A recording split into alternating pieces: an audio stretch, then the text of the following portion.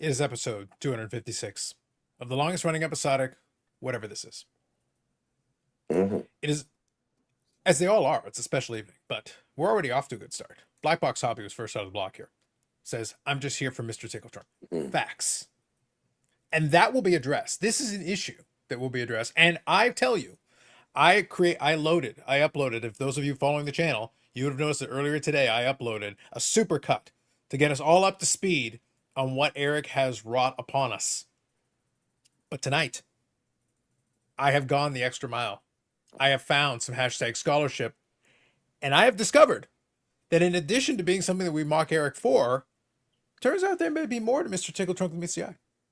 Turns out, Eric and his infinite concussions may have accidentally stumbled onto a forgotten memory. Now, to be clear, the epicenter of Mr. Tickle Trunk remains in Massachusetts, and my scholarship proves that. We'll talk about it in a few minutes. So like the Mandela effect or something? The key point, Bobby, is that Eric conflated two things. See, I know. the Tickle Trunk, the inanimate object, was from Mr. Dressup. That is from the kids' show. But it's inanimate. You put stuff in the trunk. Mr. Tickle Trunk is alive. That is a creature of Eric's possible imagination, but maybe there's a reason it came into being. Maybe this is why it popped into his head, because I came across a little something that may explain how we arrived in this situation. I have a theory too. Good evening, Jeff. Good evening, Baz. But it's all comes down to scholarship, because you got to be willing to take that extra step. As you well know, Bobby, as a hobby historian, it's not good enough to simply theorize. You got to look for some evidence. You got to do a little digging. You got to find some information, you know? The cornerstone. Exactly. That's how these things are done. But before I get into where we need to go with this and the potential consequences therein, and there are consequences. Oh, so many consequences. I'm ready for it. Let's do it. We will get into that. But before we do, good evening, Big Scott. Thomas Carver says, looks like you better book your ticket to San Francisco, Carlos. Oh. Why? Oh. You left your heart in San Francisco or something? I don't know. I don't know. Something in San Francisco. I won't be doing that. But why would is that a football analogy, or is it Green Bay Pigs? Maybe I don't know. Where's the Super Bowl being held this year? Maybe. I'm just saying if that might explain. San Fran. Very next comment. There you go. Yes. Okay. Yeah. Oh, listen, I would need a lot more from the like button to get to the Super Bowl, regardless. Yeah. Did they announce that the year up? Oh no, the Super Bowl is already announced a couple of years in advance, usually a year or so. Yeah. Oh, he's just giving you the perspective of. Oh, got it. Yeah. Yeah. You're saying Green Bay's doing well, and yeah. Okay. Yeah, they got a rotation of ones they can do. It's warm weather cities and places with domes, because and they also have to have hotel capacity because it's a big corporate event, so you got to have enough for that. Mm-hmm. Yep. That says QB and tight end are out. Don't think so. No, unless you're talking about the San Francisco. That's a different issue. We're not worried about the 49ers, Baz. Focus on the matter at hand. But first, I think before we get into everything else, though, and we will get to it, already we touched on last week, we're unofficially on the road to Expo. Yes. And I've heard rumors we may be sans Spicy Eye. Much sadness. Really? That's unacceptable. Yes. What's wrong? He's delayed as much as the sets. Well, he has already used, like, if you follow his Instagram, he's gone to a lot of places. I think he's already used all his stuff. I think he's gone to like a Comic-Con and the air mile card is full. He was in the spring one. He did go to the spring one. So he did that one. And he did like a Comic-Con and a bunch of others. So I think he's already used kind of his upper deck credits for attending specific events. More than so I think, there's like a rotation. However, he will send an emissary. He was able to assist me on acquiring a card. So with some luck, it has an emissary that can send it my way. A very nice one. I'll talk about it more on the podcast episode this week. So that's unfortunate, but we'll see as things go. But it looks like otherwise we'll have a pretty full house for November. But isn't it funny? Every time that Brandon's on, where's Spicy Eye? Have you ever been seen in the same place at the same time? No. So that leads me to believe that Brandon's coming and Spicy Eye is not. Something's up. Yeah. Listen, I think there's a bearded man who may be responsible for Spicy Eye never having functioning internet. The conspiracy deepens. There's a reason for that, obviously, right? The conspiracy deepens. It does. I'm just saying. We're just doing some digging, initial digging. That's okay. Yeah. But I will say, so speaking of that, so we'll see more to come on that. And we'll bring him on at some point to kind of explain himself. But regardless, it looks like we're going to have a pretty full house for November. And one of the things we are monitoring, keeping an eye on, is that we're getting more autographed guests have been announced. Yes.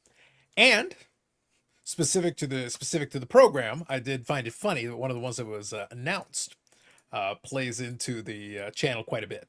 So here are your autographed guests, and if you notice, right, so Duncan Keith right now is there as a TBD. You got Gary Roberts, but then right here, third on this first panel, we got Mike Modano included in this one. Mike Modano. Indeed. Yeah, sorry. Creates an interesting little situation. Now, I will say, what made me laugh about it is twofold. Number one, it's on Sunday, which I don't approve of. I'm genuinely very curious what time they're gonna try to do that one. I'm not so keen on that. We'll see. See, that gets Amanda's attention. Yeah, she's awake now. Oh yeah, just got up. Amanda, there's a link there. I know you have it. Don't deny. Who else? Just saying. Who else are they having? Yeah, if you could read So the rest off, I can't. So right now, I'll read it from the top. I'll start there. Duncan Keith, Gary Roberts, Modano, and Jennifer Botterill. So that's your first line. Yep. Right here in the second column, you got Darcy Tucker, Yvonne Barrett, Michelle Goulet, Jake the Snake Roberts. So there's your second line. Is it Beret or Barrett? Yvonne Barrett. Okay. Yeah. Trevor Kidd, John Casey, Brad Park, Essa Tikkanen, Glenn Anderson, and Yari Curry. That's so kind of an interesting mix so far, but it's still plenty of time to go. So they will be adding much more to it. They generally do. But this is a starting point. We already got some interesting names included in there, a bit of a mix. So we'll see basically what they end up going with as far as themes or whatever. I'm sure they'll develop some kind of a theme by the time it's all done, but they get announced in batches. Or will there be one big announcement? We don't know. It's still time. Still plenty of time for them to throw, because we know that usually they're announcing folks right up until a couple of weeks too. So in reality, we got plenty of time for that in terms of several batches of announcements between now and then. But so far, the Modano one is obviously for this channel's purpose, a noteworthy name. So we'll see how that one plays out. Very interesting. Very interesting. I've worked with Brad Park and had dinner with him and his wife and his kids and his grandkids. And we had Yari Curry at the shop. Now, Yari Curry's not going to remember me at all. Brad Park, because he's just a janitor, so it didn't matter. But Yari Curry's probably not going to remember me, but Brad should know who I am. So it'd be nice to see him again. That is a story we can go with. I haven't worked with any of the other guests in the past, so it'd be nice to work with, because as you guys know, and the people who watch the show, I work on hey Brandon, buddy. I work Saturday and Sunday in the autograph pavilion, so I'll have a chance to meet a lot of these people and work with them. So it's always great to meet new people. Good evening, Brandon. Carlos, do you have any Modano stuff you want to get signed? Do you like impersonatos on cards? So I'm not too worried about the impersonatos, to be honest. However, there is one item that I would seriously consider. I have a 2000 All-Star Game replica jersey for Modano. It is the last Modano jersey that I do not have signed. And there's something else. Talking about the statue? Yes. I'm not going to get the statue signed. Absolutely not. No. Nobody else. Require me to take it. The only thing that would make that unique is that it is signed by him. And that would still require me to take it with me. So that's a straight no. Absolutely not. It's not that big. Listen, Bobby, we don't have an entourage. I don't want to add any more stuff to the stuff I'm already packing. I'm already bringing boxes and cards with me, so I don't need more stuff. Gotcha. And I don't care about having it signed. Would just make it like, yeah, okay, it's facing away from me. The surface of the signature would have to be on the side or on the pivoting There isn't spots for it. He'll sign it wherever. If you, it's not. He will sign it on all four sides. See, at every pivoting point, you would be able to see it in circumference. Yeah, that would be a waste of my money since I wouldn't want it. I don't know if you'd have to pay. If you just want it signed, I might be able to help you. But if you would prefer to meet up signatures and all that and get it done yourself, we already established that I wouldn't get out of bed in the morning. Meeting is relevant to me, especially Sunday. we'll I've, see. and I've already done a sighting where I met him at previous expo. So I already did that. We'll play it by ear and see what we Yeah. can do for Yeah, you. the jersey is the one. The jersey is the one that interests me because that is the last jersey that I have. The other ones that I have are already currently signed. Like So I I've was had those done at previous signings. So that is the last piece of the puzzle. If I can get that one signed, that would go well with my other ones. So that's what I'm kind of looking forward to. like I told Carlos pre-show, I don't work with the company that's bringing him in. I work with these two other companies that are up there. Um, How many companies is there? there's quite a few. Obviously. Before you finish that story, let me quickly read a couple of these comments. Phil Joe, good evening. He's bringing coasters and stickers. It's true. Yep. Good evening, Dan. Hey, Dan. All right, go ahead. Tell them what companies you're working for. Uh, The local fast food place, the Sports chocolate stick Authentic. factory. Sports Authentics and Kojo Sports are the ones that I work with. And I AJ Sports kind of, it's just a different company that I don't really know that well. But last year they brought Frank Mahovlich in, and because AJ has done business with Sports World, I had Phil contact him, and Andrew. I was able to kind of go into their room and get the Frank stuff done. But so if maybe we can do the same thing again with the Madano jersey, we'll see. We'll play it by ear. So bring it with you, and we'll see if we can get it done for you. But I can't promise that like I could if it was one of the other two companies. I could definitely get it. But Well, short of that, I also have a backup plan. Just in case, Bobby, what I may do is I may use Eric as a distraction. Oh. Yeah. That I may happens. just pit him and Marcel against each other, and in the fracas, that gives me enough time that to could just get go. the damn thing signed. and go. Marcel will kick my ass 6 ways from Sunday. Maybe. So we get content and I get my signature. Marcel would beat me worse than Matt from Providence did. So again, we get entertainment, we get content, and I get my signature. Yeah. That's a win-win-win. That's 3 wins. That's win thrice That's the times. trifecta. That's win for the thrice show. times. Yeah. Actually, AJ's was one of the the early expo right till about the mid 2010, I guess. They were the major autograph sponsor at that point. Yeah, they were. They've They added used some to. additional ones. Menzie has added more to the thing because some of these players now work with these different Sure. groups and companies. But so that's what I think has helped to actually expand the amount of signers that he's been able to get. That now Sure. he works with all because different signers work with. Yeah, these different everybody's companies retained now. under somebody. I get it, So and AJ hasn't been so active in the last I don't know, ever since his dad passed away. I guess he's just taken a little bit of a pause and doesn't have as many guests. And he used to do the expo, and then they took him out and replaced him with I forget who it was. Was it Kojo? Maybe something like that. Anyways, Maybe something like that. Yeah, I'm not sure. yeah. So things have changed, over the years. But AJ used to be the main. They had their own booth. They had everything set up, and everybody went through them. So Absolutely. So that'll be something to look forward to. Well, once that name came up, I actually sent it to the text message thread we were on. I was like, look here, look at this. Well. Interesting. in a So while, like I said, for me, it's literally, so to Brandon's question, that is the last piece. Like I've got an autographed puck, I've got autographed pictures, I've got all this other stuff anyway. The one thing I want is just that other jersey because I'm not going to wear it anymore. So in reality, it's like, it's not for wearing. So otherwise, what am I doing with this replica jersey? But it's already this, I got it at the All-Star game in 2000. So it has the numbering and everything, all the stitching and stuff and the patches on it. So I was like, that'd be the perfect thing. And then that would probably be the only one that I would actually end up framing because I like the 2000 All-Star jersey. I was a fan of that one. So that one I would frame with the autograph on it. So that would be a piece. And I've got a spot on that wall right there that would fit rather well. So I think that would be worthwhile for me. Again, it is because otherwise I've got 2 of them. I got a North Star one and I got a Dallas one already done. They're literally sitting on hangers in the closet. They're just there.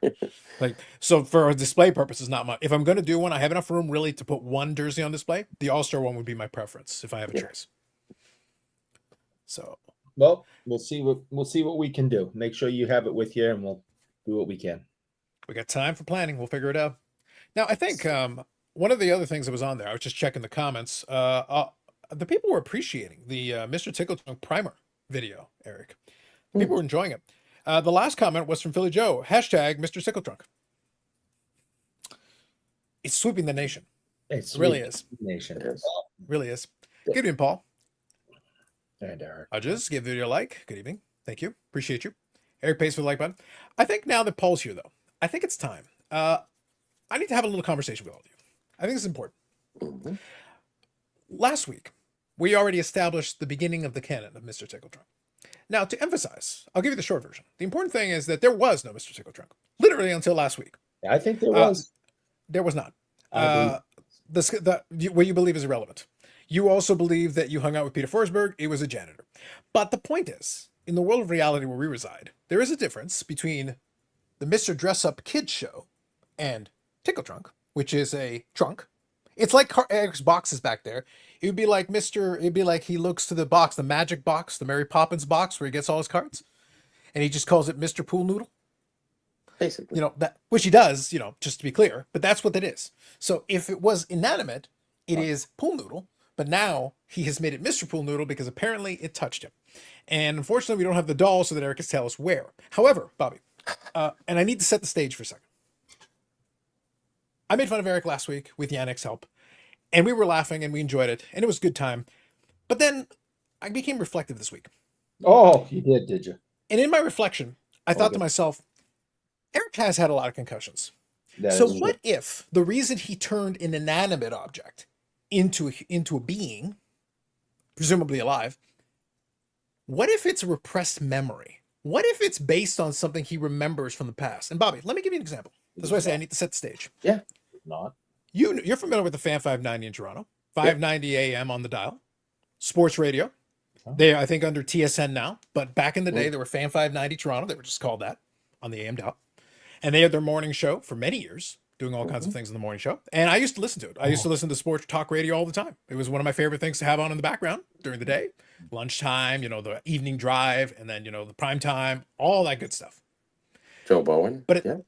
absolutely, you know, Storm and Norman Rumack in the evening, in the Storm late and hours. Yeah. So what I'm getting at is, like, for many years, this was the thing. The morning show, though, had a rotation of different hosts, but they would also play different segments and different things that would be on there. Depending on who was hosting and how they wanted to set up their show, you'd have different segments. So I'll give you a reference that you may or may not remember, but you got to be around Southern Ontario around the right time. Otherwise, it won't make sense, but I'll explain. So one of the segments on there was a little sketch that they would have on a regular basis for a couple of years there. It was from a comedian that did it, and the comedian was actually worked on the Red Green Show, which you would be familiar with. He had a little segment that he would do on the morning show, and it was called Bob Normal and the Forces of Chaos. I don't know if you remember that. Okay. So it actually ran semi-sporadically. They would have a segment every little while in there for a couple of years. It was on the morning show predominantly where they would throw it in there. But here's the thing, and this gets me into Eric's conundrum. Oh, See, the problem is the only way you would know anything about Bob Normal and the Force of Chaos is if you heard it, because there isn't really an archive. You can't really find it. Now you can find references to it. You can find because the problem is it's regional. It's like an AM like skit show, and again, the guy amongst his credits is Bob Normal and the Forces of Chaos. So I know it happened, but here's the thing. If you asked me to find you a clip of it, I wouldn't be able to. So all I've got is my memory and the collective memory of anybody around the 90s who listened to the morning show at the time and would have heard it. Otherwise, you have to believe me, bro. Like, but that's the thing about having a regional thing, right? Now, this led me to my epiphany. What if there was a Mr. Tickle Trunk? But what if it was only a Boston thing? Therefore, we wouldn't have any clue what he's talking about. But for him, it would be right here on the edge of a concussion. Somewhere in there, he had a memory of a Mr. Tickle Trunk that only really existed in the Boston area, so none of us would know about it. That led me down the path of scholarship. No. I did a little of the Googling. Please. No. And I found something. Oh. I can only imagine. Would you believe it? So I'd like to play for you a snippet. Unfortunately, there isn't a lot. It's like found footage. It's not much. Not much to go off of. But let's take a look. Let's see what you got. Eric, see if this rings a bell. See if this jogs any memories for you. If you've received a letter from us, please respond generously. With your help, the best is yet to come. This is Channel 2 Boston, public television in stereo for New England.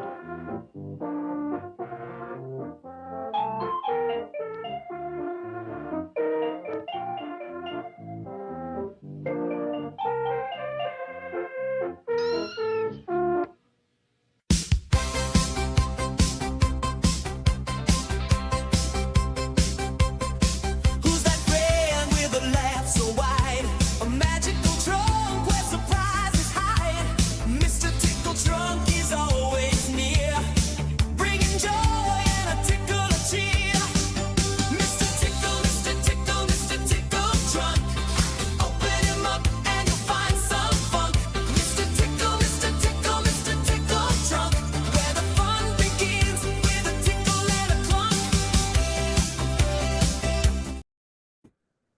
That's actually really catchy. That's surprisingly good. Got me dancing. That's pretty solid, Eric. That's they didn't have look for public access for public television in Boston in the 1980s. That was surprisingly crisp. The thing And is, in that tickle trunk was some funk. Yeah, the funk is really the line that got me. That was I didn't realize there was funk involved, but who knew? who did? But Who did? remember those PBS commercials. Well, Eric, like I said, I first I thought, oh, it's just a concussion. It's ridiculous. But I got to tell you, the reality of it is, I didn't realize it was a repressed memory. Who knew? So, like, just to help out, like I said, Mr. Dress Up Kids Show, and by the way, the guy's from Maine. Mr. Dress Up was actually from Maine, which is funnier. Isn't that weird? Yeah. So That the thing is funny. if you look up Tickle Trunk again, the only thing you're going to find is illicit websites and possibly references to 1980s Boston. That's really all that's going on there. However, if you just do Tickle Trunk minus the word Mister, because again, you'd have to be a deranged individual to have the Mister. Sure. But otherwise, the thing is, and in comparison to that, where you saw the character with the arms and legs, Tickle Trunk it's literally a trunk. Like there are no arms and legs. No. See, this is Tickle Trunk. Inanimate. Mr. Tickle Trunk is a thing that again happened in the 1980s in Boston and pretty much is a repressed memory. That's why I needed to explain, Bobby, the Bob Normal and Force of Chaos thing. It's like I would know that, but again, regional. If I asked somebody in Vancouver, they'd be like, "What the hell are you talking about? I never heard of that." Thou dost protest too much. You're really fighting for Mr. Tickle Trunk. I don't have to fight, Eric. I pulled up the footage. Or not have him disparaged in any way when clearly Mr. Rogers would kick his ass. I've never heard of Mr. Rogers. And what are you talking about? Fred, there was this internet conspiracy that, in real life, Fred Rogers was like a CIA hitman.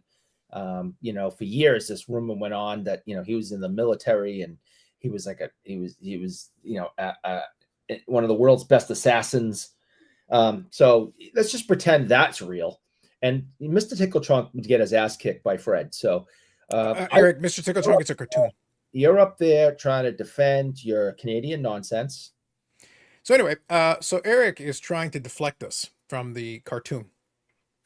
Eric thinks that Mr. Rogers, who's dead, will fight a cartoon. Yeah. You did say you watched PBS. It did look familiar. Yeah. And you watched PBS because you were broke as a kid. Couldn't afford cable. So that's why Mr. Tickle Trunk is on the menu. Yeah. And I don't understand. Eric always claims that he's all about, this is really playing into my argument that Eric is a self-hating American. He already hates the troops and he hates America and he hates freedom. And he doesn't even want to acknowledge New England's hero of the 1980s, Mr. Tickle Trunk. Yep. He had a theme song, by the way, a very catchy theme song. It was. It was very catchy. If I'm dancing, it was pretty good. Yeah. That says, I have to respect the pace of delivery. I do what we can, Dan. We do what we can. There's nice funk in the trunk right next to the junk in the truck. Listen, stuff happens. Look, what happened again. But Bobby, doesn't that now this was in the 1980s. So you got to remember, like right from the beginning promo, this was public television in the 1980s. This would have been young, impressionable Eric. Doesn't that explain, though, his later fixation with manual in space and lubricated pool noodles? It kind of looked like it, yeah. Like it all comes together. It really does, Explains a lot. Bravo. Thank you. Mr. Tickle Trunk will hold your junk. Eric can only hope. It was a dream as a young lad to one day meet the Tickle Trunk man. Groovy 80s tune. Mr. Tickle Trunk bringing the funk. That's right, Philly Joe. That's right. Mr. Noodles is Elmo's human friend on Sesame Street. More repressed memories for Eric. There's so much going on. Really is. Paul appreciated it. And it's funny that Eric talks about thou doth protest too much. He spent all this time backtracking. He let in. It was a mistake. He meant to try to make fun of Tickle Trunk, the inanimate object, but he said Mr. Tickle Trunk. He gave away the game. That's as soon as he added in the Mr., I was like, ha! Now I have to go look it up. It's crazy what happens. Yeah, he was teetering on the edge of a suppressed memory. Yep. Mm-hmm. And it just now, fell quick forward aside, out of his completely mouth. unrelated. Yep. It's not one of the rules, but do you remember the rule that says don't mess with someone who can Photoshop better than you? Yep. Well, actually, you created that one, yes. Maybe there should be a rule that says don't mess with someone who can harness the power of AI better than you. There you go. One would be, again, hypothetically speaking, one would be surprised what one can do when one puts in prompts for a 1980s style kids cartoon jingle. Just with the right subject matter. Maybe it involves trunks and funk. Who knows? Like I said, Eric, Next, we're gonna do the Friendly Giant, and we'll This see might be it. That might what be the he thing, had. yeah. It was a castle too, so there's lots of funk in there. Now, originally, like, unfortunately, I was only able to get you the intro. Again, with the theme song, very catchy. I wanted to pull up the episode where Mr. Tickletrunk was hanging out with Bob York. Wouldn't that be It was something? gonna be very He might have been a special guest. Oh, yeah, yeah. Remember, early 1980s, not like Bob York was doing anything. No. His career is over by then. At that point, he'll take whatever gig will have him. So, he was Mr. living in Tickletrunk, Chicago sure, then, sounds wasn't he? good. Yeah, we're good. Sure, why not? Yeah. Nothing else is going on. We could have gone to the special, Mr. Tickletrunk Ray Bork episode in the 80s. That would have been very exciting. That would have been cool. Well, there you go. Unfortunately, Ray was never invited back after he tried to eat Mr. Tickletrunk. Again, he was a zombie. Yeah. It's a bit of a problem. Yeah, he's not a zombie. Well, the only thing that saved Mr. Tickletrunk was that he was a cartoon. I want a Mr. Tickletrunk t-shirt. I know, right? Oh, they're all, yep. I'm not saying the there are show. people who have pitched this idea and with the right prompting might go down this path. But Eric, you might have some new gear by the time Expo rolls around. I'm just saying. And it could be because I'm Mr. Tickletrunk. Look, all I got to say, Bobby, is, again, Eric needs to be very careful, courting, because I might have to then, again, I went deep down this rabbit hole. We might find out about young Eric's foray into trying to learn Spanish and checking out the Mexican equivalent, Senor Tickletrunk. Senor? Si, senor. He's basically Tickletrunk, but with a mustache and a sombrero. Mm-hmm. They weren't very creative, alas. The 1980s were not a time of creativity. Drugs. There was some good stuff. There was a few good things, I'm just saying, for kids' cartoons, Bobby, Schoolhouse like Rock, the best we. that was Yeah, pretty there's good. there's a reason He-Man was just a commercial for the action figures. Oh, yeah. Like, at the end of the day, it was just a commercial for the action figures. But they tried, I got you, 80s resale. I know. I'm hearing what you're saying. Stuke says, beautiful day in the neighborhood. Oh, look, here's Mr. Tickletrunk. Ooh. Exactly. You get it, Stuke. Sweeping the net. Aren't you all glad you learned something about 1980s Massachusetts that we didn't know? We learned something new today, Bobby. I think, that wasn't a whale jumping out of the water in that commercial there. I think it was the Mr. Tickletrunk coming up in and out. Oh, yeah. It kind of did look like him. Yeah. It's hard to tell. It was the 80s, it's grainy looking, There was a lot going on. Like I said, look, Eric's point might be true. Mr. Rogers might have been CIA, and maybe that's the reason we didn't hear about him outside of Massachusetts. Rogers tried to have him killed because he realized, oh my God, that guy's way better than me. We got to take him out. Throw the trunk to sleep with the fishes. Yes. Who came first? Mr. Dressup or Mr. Rogers? I think Rogers was in the late 60s. Okay. He would have been pretty early because that was also public television. And Mr. Dressup, I grew up with Mr. Dressup, so we're talking like early 70s. That was a long running one too. That started pretty early. Hey, the Friendly Giant ran from 58 to 85. That's probably right. Yeah. That's a long time. Bassier says Yannick used to watch Monsieur Trunk the Tickle. See? Yeah, what is that idiot tonight? I don't know. If anybody remembers the Friendly Giant, make a notation there. There you go. He had two funny little characters too. They were kind of part of the wall and kind of popped out of a. Anyways, it's another thing we'll work on later down the road. Canadian TV, right? Mr. Dressup, we got Friendly Giant. All you had was poor old Fred. Yeah, Stuckey's got it. I remember the Friendly Giant. Nice. Retro 80 Well, it says covers a lot of genres there, right? That really era does. he ran. Yeah. Retro's here says it's all the smoke from the Fluff Factory causing these repressed memories. It was shocking. It does happen. It bros in from Lynn sometimes. It's all the fluff that you have. I get it. Mm-hmm. Makes sense. Standing out the back door, waiting for leftovers, shoveled out. Yeah. Explains a lot. It all explains a lot. We're building on the glorious tapestry of Eric's backstory. We're pulling at it one little thread at a time. God. The formative years of young Eric, young impressionable Eric, influenced by the evil influence of Mr. Tickletrunk. Dan says, at the National in 2024, John 380's kid gave us a bunch of us SGC graded Fred Rogers rookies where they inscribed, "I will kill that trunk if it's the last thing I do." Mm-hmm. The Friendly Giant didn't have a giraffe named Jerome. Yes. Friendly Giant had two puppets. Eric the Yeah, Terrible. and Ezekiel Jerome Brother was Mayo. the giraffe, and then there was a what was that? A giraffe and a I don't know. It's another animal, I'm pretty sure. But he used to pop them out like they were like push out puppets out of a ground. It was weird. I think one came out of a book, and the other one was in the wall or something, and it was inverted kind of thing that came out. Oh, it's funny.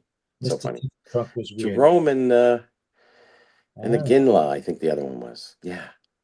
Roman again. Hey, Later on to be renamed. he's coming to remerged sign into- too. Don't worry. Yeah, so we got Rusty the Rooster is what Jeff's going with. Rusty the Rooster. There it is. Yeah. Okay. That's it. Are we sure there weren't a lot of drugs going on when they were coming up with these kid shows? Oh, He goes, Yeah, guys, I got an idea. Romper Room. You got the polka dot door. There was a lot of stuff going on. Romper Room was. It, You had Romper Room in the States, or was it a States thing? Anyways. Oh. it was probably a strange thing. Romper, Bomper, Boo. Tell me. Yeah. Was there any We funk had Romper involved? Room. We had Romper Room. We had the Electric Company. We had We had the Electric Company. Yeah. right with Morgan Freeman. That was after. That was. Electric Company was a spinoff of Sesame Street, right? Morgan Freeman taught me how to count. What You say an Morgan Freeman electrifying- doesn't know how to count? You say he failed us? So yeah, so The Morgan hilarious House of Frankenstein got me to count by the Morgan count. Freeman and I think Bill Cosby was on the Electric Company also. So they Yeah, were he on the was. Electric Company, and then we had Mr. Rogers, Sesame Street. That was about it. You got ripped. That was about it. Ball C says, anyone else picture young Eric being yelled at for sitting too close to the TV watching Mr. Tickle Trunk? We could probably ask Kathy. She'll let us know, yeah, he just wouldn't stop watching the Tickle Trunk show. Mhm. Non-stop. And he wanted the Tickle Trunk action figure. It was weird. Don't forget Chris Yes. Carl. Bookaroo, yes. Mr. Robinson's Neighborhood. Eddie And Murphy on SNL. Oh, yeah, like words of the day. Hey, boys and girls, can you say larceny? hmm Stuff like Sure, that's what Eric learned from. He didn't learn how to count from Morgan Oh, Freeman, but he God. learns about larceny from Eddie Oh Murphy. my God, yeah. Gumby? Eddie Oh, Murphy. Gumby and Pokey. Yeah. Trickle and Goo. Yeah. Stu says, 4 of my 5 And the channels were from Blockers. Canada and 1 was French language. Then you would have heard about Monsieur Trunk the Tickle. Trunk the tickle. The Tickle, yes. Yeah. I just enjoyed that the franchise, we started off with Tickle Trunk. Eric created Mr. Tickle Trunk. Now we've got a theme song and everything. And now the franchise is expanding. There's lots out there to cover. French Canada. Then we had Rocket Robin Hood as a cartoon. That was Canadian made. That was, was yeah. wicked. And to think it all started with the trunk. Mhm. Wow. Indeed. All right. Dave and his dog claymation were great. There you go. Davy and Goliath. Yes, Davy. Hello, Davy. Yeah, I'm not going there. Yeah, Just saying. We went there actually, but we went there. Oh, we we're didn't. there. We didn't we got there. comment.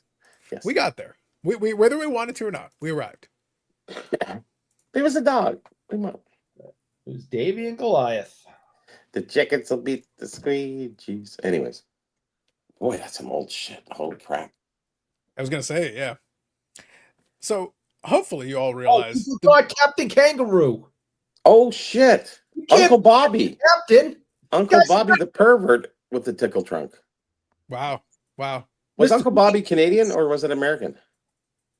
He was that English guy with the long hair. I think he got charged with something, No. With too much tickle but trunk. he's not a lot of people talk about him. But yeah, Captain Kangaroo or Mr. Kangaroo. Yeah. Captain. He was, hey. Oh, yeah, sorry.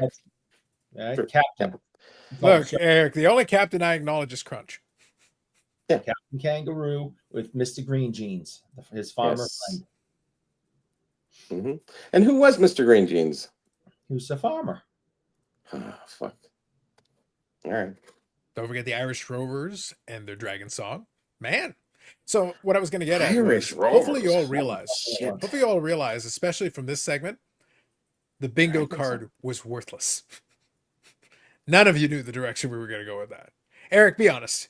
You didn't think that I would have a theme song. I So didn't. The picture, maybe, but the theme song, admit it, I got you on that one. I wasn't expecting a theme song. That is true. I think the Irish Rovers had a unicorn song. The lonely of them all was the unicorn. I got some green alligators, some long neck goose, some humpback camels, and some, I don't know, something like that. But it was unicorn, not dragon. Never heard of that one. Yeah, you got to be old. Got to be old. Well, I'm kind of old, and You are. I've just been You are. Canadian. That's all. 67% of your life is finished. Oh God, yeah. Oh, at least. Are you kidding? That's conservative. And that's if you Zach live says- to the average age. Just Well, saying. now that we've revealed the dark secrets of Mr. Tickle Truck, Eric will be like, no, they know too much. I had kids on the cross country team ask me how old I was, and I told them I was 51, and half the kids didn't believe I was that old, and the other half gasped.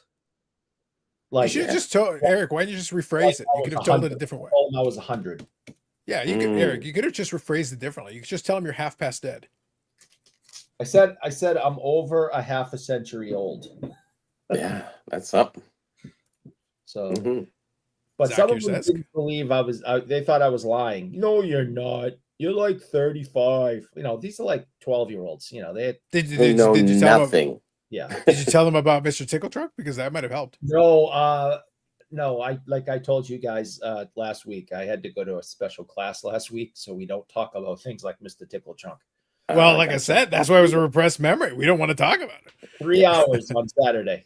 3 hours on Saturday. 3-hour tour. Oh, good God. Zach says I was half expecting a live for the game last night. No, for the opener, I thought it would be fun to do it. That was good. But then I during the regular season, there's no point. There's no point in doing a game, watch alongs for it, because I enjoy it when we can have a couple of people on and just hang out and watch the games. But at the same time, it's like I don't think it's particularly good television.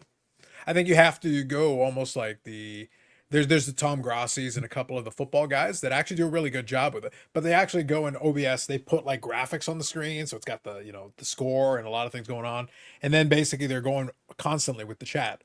I think that can be fun to do if just as a watch along. I don't mind doing it once in a while. For the playoffs, it's fun, but during the regular season, for the opener, it's good. But for the rest of the season, I'm not going to bother with it. But it was a good game. I did enjoy it. Had the unicorn song. Eric was a late bloomer out of kindergarten at age 8. It's conservative, but seems about right. Stu says 7 years of college down the drain. Eric, you misstated millennium. 7 years of college?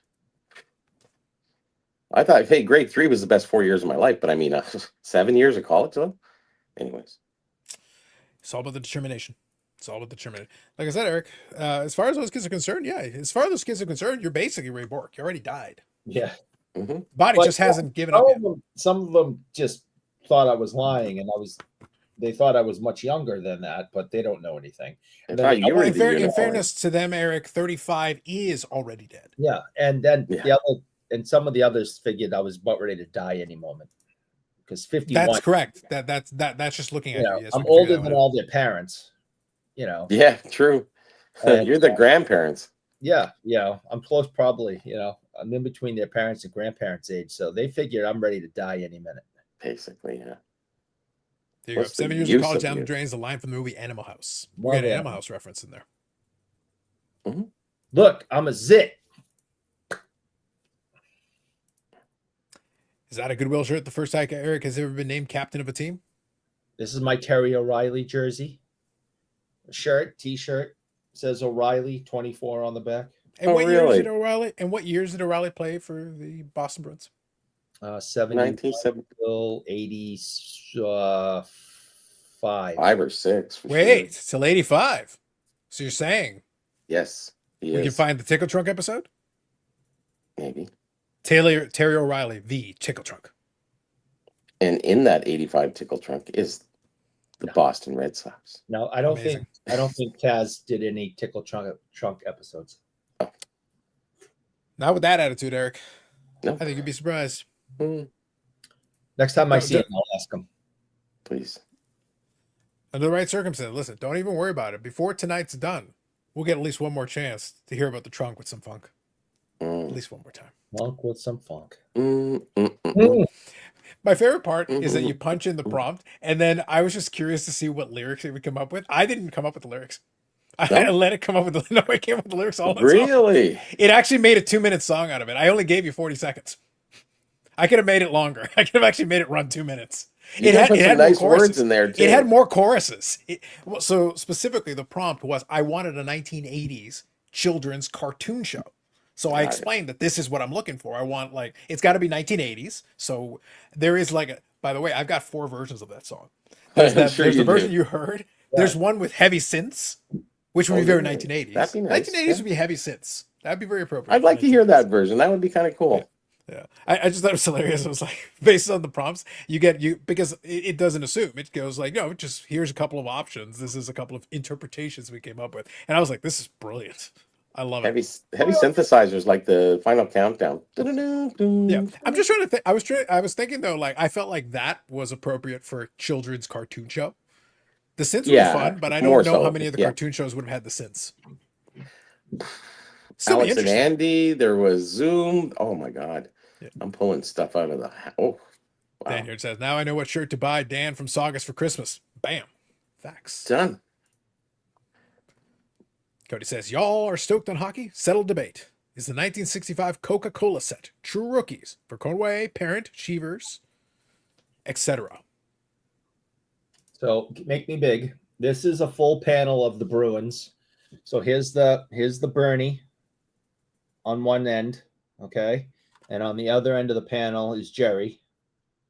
All right, and it accordions out to about this long. I'm not going to open it because I don't want to risk, something happening and all that. But the thing is, to Cody's question though, you're talking about the old philosophical. Right. I wanted to show people what they were first, so they have an idea of what he's talking about. Yeah. Do you want to reach into the box and get your Tickle Trunk action figure? Yep. I went into the magic box and pulled out exactly what he was talking about in full panel form. Wow, how convenient. See, look how he reaches. Same spot. Same all spot. The fucking time. Every damn time, it's the same damn box. I'm tired of it.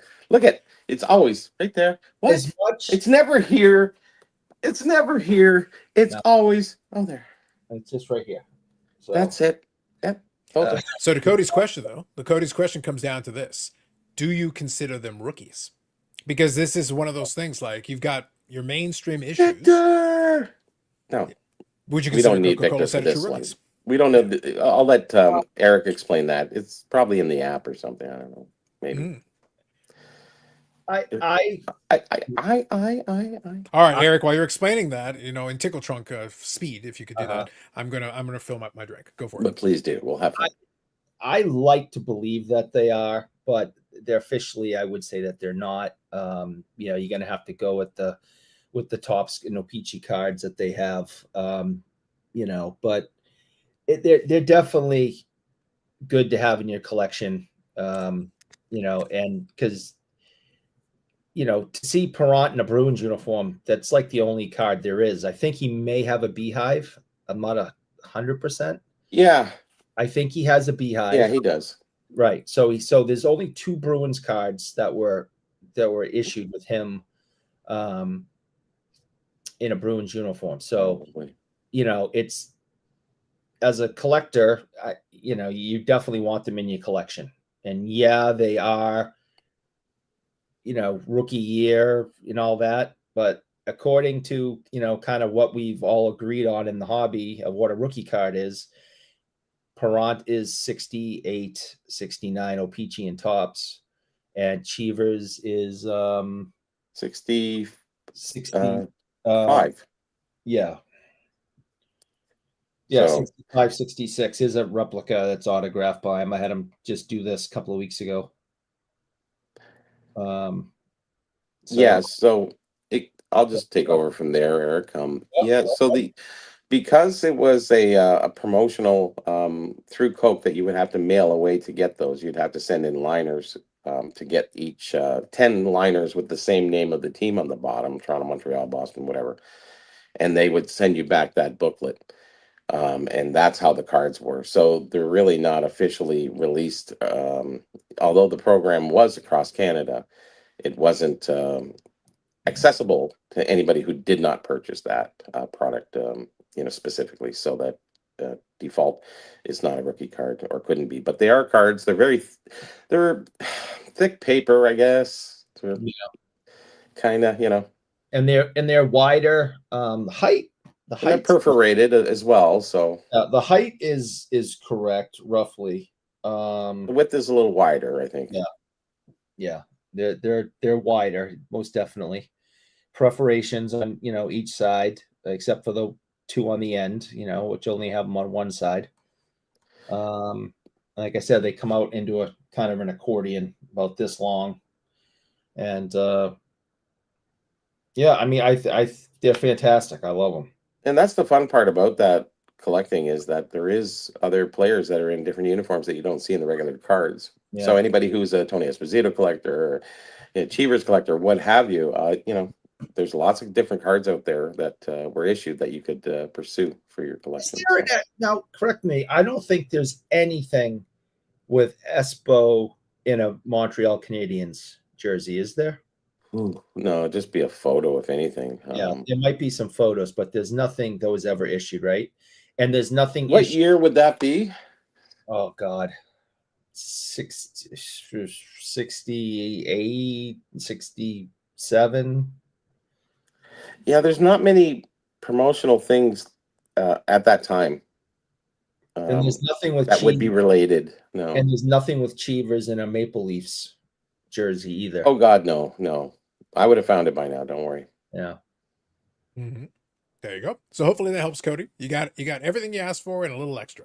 Yeah. So hopefully that helps. Sure. Dan here says, what show am I listening to? Well-researched card history showing vintage. What's next? PSA debate. It's all about the whiplash, Dan. Oh. We like to go. We went Expo, Tickle Trunk, Hockey Scholarship. Done. We've covered the bases.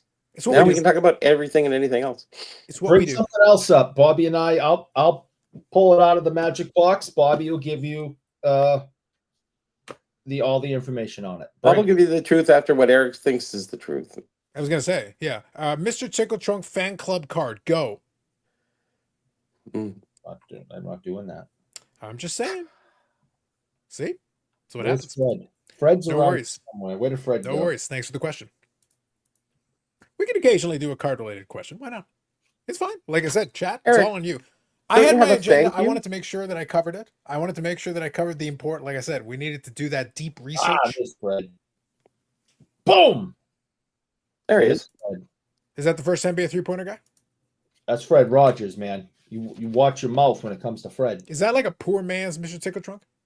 No, that is the GOAT. That's the Eric, GOAT. don't you have a thank you to somebody? Wow. Subtle. I probably owe thank yous to lots of people. You're talking about that thing I was showing. Yeah. Okay. So I got something in the mail. I assume it might be from Dan, or it could be from John. I'm not sure, but I got I think Don from Saugus? No. I think I'm a member of Four Collectors now. In spirit, everyone is. And I got an autograph card with all the floating heads. Okay. Of the 5 collectors out of 60 And, collectors. I got Yeah. Dan. Dan confirms here it's from John, who Yeah, took care of the movie. I got Big Dan's autograph here, so now I can forge that and use that. Forges checks now, yeah. And just by I think it's just by chance that Dan had Dan shows cards on his Instagram account. For anyone who follows, that, but he showed a Pee Wee Reese card, a very famous Pee Wee Reese card. 53 Bowman color. And I commented on it and said, wow, even I like that, right? And I get this in the mail yesterday or a couple of days ago, which is a remake of the card that I actually complimented Dan on having. What was the player? Pee Wee Reese. But if you look down here, they took John's face and superimposed it on whoever was sliding under Pee Wee. Mm-hmm. So I kind of have a Pee Wee Reese card that I told Dan I liked, and I have Dan's autograph. So Again. and I got a sticker that makes me a member of 4 Collectors now. So Official member. Yeah, Indeed. So you know, I thought that was great to get in the mail. The card with all the floating heads is number 32 out of 50. Okay, so it's limited edition. Yep. So, And Dan here confirms it was because of the contribution to Signature for Soldiers, which is, like I said, I think the first 50 donations got one of those. So that's part of that. yeah, well, it was my absolute pleasure to donate. Anything, serious for a second. Anything for the soldiers and the people who gave us continue to give us and have gave us the freedoms that we have here in the United States, and anything I can do to support charities like that, I try to do. So it was my pleasure. Great. Serious and over? Yep, seriousness over. Yeah. Excellent. Hey. Cece says, good evening, Jets. Eric, did you say you'll pull something from your magic truck box? Eric said many things. Magic Trunk Box. It's a new name. Tickle Magic Trunk. All you got to do is move the lubricated pool noodle to the side, and you get full access. No, I do think it's fun when somebody mentions something and I can reach over and show that I have acquired it. So I always like that. We did that one night where you got all shy when we talked about the Mr. Tickle Trunk fan club card. He kind of went in another direction. Yeah, and it wasn't you denying you had one. It was like you were like, I don't want to talk about it. I'm not here to talk about the past. I only have look this way. Well, I'm the magician talking about this. No. I'm silencing you. This is Eric doing his Mark McGuire. I am not here to talk about the past. It's like, aha!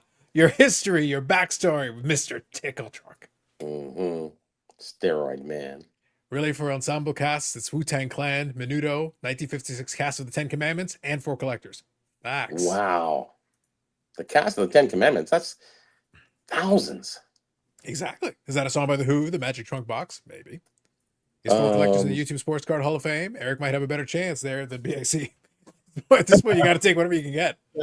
I'll be adjacent to anybody. I don't care. I'll jump ship on this train wreck in a heartbeat. Go over to 4 Collectors, and I'll be adjacent Hall of Famer there. I don't care. I need to be in the Hall of Fame. Bobby, that's some very lackluster loyalty from one Eric. No loyalty. Could you imagine the kind of childhood and upbringing that would teach someone this kind of thing? Oh yeah. Basically, what I'm lobbying for here is y'all realize I'm going to push the button again, right? Sure, of course. I promise I will wait until the end of the show to do it again because I will. Unless, if there's a reason. But all I'm saying is that Eric learned his ways and became like this because of his early education in public television. If you've received a letter from us, please respond generously. With your help, the best is yet to come. This is Channel 2 Boston, public television in stereo for New England.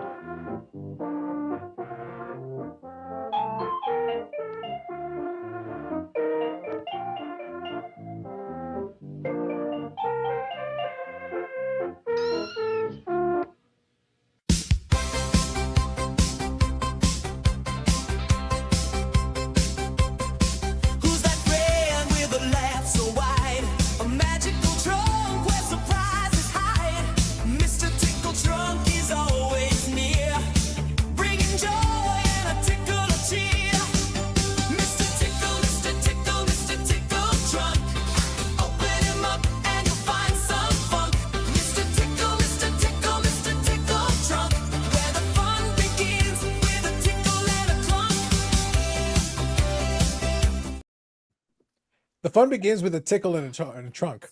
I think the more you listen to it, the more layers. These are bars. it is. I'm hearing Bars other as the kids lyrics would say. now. It's bars. It Bars is. is the kids say.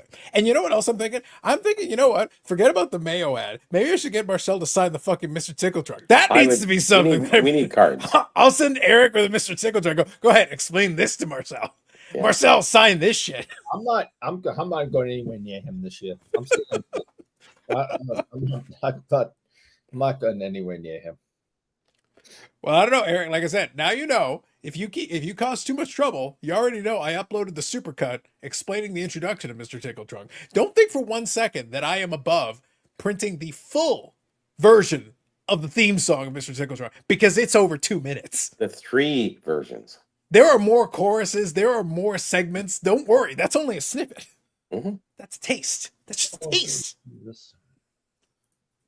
Let's get people used to it first, a little bit. Dan says, I'm voting for Carlos next year. Do what you got to do, Dan. You won't talk me out of it this year. Fair enough. We do those lyrics on Lyrics Genius. Break that shit down for me to meanings. I know, man. Bars. Bars. My goodness. Well, look, the AI overlords, like I said, Skynet might kill us all, but at least for the moment, we got some entertainment value. I gotta say, yeah, we're living high in the hog now. we are now. Yep. Oh, good God. Just saying. Just Wonderful. saying. Yeah, just saying.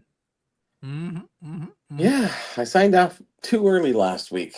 I had to get some sleep for the. That was a runaround day, but for barbecuing, it was just like, and people didn't come over till like 3 o'clock. But it was all this stuff to do, so you know. Holy crap, Eric! I completely forgot. I actually pulled up the thing here with the lyrics. In verse 2, verse 2 is somehow better than verse 1. Verse 2, the part before I cut off that bit, he's got crayons, balloons, and a rainbow hat. A silly kazoo and a talking cat. Every day's a party, every day's a treat. With Mr. Tickle Trunk, you can't be beat. Oh, Eric. Oh, bars. That is 80s. Bars. Yes. Oh, Yes. man. This is exciting. Mm. Full version of Mr. Tickle Trunk soon to be released for Eric's coming benefit. to a music store close to you. Oh, man. So just so you all know, it's called Suno. Suno.com is where you can actually, so what happens is S-U-N-O.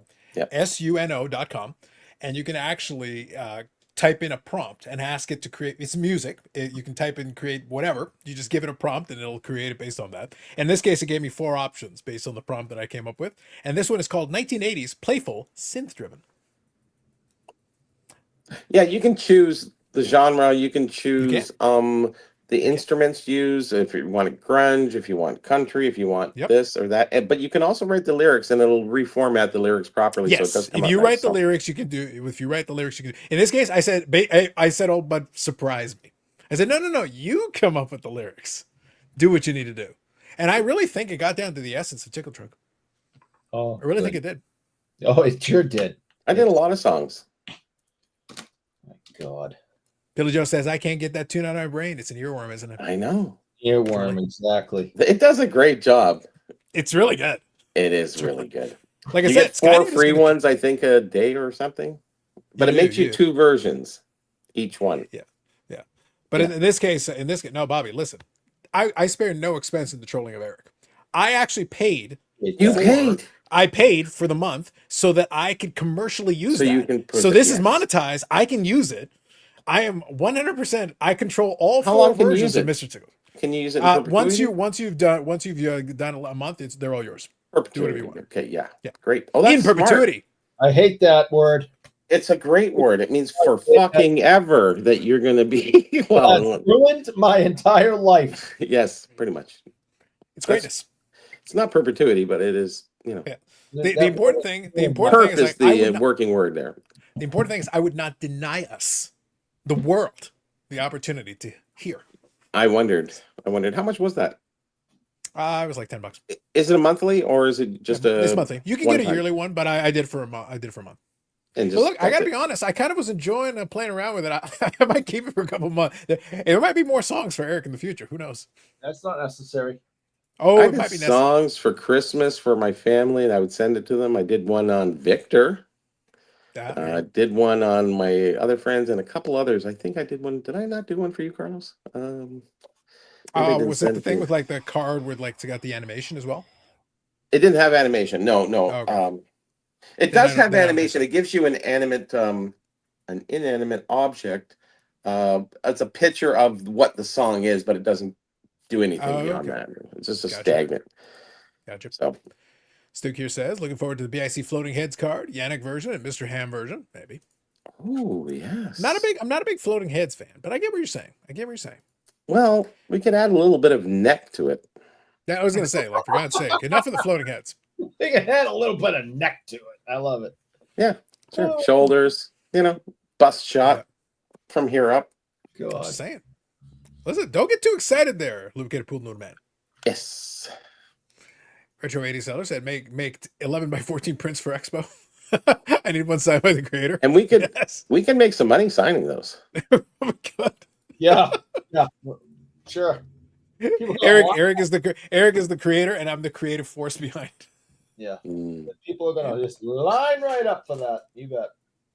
Yep. So he says, Eric, what happens if I have a fucking poster of fucking Mr. Tickle Truck and we sign more of those than Marcel signs autographs? They're like, I don't care about fucking Marcel. He's a shitty version of Connor McDavid. But Mr. Tickle Truck, that's what the people want. It is. I remembered him from 1980s Boston Public Television. He was great. Don't talk about my best friend Marcel like that. Well, what if Marcel is in line for Mr. Tickle Truck autograph? He was one too. Yeah. Marcel wants one, I'll give him one. Stick says, sounds like Bad Santa with a long-eared donkey, Joseph and a talking walnut. Pretty close, yeah. That says, the Mr. Tickle Truck 80s style video has a dance exercise class with headbands, a weird backstory, some driving highways, and terrible special effects. Is that like the 20-minute workout? Oh my God. Just saying. Eric and Dan from Saga singing That's What Friends Are For in a heavy Boston accent. Oh, wouldn't that be funny? I would pay for that. Not a dry eye in the house. Both from it hitting you in the heart and also from ear-splitting pain. Mm-hmm. That's what friends are for. Foa. Eric is starting a line of ice cream trucks. Mr. Trickle Trunksicles. Selling Trunksicles and chocolate sticks to the wee kids of Worcestershire. I need to break on that one. It's a franchise now, Eric. We've gone worldwide. It's a franchise. Unbelievable. And to think it all began because you had brain damage, couldn't tell the difference between an inanimate object and a cartoon with arms and legs. And a hat. And it had a hat.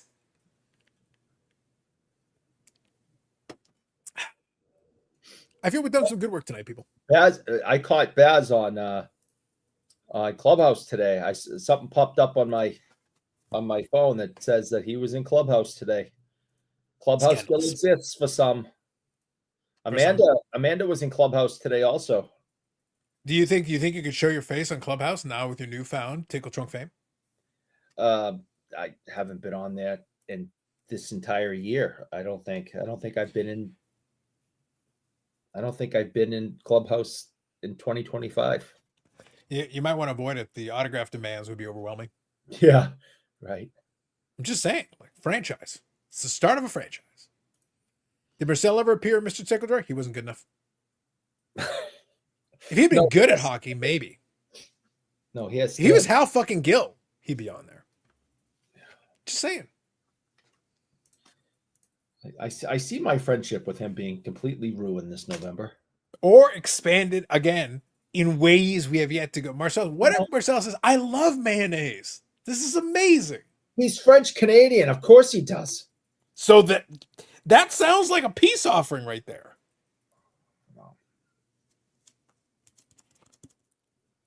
I think your lack of imagination is really hindering you. You have really lost a step on the imagination front since the days of Mr. Tickle Truck. Just saying. Marcel slept in trunk. He fit. Says Bess. Don't blame me. These are our commenters. But like I said, we learned a lot tonight. And these revelations are brought to us by our friends at AMG. AMGcollectibles.ca, the AMG Collectibles YouTube channel. And I was back, and I'll be back next week with another episode of the Collector of the Scallops, Collector of the People, who did indeed has getting regular waves of vintage. There has been some regular waves of vintage recently. The most recent one, though, was a Gretzky Showcase episode. That was good. There's some nice Gretzkys. I gotta finish that one. I was just getting to the point where you're starting to get into that, and I had to log off. So I got to get back to that one. Finish watching it. Some really nice stuff. So Steve's been on a good run getting some vintage, some modern vintage, all kinds of stuff. Been very impressive. Black Box Hobby says NASCAR driver Dick Trickle was a guest star. Obviously, the synergies are apparent. Good God. Where's my random hockey player commenter? We've only just passed the first hour, man. What are you? No, I look forward to it. I want to, see what happens if your random hockey player becomes Mr. Tickle Truck this time? Yeah. That wouldn't be as funny, but it would be. I would argue it would be. I like seeing who he's going to come up with every week, and if I remember who it is, it's kind of like a little trivia for me. I like it. Yeah, this is first hour, only 5 left. We're working on it, Dan. Work in progress. Work in progress. So here's a question: do you think anybody will ever surpass the live stream we did on the last Hobby Palooza? And I'm saying not us, somebody else. Why would they want to?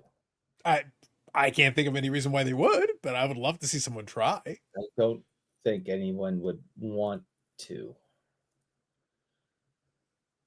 So sounds like secretly you want to, Eric. No, I think you want to try. No. I think you want to try taking the Eric experience on the road. Was it 6 or something?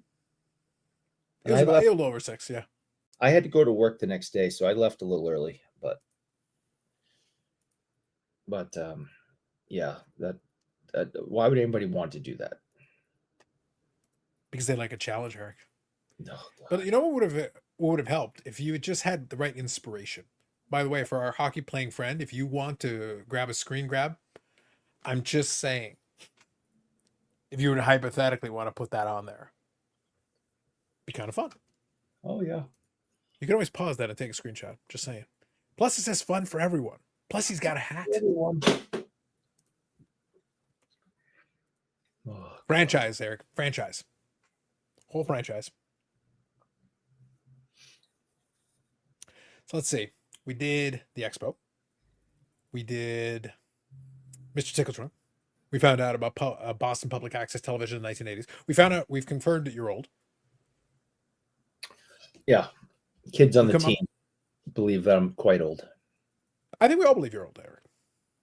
Yeah. In all honesty, you're aging faster than most of us.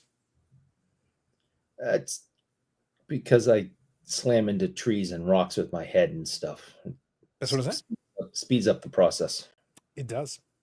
Last night we did a gravel ride. So for those who don't know what that is, you're pretty much on like a road bike, but you have slightly more aggressive tires. So you can, ride in dirt and hard packed surfaces and, fire roads, gravel roads, and really keep your speed.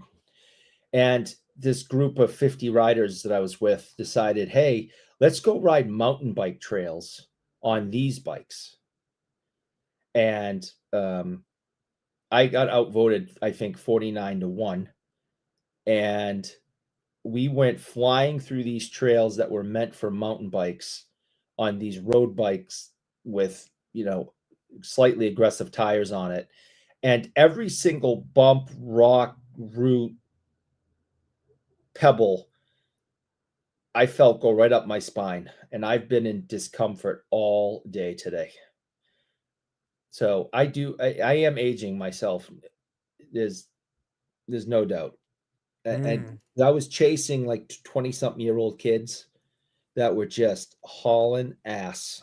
And I hung with them for a while, but I couldn't take the beating. I'm like, if we want to go mountain biking, we should have brought mountain bikes. Instead, we brought gravel bikes, and I got the shit kicked out of me. Are these 12-year-old kids? That seems like a standard. Was that something else? So 2 things. Number 1, first Ham says, I have arrived. You are saved. Thank God. My God. Oh, I do have an addendum to the information we were talking about. The Coke cards recently had acquired the contracts from the 64 and 65 Coke promotion. Can anybody guess the amount that was paid to the NHL Clarence Campbell for being in the Coke promotion? $7,500. Okay. We'll let the chat take on it, but Let before you the do, chat. before you Yes, before you it's for provide the chat. before you provide the answer, We'll I do come back. want to give an addendum to Eric's story. Sure. From the Loud Collector. Whoa, cycling a sport? Question mark. Carlos, little only be drinking. No, he actually meant you, but Phil sometimes gets confused. I think he's had a lot of concussions. Who tries to be the best at exercising? I think Phil makes a valid point. Mhm. His identification confusion notwithstanding. The 20-something-year-old kids I was chasing, they were trying to be the best at exercising, and they were, and they won. Are you sure it was them trying to be the best at exercising versus them realizing they could hurt you this way? They hurt me very badly. But that's what I'm saying, Eric. Like, think about it this way. Do you think, while I do enjoy 1980s kid cartoon jingles, do you think I would have employed our AI overlords in the creation of said 1980? And not only that, by the way, not fully credited, was the intro from actual 1980s public television Boston. That is with the call sign. That is from Channel 2, WGBH here in Boston. Yes. Still exists. Just saying. GBH. Just saying. WGBH. What does that stand for? Couldn't tell you. But that's their It That was doesn't their roll call off the sign at tongue the time. very well. call But sign. neither does a lot of Boston Channel accent 2. stuff. So Yeah, Channel 2 out of Boston, PBS, Public Broadcasting System. Well, in fairness, Bobby, wait, to be fair. To be fair. What does WTV out of Buffalo stand for? WTB? WUTV. Because the call signs are 4 letters. I know. Yeah. That's the thing. Like a lot of times it's not obvious. Like it's the call Sometimes signs, it the call says- letters are there. Are you sticking up for Eric? Anyways, Yeah, I'll be the judge. he did. For the record, I'm just making sure that we cover that, Eric. I had to go do some research to find out 1980s television stations that would be appropriate, and then get the promo from the 1980s television station to add. That was The it. glorious Mr. Tucker Trump. Seen that promo many times. The same. Plus, it had a cat in it. Yeah. So right there, already, like, it gives us in YouTube, that gives us street cred. Cat videos are huge around these parts. The fact that we had a cat in the promo automatically enhanced our street cred. And it meowed, so it gets more money. It did. I'm saying there's a lot of power in that. Just saying. Saxus, he explains gravel ride like we don't know what gravel is. Eric is very confused. Gravel, chocolate pudding, it's all the same to Eric. Aggregate. Yeah, it's all the same. Hams. And Hanging Ham's with them not equal. wrong. Yep. Yeah. Ham says equals I can see them in the distance. This Okay. is I've learned this month that Michael Ham is an excellent driver. Greater Boston Hartford. GBH. Sounds like Eric's friend. He rides bikes with. We're just trying to get away from him. That's what I'm saying. Yeah. Good. And they did. I am dumb enough. It was 50 or so people that show up every Thursday. And I'm dumb enough to try to stay in the back of the fast group. And some nights I've been able to do it and hold on for dear life. Other nights they just disappear and I'm all alone. Last night was one of those, where did they go? What happened? Where did everybody go? Just gone. Just What was that movie, Eric, about cycling in the late 70s, I think? About the cyclists. Pretty famous movie. Was it Breaking Away? Breaking Away. Yeah, That's my favorite one. Yeah, it was really good. I remember that. That came out in late 70s, Quaid, early 80s. one with Dennis Quaid in it. Dennis Quaid. Yes. Yeah, it's one of my favorites. And Yeah. it so happens that as just moments after my daughter was born, Michelle was like, put the TV on. I want to focus on something, and while she was recovering. And that's the movie that we were watching moments after my daughter was born, which was already my favorite movie. Yeah. And it was like, that's awesome. They were the Quarry kids or something, weren't they? The Yeah. Cutters. Cutters, that's right. I have a t-shirt I can go get with. Please do not. It's a white t-shirt that I don't says know, please. Cutters. just like in the movie. Okay. Don't Mm. worry. Just saying. No, I just I'm gonna have to agree with Phil. Cycling not a sport. Paul says 1970s bicycle movie, Manual on Bikes. No, It's true. no, manual on bikes without seats. not a thing. Mhm, No, mhm. no. Dan here Nope. says, I watched Boston television on the Cape every summer of my youth. Watched plenty of WGBH. There you go. Thank See, you, we Dan. got Buffalo all the time in Toronto, so I grew That's up right. on. That's where I pulled the WTV call sign. Yeah. That was Fox 29 out of Buffalo. Yeah, even before that, it was we got like 4 channels, and the Buffalo station was one of them. Channel 2, whatever it was. Yeah, you usually would get you would get the network. So we would because I actually even in my 20s when I had the apartment, we actually had an antenna and we could still pull. And we could pull it in HD. But if you got a good signal, you could actually get HD. And by the way, a little side secret: I worked at the satellite company at the time we were doing this. Mhm. We always joke with people, kind of on the side, is that when you had satellite television, even the HD signal was compressed because it has to be compressed in order to really make sure you can get Right, all those signals in there that you want. Well, the thing is, if you're using the one from the antenna, that was uncompressed. They would just send you. So in reality, if you had a strong signal, you could actually could get a pull. crisper picture than you Yeah. would on the satellite. So you would be able. So WTV, Fox 29 out of Buffalo. Yep. You had the CBS affiliate. You would get CTV. You could get Global. You could get CBC. But then you could get a couple of other American stations. I think you could get. I said CBS. I said Fox, and what's the other one? There was another one. It was ABC. Channel 2. ABC. It was ABC. Yeah. Yeah. So you could get all those right from the antenna. Yeah. It depended on the angle, everything, because the CN tower would give you a lot of the signals. It bounce from your way. So if you had sightline, you'd be able to get a good signal out of it. Yeah, and then there was growing up in the 70s, there was Commander Tom. He was another guy who would put on cartoons. Huh? Isn't that David Bowie? Ground control to Major Commander. Yeah. Promoted. Oh, maybe. Yeah. Trunk, Mr. Tickle Trunk. Anybody who remembers Commander Tom, put their hand up. And anybody with any answers to how much money that the NHL got for the Coke thing. So we're waiting for answers. Zachary I says, still serious say questions. $500. I heard that. Yeah. Zach says, serious questions. Eric, how many of these people are your age? Because all your stories involve keeping up with people in their 20s. Yeah. There are people on that ride that are around my age, and there's some that are even a couple of years older. But I am dumb enough to be like, no, I'm gonna go after the people in their 20s and maybe some of them in their early 30s. And Does he like self-abuse, I guess? sometimes it works out. I've been very pleased with the results some nights. Last night was one of those, where did they go? And what does this comment say, Eric? I'm not going to say. And when I see Paul in November, I'm going to punch Paul in the mouth. 10, 9. I think Paul will be all right. 8. Paul, you get punched in the mouth. 7. Troublemaker. Sam's taking a stab here. $1,200 bucks. $1,200. If anybody else wants to take a guess on Bobby's question, Eric said 7,500. So Ham has got. It's 1965. Okay, it's the same year. It was the year after I was born.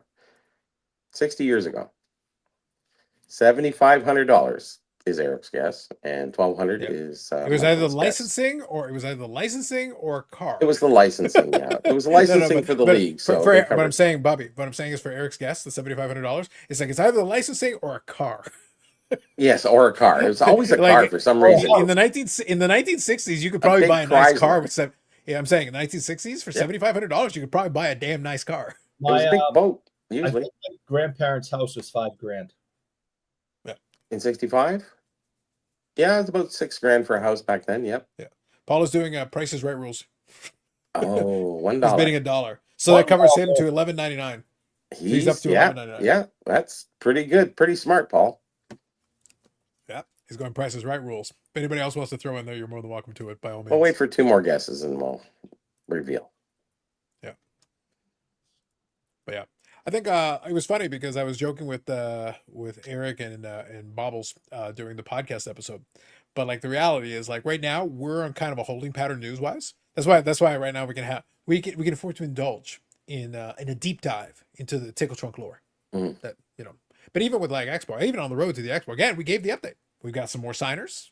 It's exciting, and we'll talk about the new ones as we get more. We will get more waves of signers. That'll all be coming, but not yet. I have an But idea, in Carlos. preparation wise, we talked about. You have an idea? Since you have the Zuno, the Road to the Expo might be a good song. You might want to consider bringing it in for next Friday. Maybe we'll have to think. I'll have to think of something. But I think you need to write it out a little bit let's with see. some specific intent in there. You know what I Some mean? specific intent. It's like, what happened? So it turns out I turned it into a rock opera, and it was just making fun of Eric. I don't know how we ended up with the 25-minute rock opera, but here we are. Yeah. Since it's Friday, we need to make sure we get at least one of these in. Shut up, Josh. Oh, yeah. Forgot about And Josh that. says, "Happy Tickle Trunk Day, everyone." Shut up, Josh. When is the official Tickle Trunk Day? I guess it would be last Friday. Yep. Anniversary coming up next year. Yep. 1 year. Yep. That This is is the 1 week anniversary. It's 1 week, yes. I know. No candles, no ice cream cakes, nothing. We'll No. wait a year. Well, look, but Bobby, you want an anniversary? I do have an anniversary that we can Please that we do. can touch on. Regale. 7 years ago, yesterday was the first sports card video I did on this channel. Oh. That is true. That in September 11, 2018 was the first box break video that I did. That was the first sports card video that I did on this channel, launching the new era of the BIC. And it's all been downhill since then. To new heights. To new I'd say. heights. Mhm. We go. Look, we're on episode 256 of the live, and we got the Tickle Trunk theme song. When was the first video? That was the first video. Oh, video in general, like Yeah, across yeah. the board. Yeah. Years before that, I can Yeah, I answer that know. question. It'll take me a minute. I can find out. 2010, 11, 12? It was somewhere in the early 2010s. Yeah, it would have been because I think the first video I ever did was just as a video archive so that I could share it. Because again, remember early YouTube. Yep. We're not necessarily thinking of the public. We're thinking of, hey, I took a Personal, video of yeah. this. Yeah, like here you can check out the video of whatever. I will answer the question. Because I do Yeah, like so the like the first- ninja approach to that, anyways. All right, so you're talking about the Early on. first. Are you talking about the first video period or the first video that's public? Because there's a difference. Is there much? 5 years. Oh, wow.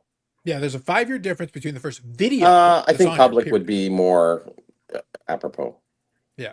So the first public video I had was me unboxing the Retrobit Super Retro Trio, which was a video game console that you could use to play different cartridges. It was actually on there. It was very good. It was actually a good machine. That has 842 views. Wow. And That was January 18th, 2015. So over 10 years ago. 2015. And then your first video? First First video was May 2nd, 2010. There you go. And that was me archiving, basically so I could share it with some friends, was the 2010 Calder Cup. Round 2, Hamilton versus Abbotsford, Game 2. Damn. Yeah, I took a 1 minute and 8 second clip of hockey game action from the game. Remember, this is And 2010. got away with like, it. Well, it's 2010. Like it's literally on my phone. This is from I actually took it on my phone. Oh, so we didn't gotcha. Okay. Yeah, we had very primitive smartphones. Like they weren't great. Sure. It was like a 1 minute and 8 second clip. I was at the game, so that's where the clip came from. And you ran out of battery power because you went back No, a the minute. battery was fine, but yeah, like it couldn't record long. Like 2010, I want to say. Space, yeah. I think I actually had it was an HTC phone that was the manufacturer, and it was like a slide phone that had the keyboard. Yep. But like the camera on it is really garbage. Like it's not good, and you can't record for very long because you don't have much memory on the phone. That's right. So, yeah. Yeah. So battery isn't the issue. You're going to run out of memory before you're going to run out of Before, battery. yeah, So- long before, yes. Yeah. So it's a 1 minute and 8 second clip, but it was from the Calder Cup. So there you go, Eric. The Hockeys was the first video ever recorded to this, and the second video was also the Hockeys. It was the 2012 Calder Cup finals game 4 that I attended. The one after that was a CFL game. It was the Toronto Argonauts taking on the Ticats. Nice. The fourth video on this channel was the 2012 Grey Cup celebration. That was the 100th Grey Cup that I was at. Oh, yeah, that's right. What about the video on August 6th, 2021? Is that where you tried to cover up the Mr. Tickle Trunk conspiracy? No, You told me to delete the footage. That's when you challenged the people in the chat, and then my life was ruined forever. Oh, Eric, sorry. Let me explain. So, as the philosopher king M. Bison once said, for you, that was the most meaningful day of your life. For me, it was a Sunday. Oh God, I think I peed myself a little on that one. On any given Sunday. Oh, Well, Eric just said he said it ruined his life. I go, it was a meaningful day for him, life. My life. and for me, it was just a Sunday. Bobby, for me, it's just a Sunday. Yeah. Sunday. Sunday, bloody Sunday.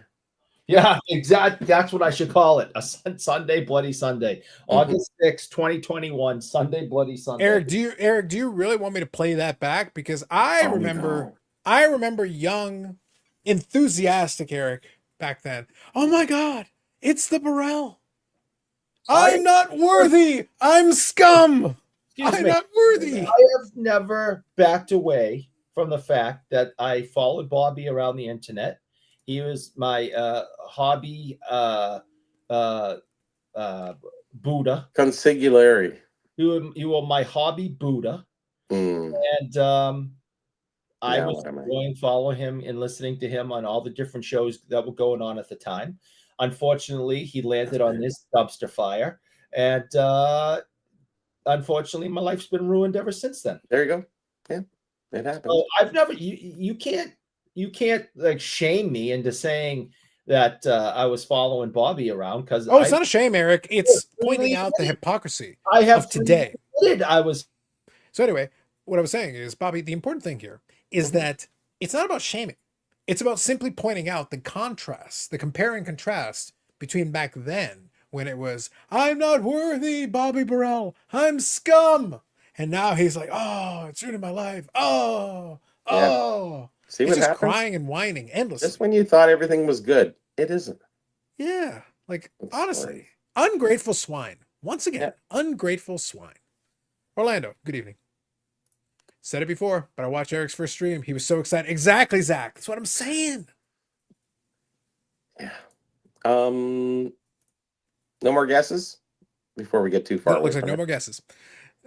So Dan here says, so I'll finish these comments and then you can give the answer. So Dan says, so what you were saying is that Eric is the restraining orders expired. Facts. Long ago. Hobby Buddha, crush. You say tomato. I said tomato. True.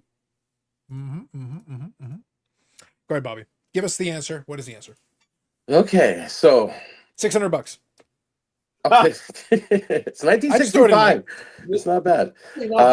Carlos. I felt like that was closer to possible than a lot of the other guesses. Probably better than mine. I think I probably overshot the moon. Yeah, I felt like it was more in line with what would be plausible for the time period. Just take a shot. I kind of manipulated you guys a little bit on that, but any which way, regardless. So there was initial down payment to start it, which was $1,000, and the final payment would have to equal $20,000 at the end. Did they get the $20,000? Yes, they did. Oh, by the end? 20,000? Oh, then 20 grand back then. My 7,500 isn't as dumb as I thought. No, actually, you were the closest. How about that, some bitch?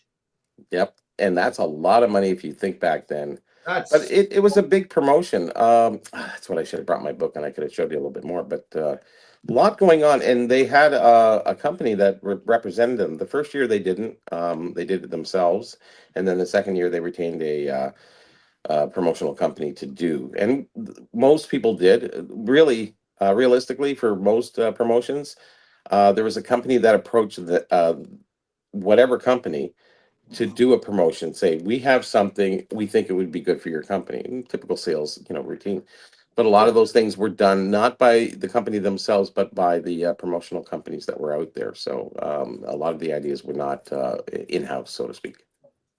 Nice. Sounds good. No worries, Zach. I knew once he was explaining himself, I was like, no, we need a moment of silence. Quick side note, since we were bringing it up. What made me laugh, I've talked about it before, obviously, how a lot of the collecting content doesn't really get a lot of views and all that. But like, what's funny filled it up. Oh, you just filled it up back then. We're topped. We're good. It's more stuff. My favorite thing is that a lot of those reviews of like even these little consoles were not really super crazy in terms of thing. But one of them had 3,600 views. Another one had 2,000 views.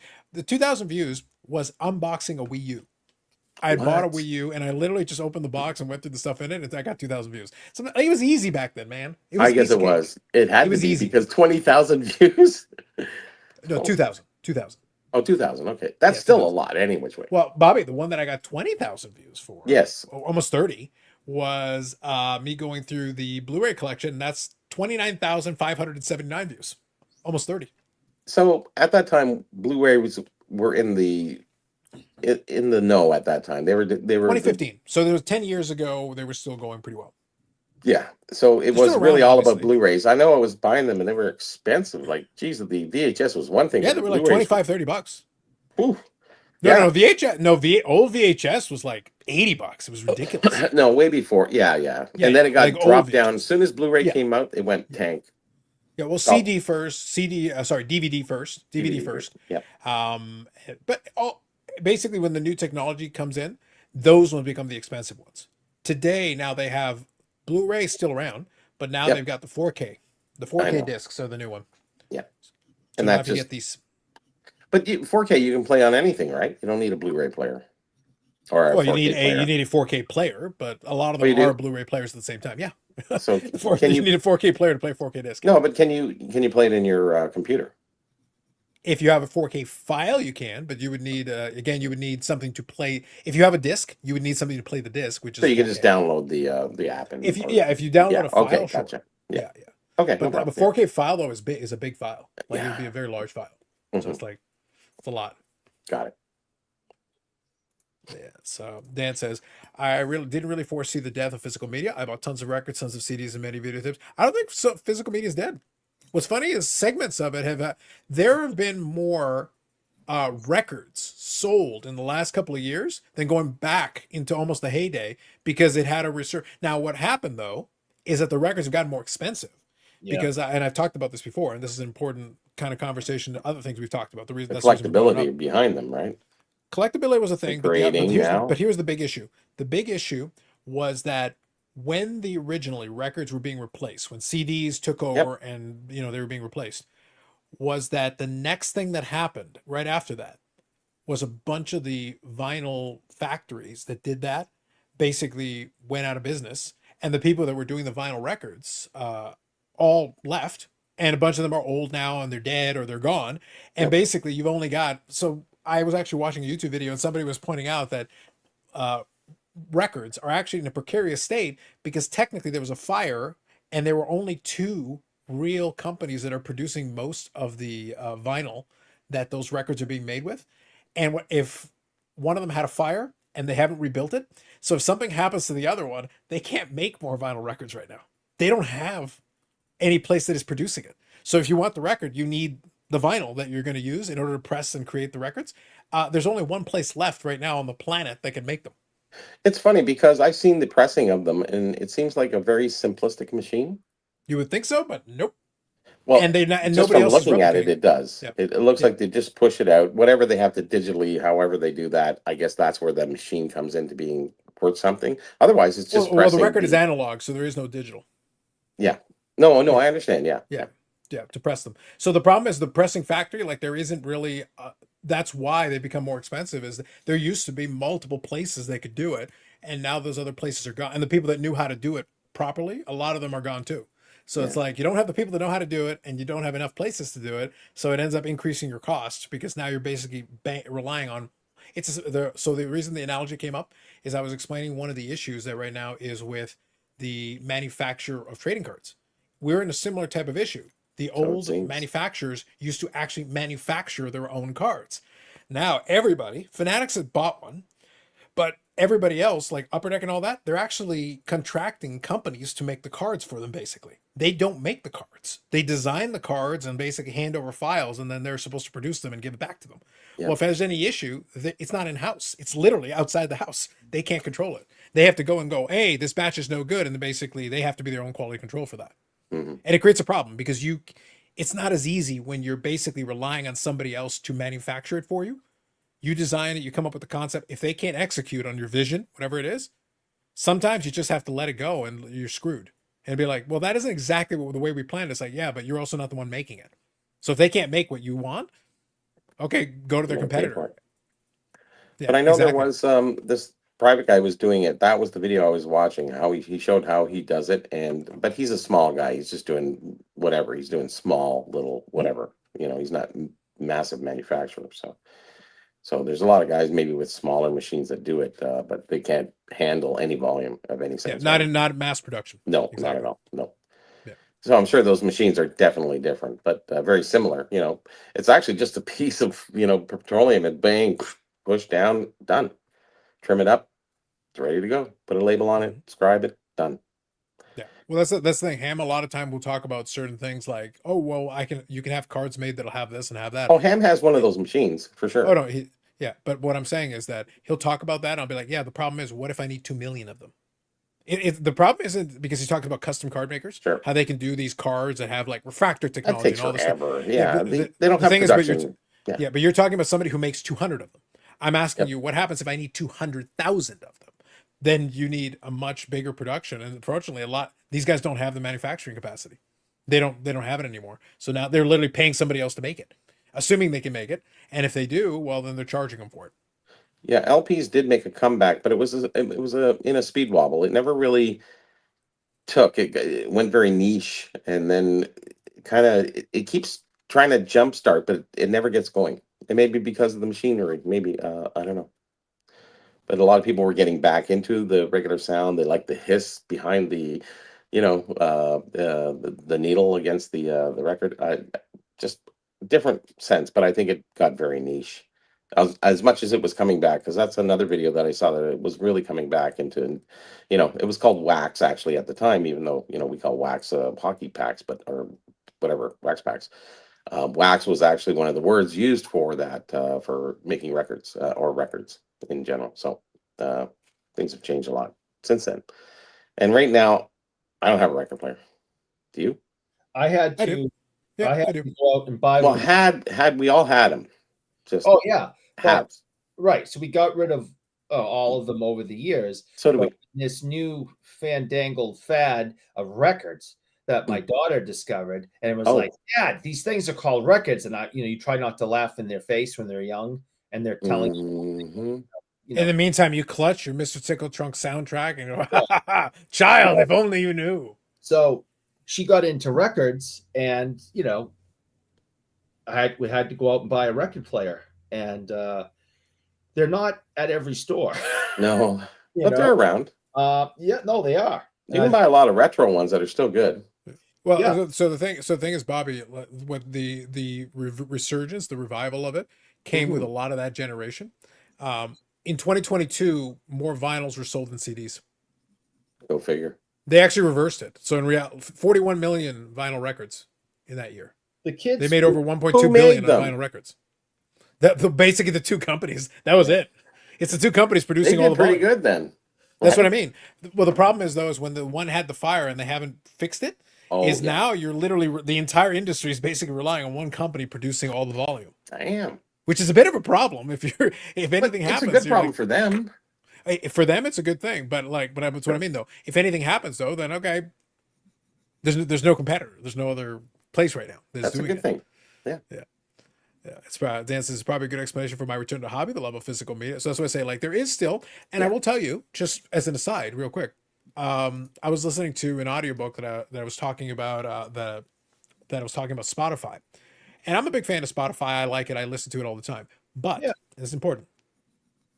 While it's very good for what it does, it provides you can create playlists and it's very handy. A lot of people are starting to go back and buying CDs and vinyl records for the specific reason that similar to Netflix and movies and all that is the problem is if they lose the rights to whatever, then all right, you want to listen to that record, well, you can't. They don't have the rights to it. So if there's any issue with, if the artist or whoever says, you know what, screw you, I'm pulling it off, because in reality, Spotify isn't paying most of these artists very much. You have to have millions and millions and millions and millions of plays to actually generate any real money. Rights, though? Who has the KTEL rights, though? The KTEL rights. Actually, if you ever saw, that's a, documentary that everybody must see.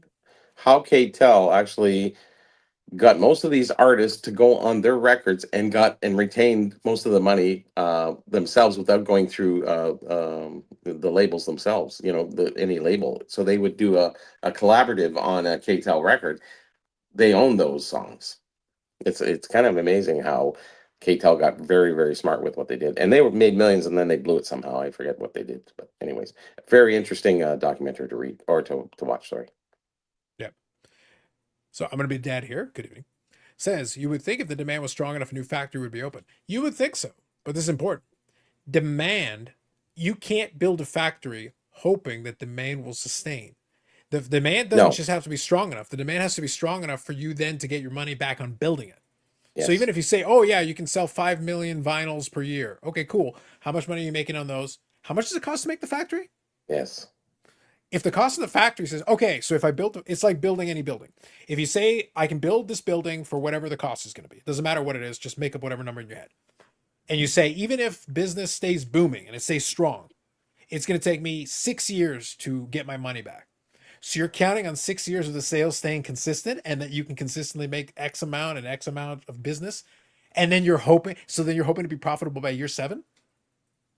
Well, Some I people can think do that. Listen, Eric has the kind of money to be able to do that. He doesn't care. Oh yeah. But a lot of businesses are like, actually, I want to make money now. I don't want to make money in year 7. Oh, that's silly. You gotta. So you have to be hoping that it's a long-term trend. You can't be hoping. Demand can be strong today. The question is, will it still be strong in 5 years? Will it still be strong in 10? Because if I'm building this factory, I'm hoping it's going to last me longer than 5 or 10 years. You're actually hoping it's a long, sustainable business. Well, I think And in you just don't know. the commercial landscape, there's a lot of buildings available at this point. So I Sure. don't think they have to build the building. I think they can lease it. But it's still exactly. the A lot of them investment are in long-term behind. leases Yes. and equipment. Sure. You're buying this building, either buying or leasing equipment or whatever Sure. you want. And also, most importantly, you also need the people who actually know how to make the thing. Whatever it is, they have to actually have the You need knowledge one to be guy able to do. on one machine. So yeah. But you need that guy. And the problem is once it started going and a lot of those factories shut down, a lot of those guys got old and died. And I wonder Because when if the business was operating, you could teach new people, but when the business closed, who are you going to teach? I wonder if there's a patent on the machinery itself, which you might have to pay something residually to them for, if you're to build another machine that makes that thing. Sure. You probably need a patent rather than going through the whole process yourself, because that would be very difficult. So yeah, you don't want to be recreating it from scratch, because that's adding another cost. Yeah, it doesn't make any sense. No. You don't want to reinvent something that already exists. Yes. And unless you can make it way better and way more efficient and way better for you. Maybe. That'd be the only way, but otherwise, why bother? It's a lot of work. Right back.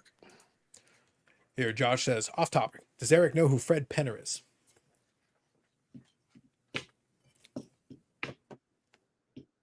I can't say that I do off the top of my head. You can remind me or educate me. Yeah, I might have to educate you. I have hit the Google machine. Yeah. Okay, I think I see. I'd be curious. I want to see how you want to approach this, Josh. I also want to find out why you asked Eric. This is kind of an interesting question. We're going to find out. I can't say I know. Yeah. So anyway, bottom line on that piece is just, if there is demand, that's good, but it's not just demand. You have to have demand along with a sustainable model that makes it worth it.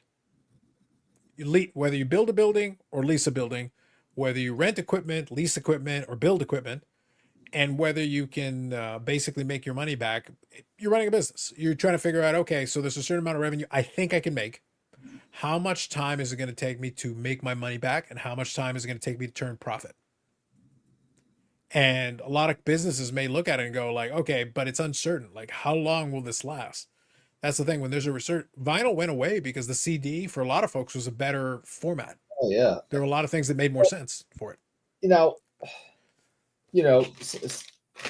I think you might fit into most of this, but Bobby definitely. In my lifetime, I have used 8-track records, cassette tapes, CDs, MP3s, and then now like Spotify and streaming. Right. So it's funny that, everything that goes around comes around. So you got these kids that are all into collecting records now, and you even see in some stores you see a resurgence in tape, cassette tape. Mhm. I gotta now, as somebody who's had lived through all of that and have used all of that at one point or another, streaming is like the best thing. I just type in what I want and the song comes up. I say It's the most convenient, I'll say. play It's this. the most convenient for sure. I don't have a need to go get a record, put it on the turntable, drop the needle down, and play it through speakers and convince myself, yeah, man, this is the way it's supposed to sound, and this is real. I'm not in. I don't get it.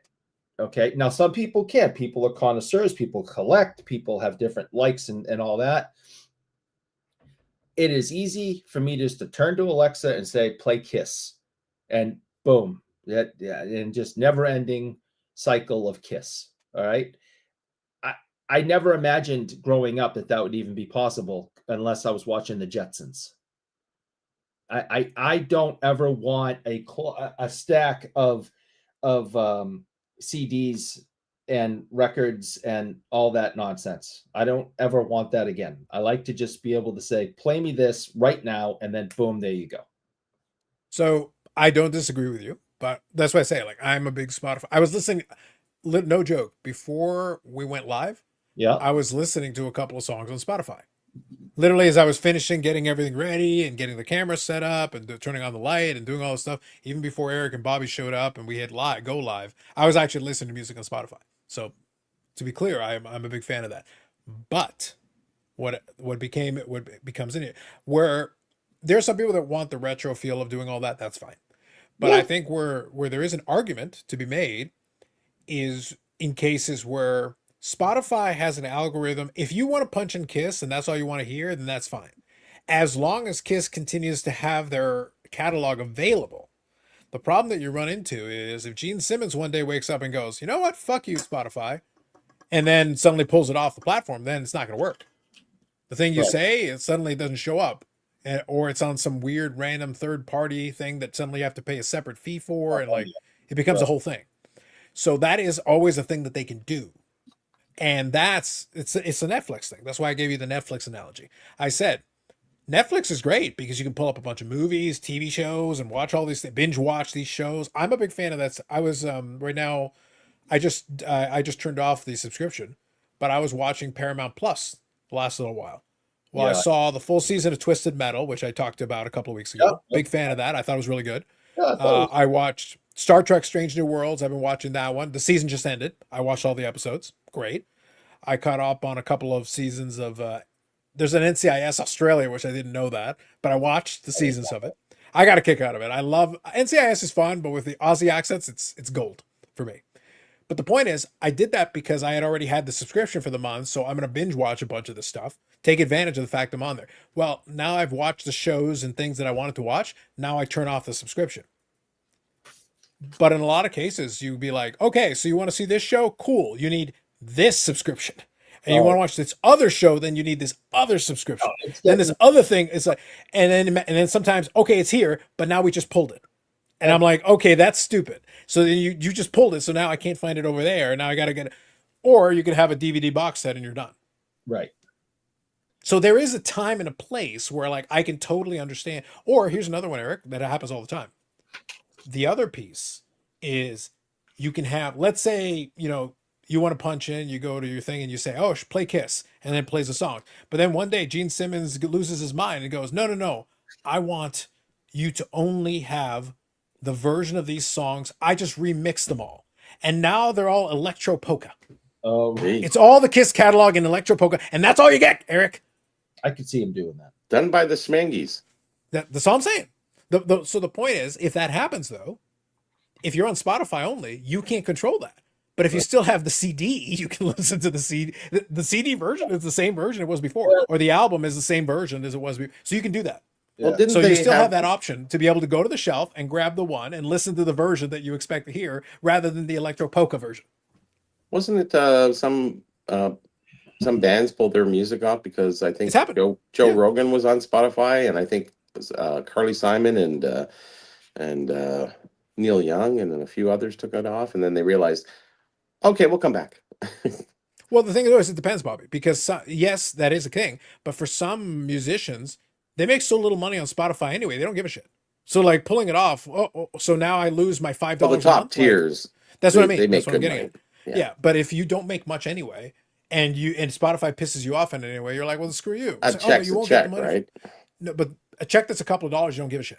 In Well, that case, I you're don't like, think it'd be a couple dollars for Neil Young. So but for most of the musicians on there, a lot of the musicians, yeah, sure. that's what I mean. Like for a lot of them, it doesn't make a difference one way or the other. It's like, no, please buy the CD because that's the only way we actually make money. Because Spotify doesn't do shit for us. No. Yeah. Josh says, I'm just glad Eric can't ruin that part of my childhood like he did last week with Mr. Dress Up. That's fair. That's fair, Josh. I'll try. I know it says, why pay when you can self-host your own music with Navidrome? Damn That is an right. option. That is an option. It I is. still have a record player, 12 subs, horns, a center speaker hooked up to 900 watts of shake everything off the wall in your house. Shocking, Ham. Shocking coming from you. Black Box says, Eric, doesn't the collector and you miss having a hard copy of the album? He just showed hard copies of the album. It doesn't. I have some albums still, and they're up in the attic in boxes, probably getting warped in the heat. And that's just not something that ever got me overly excited. But I know some people spend tons of money on collecting, vintage albums in good condition, just like we collect cards. It's the same thing, and they keep them in climate controlled rooms, and and I respect all of that. I think that's great. Bobby, what do you think happens if Eric goes to the attic and gets his Kiss records that are now all warped, and he puts them onto a record player, drops the needle, and all of a sudden it's Queen? Sounds like, it's like what happened? Actually. All I had to do was warp, and it suddenly became good. Sounds like maybe. Man, it's amazing. That's not. That's all we had to do. Michael Ham says certain movies never stream. DVDs usually your last resort, but some movies, yes. And I'll do you one better though, because I told the story before. I worked in the 2010s in an electronic liquidation store, and they had a bunch of VHS tapes.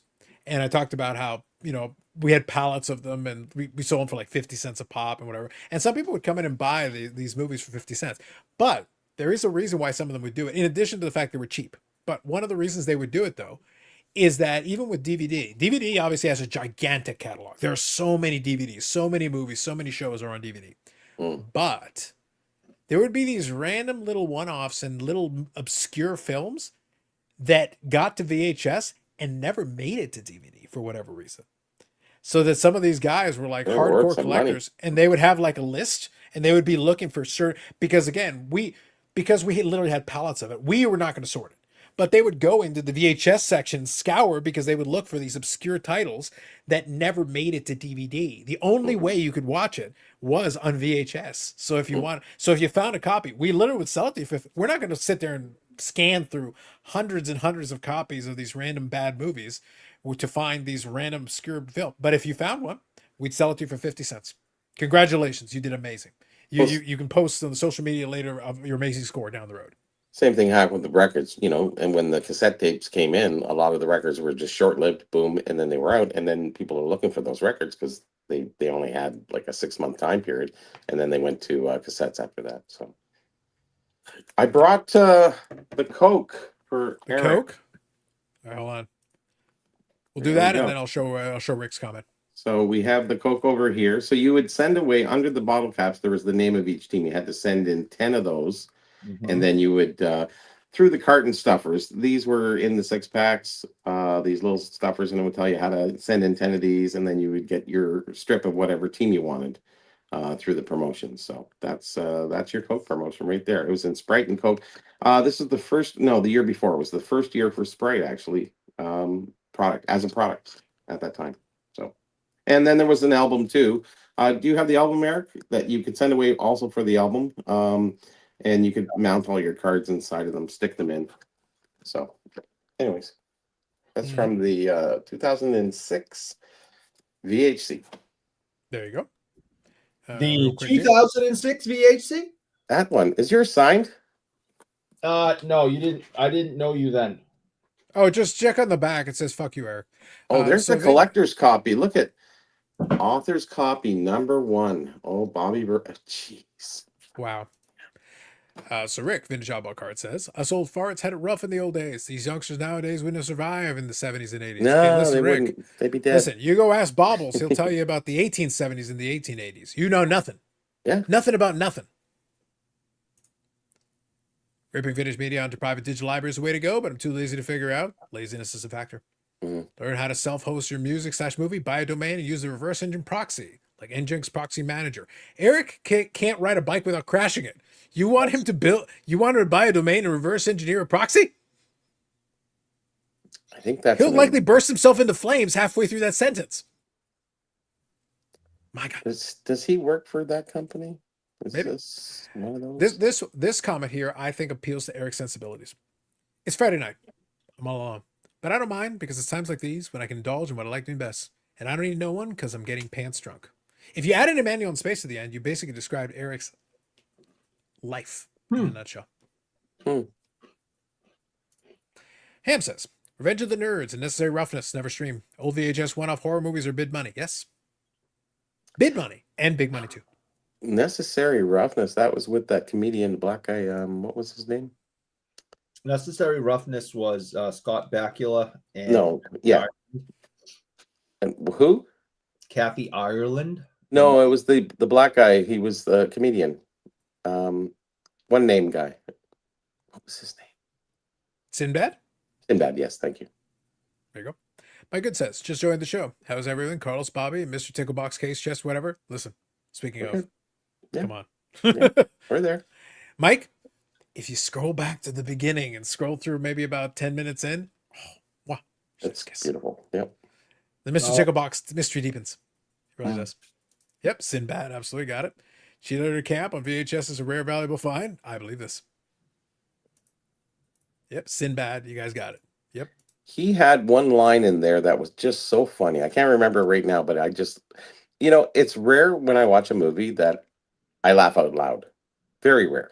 You have to really catch me. A Fish Called Wanda got me a couple times, but there's very few movies. And it's kind of weird. Some of the funny things that are in movies, they're not really funny, but just to yourself, it's just like, but Sinbad did one little skit and I just laughed my head off. Anyways, when you're sitting alone and it makes you laugh, then it's funny or funny to you. So, but I remember Necessary Roughness. He said something. Oh, it was so can't remember. Anyways. There you go. So yeah, I think so bottom line on this little topic here. No, I agree that, like, for me, again, I'm a technology guy, so I like technology. Streaming has been really good for a lot of stuff, but there's some stuff that never made it. And then you're fortunate you're at the whims of the rights holders, and some of them decide to, like, that's why I say, like, I use the Paramount Plus example. If you want to see any of the Star Trek things in streaming, you got to get Paramount Plus. You need then if 40 you want to go different see this other freaking thing over things. here, It's you need crazy. Yeah. If you want to watch this other thing, then you need Netflix. You want to watch this other thing, you need Prime. You want to, like, and after a while, it's like, wait, if you keep adding all this shit, you're paying more than you paid. Like, then just buy the damn movie at this point. Like, honestly, it's not costing you that much more, because then you can watch the thing you want. It seems like everything you have to join anyways, even without paying. Yeah. Like, there's so many, join, set up, what's your name, oh my God. And then you receive phone calls for the next week from some weird dude, and I don't know. Anyways. No, that was just Eric. Was it heavy breathing? That was Eric. It was Mr. Tickle Trunk thing. I didn't know what it was at that time until this week. It was. Of course, of course. Carlisle here. Good evening. Joining late. Did I miss the disparaging remarks about Atlanta already? No, man. We went the gamut. You missed that. Yeah. We went on an adventure. No, the Atlanta slander We haven't is started. still in effect. We haven't gotten warmed up yet. Yep. It's coming. I'm trying to find it. Atlanta slander? No, something, but Mr. Tickle Trunk membership card? we're talking about all these different streaming services. I saw something earlier today that pretty much Napster? Adam Silver of the president or general. Oh yeah, the quote he referenced about it being like clips and whatever. Yeah.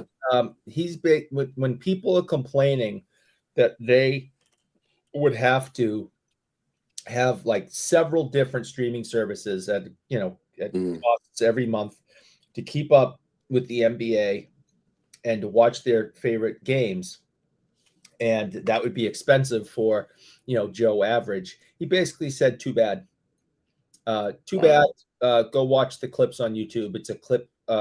It's a highlight clip league anyway, quote unquote, kind of. Wow. And is that what you want to tell your patrons? Too bad. It's too bad that it's going to cost you, several $100s for you to get all these different streaming services that we're putting games on. It worked for WWE. Yep. But did it? I mean, if they just had it on one thing, for example, I don't know exactly how many streaming services they're on, but they're on more now and increasing soon. So just to give a short version, to answer your question, we can discuss this, but I'm going to answer your question with an example, recent example, because now they've started to update it. So Mike here says, Carlos, I think your show is rubbing off on me. I don't collect the hockeys, but I did buy some O-Pee-Chee from the early 70s. Non-sports or it's hockey. It's non-sport. Michael Ham says, Bear Share. I miss MySpace. Miss having a song playing on my page. Who was in your, was it like My Five or Top Five or whatever? There was like a top something, like whoever was on the front page. Mm-hmm. Who's on the front page? Who? I can't stand the Jays appear on Apple TV. Fair. That's a valid point. All right. So kind of give you an example. So WWE, who of course are fan friendly and they care about the fans. One of the executives from TKO. Now remember, this is an executive of TKO. He said that Vince McMahon priced his shows to be family friendly and left money on the table. So TKO saying, oh, we should charge more. We could definitely charge more. Now remember, so some of the pay-per-view events now, tickets are $6,000. I know. Now, also, WWE had a new rights deal that they had signed for pay-per-views and such. And they decided to start it early to kind of like try to hurt AEW. But as part of that, they decided to get on to, I think it's with ESPN. And in order to see those things, you need to pay $30 a month. That's in addition to them being on Netflix. So Netflix was supposed to have all the pay-per-view events, but no, if you want to see these pay-per-view events, it's a separate $30 a month, in addition to having the Netflix subscription, in addition to having so they're actually breaking up their package into multiple pieces and components. And Netflix is where Monday Night Raw is, but SmackDown's still on the television show, and they're doing this and they're doing that. So basically, and then they announced today that WrestleMania, I think 2 years from now, I think 2027 is WrestleMania 43, will be in Saudi Arabia. Oh. And do you know why? No. 100 million reasons. Oh, there you go. Saudi Arabia paid them. True enough, right? Yeah. They will pay the bill. So to answer your question, Eric, it's working for WWE. I remember David, DJ Steals and Deals, who's on right now. He told me maybe he should get in league with Saudi Arabia. He actually told me, he said, I pay for the NFL package, and he told me how much, and I can't remember what it was, but I just went, holy crap, just to have the NFL and all the games. And he said, yeah, it's expensive every year. And I go, what's he getting it with though? Like, is he getting through like cable or satellite? Yeah, I think he's got one of the two. And I couldn't believe how much it was at that time. And I can't really exactly remember, but I meant that's a lot of money a year just for football. Mm-hmm. What if you watch baseball and basketball and football and hockey? Like, man, you're gonna have so many different, and it's like watching all those other shows, Carlos. You need Hulu or you need this. It's like, where does it end? This topic. So this topic, that's actually the point. So I gave you an example. I'm just saying, I gave you one example. Look, they're actually trying to segment it into more pieces, Eric. They're trying to basically charge you as much as is humanly possible because they don't give a fuck about you. But they're losing viewership. But they don't care. But they're charging it, but they're getting hundreds. They have the Netflix deal is $5 billion. Yeah, they do not give a shit. If there's one person left watching and they still get a $5 billion deal, they don't care. I guess. So that's the goal is to monetize that one person and get them to pay all the money. So it seems. I'm running into the same problem with watch. Again, let's be serious for a quick second before you make fun of me for watching cycling. And I will. I have to pay for HBO Plus or whatever the hell this thing is. I don't remember what it's called, but the HBO streaming service. HBO Max? Yeah. Within that, I have to pay an additional thing for their sports package, right? So I have to pay for HBO and then their sports package on top of that so I can get cycling content. And then I have to buy Peacock. so I can watch I can watch the Tour de France. I can watch the Tour of Spain, which is going on now. And then, if I want to watch like other cycling, including the World Championships, which has been going on all week, which I refuse to pay for, I got to buy Flow Sports for like $35 a month. And it's like, no, this is ridiculous. So the sport that I love the most, and and we all joke that hockey is not my favorite sport, cycling is, and within cycling, women's cross country mountain biking is my favorite. And I have that's it comes out to be 4 different streaming services I'd have to pay for to watch what I enjoy to watch the most. So Flow Sports did not get my money because I'm not paying $30-something a month so I can watch cycling. So the World Championships are going on, and I'm just like Silver said, I'm on Instagram watching clips. So I get what the NBA fans are saying. I get what the wrestling fans are saying. And just like Carlos said, they don't care. They're not interested in what we, the fans, think, or, our wallets, or what we can or cannot afford. They are just going, screw you. We have a deal with TNT Sports, which is HBO. And if you want to see what we're showing, you got to go through the paywall, and you got to pay twice at HBO to see it.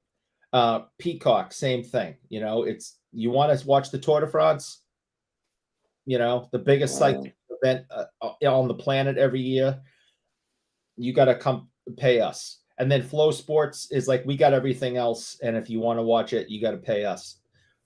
I ran out of money. I can't. So I don't think it's, it's not fair. It's a complete ripoff. And, obviously hockey's my second favorite. Well, I ran out of money. I can't get the NHL package. It's highlights. Just watch the highlights. Yeah. Save yourself some money. Well, so that's what happens. So kind of real quick, pause for 1 second here.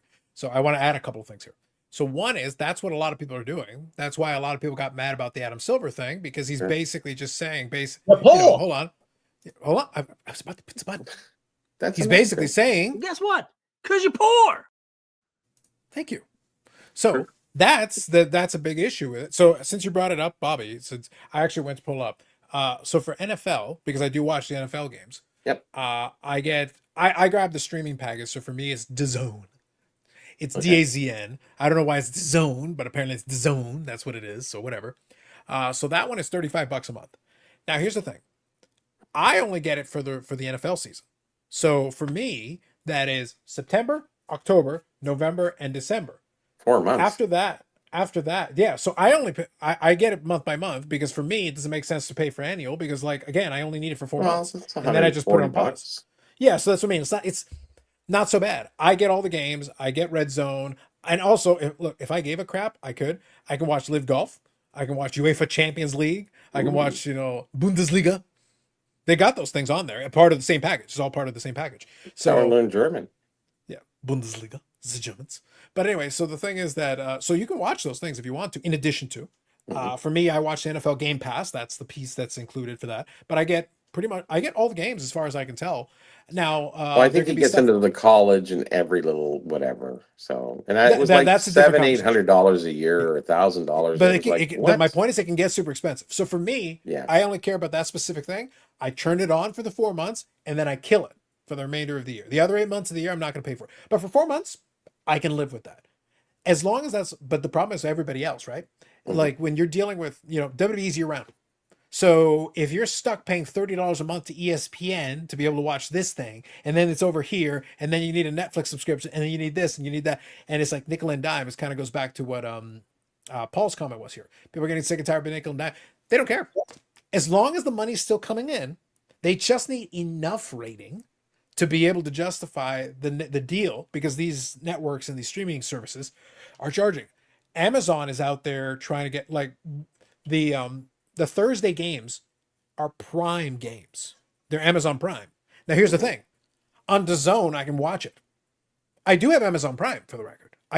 I guess Yeah, in me theory too. I probably could still watch it, Yeah. but either way, even if I didn't have Amazon Prime, DAZN covers it, so I can actually watch it on there. But if you don't have that, and you're in the States, you need Amazon Prime in order to be able to watch the Thursday game. Jeez. And then there's a Christmas game that is on Netflix. Now I don't know if that DAZN is going to have that one. Maybe, but like Do they I have the feel like for the most bowls? part, Oh no, that would be the college. Yeah. So, that'd be college. But I think for the most part, so again, with my condo and my condo fee, I have 300 channels, Eric. So as part of my 300 channels, I will be able. So that's why I say, like, when we get to the playoffs, I've got everything. I'm going to be able to watch all the playoff games. So for me, I just need this package for regular season. It's so I can watch the Packers and watch some of these other teams. But look, Monday night and Sunday night, TSN covers it, but the Zone also has it. So I actually have two options for which one I want to watch. If one for whatever reason has any issues, technical issues, I can switch over to the other one. I actually have both. So it's one. They're both, one's included with my condo fee, and the other one I'm paying for. So the point is, I'm pretty much covered. I have like 95% NFL coverage for within reason. So good. I'm pretty good. But for somebody else, if they want college, if they want all this, oh man, you're gonna get smoked. You're gonna be paying for this He subscription got for smoked. this Yeah. subscription for, you're I gonna just get couldn't believe he killed. paid that much for football. It's like, It's absurd. really? It's madness. I'm gonna have to pay 30 something dollars a month to watch the Bruins, which last season they were a train. Really? Yeah, because I just have streaming service. Oh, okay. We have cable, so we really don't pay anything extra for anything. So Nesson, We I get like having the streaming service option a lot of times just because I like watching in the office. So like I'm watching it, I'll have it on the screen while I'm doing other stuff. I have the try. I again, now if it's hockey, Sportsnet does a lot of games. So in Mhm. reality, I can just go to the living room. I can Yep. turn on. I And can grab the cable. remote and put it on. And now, if I want to watch a Dallas Star game specifically, that's different. then I would need the streaming package or whatever. So again, if I want to see a Leaf game, I got every Leaf game, every Leaf game in the region. Okay, all of them. Montreal Canadiens, pretty strong. Vancouver Canucks, Edmonton, Calgary. You'll usually get them on the second half of a CBC doubleheader. Like Yes. plenty of stuff. So we got a lot, and Sportsnet covers a lot of other options. They got different regional channels. So, Sure. Sportsnet Pacific. You want to watch the Canucks? Probably Sportsnet Pacific will cover it. Yep. So I've got options. Like if that's all I want. So I've got that all rolled into my regular package. I don't need anything special for that. But And if you want to CBC watch like a is specific thing, then you're covers everything in cable across Canada. When it's talking about hockey, they cover all the hockey for the most part. Most of the Canadian hockey. I mean, sorry. So, it's rather cheap for us. The only thing we get extras because the cable. We get Tubi, so my wife can watch movies, and they're not the top rated, but some good ones. So there's a few other channels you get kind of free, but we don't get into renting anything else beyond that. Anything I watch is basically on YouTube or whatever. So there's really no extra cost for me. Now, I don't watch full games because I'd rather be Well, documenting something so than that watching a game. Bobby though is the key. So that yeah. Bobby though is the key. Sure. Football is the NFL is the only one that I will actually watch games for. Sure. I'm not watching it now. Again, for my setup, I have the advantage that a lot of these channels are included as part of my condo fee, so I don't have to pay extra for it. So I'm covered to a certain degree. You got a It's good great. coverage on your condo. It's nice that collective comes together. My sister has that Exactly. too in her place, and they get It's like very nothing. discounted compared to normal. It's very It's discounted. huge. So like it's a massive savings. But if I was a person, so using the NHL example that Eric's talking about, if I really wanted to say all the Dallas Star, well, then I'd be stuck having to pay for the package. And the packages can get pretty expensive. I don't even know what they are now. Like, I don't know. What is it's not center ice anymore. It's called NHL. I don't know. No idea. I don't know what this was. And I'm talking about like, the legal streaming. Like, Bob, there's a comment here that'll talk about, NHL streams and stream free. I agree. But some of those streams are shitty. Some of them are pretty good, but some of them are kind of crap. So, and some of them are inconsistent. So like, it depends. Here we go. One of the Thursday streams is on Twitch. Interesting. Yeah. Sarah McLaughlin, everyday poor, can't watch cycling, and your donation less than a coffee a day. Ha ha! Whoa. Sarah McLaughlin, damn, love it. But yeah, no, Paul's right. You can look. So here's the funny thing. Adam Silver's comment is a good one, but here's the fun part. ironically, the more that they squeeze every nickel and dime out of it, all of a sudden people start getting their pirate hats out of the closet. Because remember back in the old Napster days, Oh like yes, people had the old pirate hats. They went to Pirate Bay, they went to Napster, they went to LimeWire, all that stuff. I was And there. then, Well, and then LimeWire one came day, after Napster. Yeah, it was yeah, fun. but then Yeah. one day, Apple It all figured out that ended. they could charge 99 cents for music, and the labels bought into, and then, Spotify, you could either have the free version with ads, or Yep. you could pay for it, and it was a monthly fee, but the monthly fee, and you could play whatever you want within Yep. reason. Like there was a lot of stuff on there. So all of a sudden, Eric, if you can have a million songs of a whole bunch of bands and everything for like $10 a month or $15 a month, in comparison to what you used to pay for a CD, that's not so bad. So all of a sudden, the pirate hat got put in the closet for a lot of people. But Mhm. now, with these guys squeezing every last Oh yeah, dime out of every, they all of a are. sudden, some people are starting to reach back into the closet and dusting off the old pirate hat. It's back. Yeah. There is something out there. There's a box or something that I know about. So somebody has, and they get a lot of different things The old free. black boxes from the old days. I remember. Do you those. remember? Actually, I can go back to the 80s when we had a black box. Oh yeah, Yeah. That's when I first learned about them. And that wire that came off the back, if it was in the wrong place, it wouldn't give you anything, and you just had So to do you move it. remember? Just So you remember we had this conversation a while back, and we were talking about a couple of different wrestling shows, and one of them was like when the Undertaker threw Mick Foley off of the Mhm. Hell in the Cell. When we talk about the Mick Foley clip and everything, yeah, I might have seen that live on a box that was very dark, possibly black. So anyway, possibly. allegedly. Oh, Huh. So anyway, so what happened is there was a Rogers cable box again, allegedly, hypothetically. Okay. And then the channels were like in the 60s, and they would go from scrambled to descrambled, hypothetically. And then all of a sudden the pay-per-view channels were in the 60s, and then the stuff would work. Yeah. and let me tell you something about that match, because I was talking to my best friend. Hypothetically. Yes, I was talking to my best friend Mick Foley, and he said, "Now this is some inside information you guys don't know." He said that You say your hurt. good friend Mick Foley? He That said hurt. that You're- hurt. Did you say good friend The Mick Foley? table Best friend Mick hurt? Foley? Good friend. Friend The ish Mick table Foley? hurt or the slam My through? very good friend Mick Foley. Carlos, hey, it's the hardcore legend Mick Foley. I know I don't know you, but can I ask you a favor? Can you do something about this guy? Get him away from me. What a pain in the... Yeah, you know what I'm saying. Just do something. Thanks. The table hurt or through the screen on the mat hurt? Some could interpret that as friendship, I suppose. Yeah, we're like this, Mick and I. All of it. He made it very clear that it all hurt. Yes, all of it hurt. And that's just what he remembers, because there was a period of time where he doesn't remember anything about it. Yeah, he went for a fly off on that table. That was like, ooh, wow. But the one through the top of the cage, that's one that almost killed him. Yeah, but that actually, the mat is actually designed to have some absorption where that table didn't. So, and he But- went off the top thing to the table. So that's like, But he was planning on doing that, right? you So can plan it, but if you don't plan it, it's like he didn't he plan- hit it kind of off too. He didn't hit his, Yeah. So But he didn't plan to go through the top of that cage. It let go. That was the one. So the cage spot. So the going off the cage was a planned spot in the match. It was supposed to be the big spectacular. but he didn't big, land right. That's a different conversation. But Yeah. that was actually a planned spot. He was Sure. supposed to go over, roll over. That's why the table was set up in that spot in such a way. The intention was if he lands flush in the middle, the table be just good. collapses, it Yeah. absorbs the weight, and then you're Sure. done. Mm. The issue, the one that was the really problematic one, was when they were on top of the cage, and you've got basically 300-pound guys on steel cage that isn't. Again, these are chain link fences. It Yeah. was zip ties. They were held together with zip ties. Was it zip Listen, tied? Vince Really? McMahon was all about the security. Yeah. He was all about the health and well-being money, of yeah. his employees. Yes. So anyway, so what happened is when the Undertaker slams him onto it, he's thinking he's just going to bounce off of it, and because again, it's pliable. This chain link fence is a little bit. But here's the thing: if you know anything about schoolyards, when a bunch of us are being assholes and you throw somebody against a chain link fence has give, like it gives. flexes. Yeah. But here's the thing: if you throw enough people into it enough, it bends and it just stays bent. Like it doesn't. stays, yeah. And if you keep doing it, eventually you will snap the fence. Now you take 300-pound guys and you've been walking on it, and you're actually weakening at every step you're taking, the two of you, putting a bunch of weight on it, and then you slam somebody into it, and the weight all goes onto it, the damn thing snaps.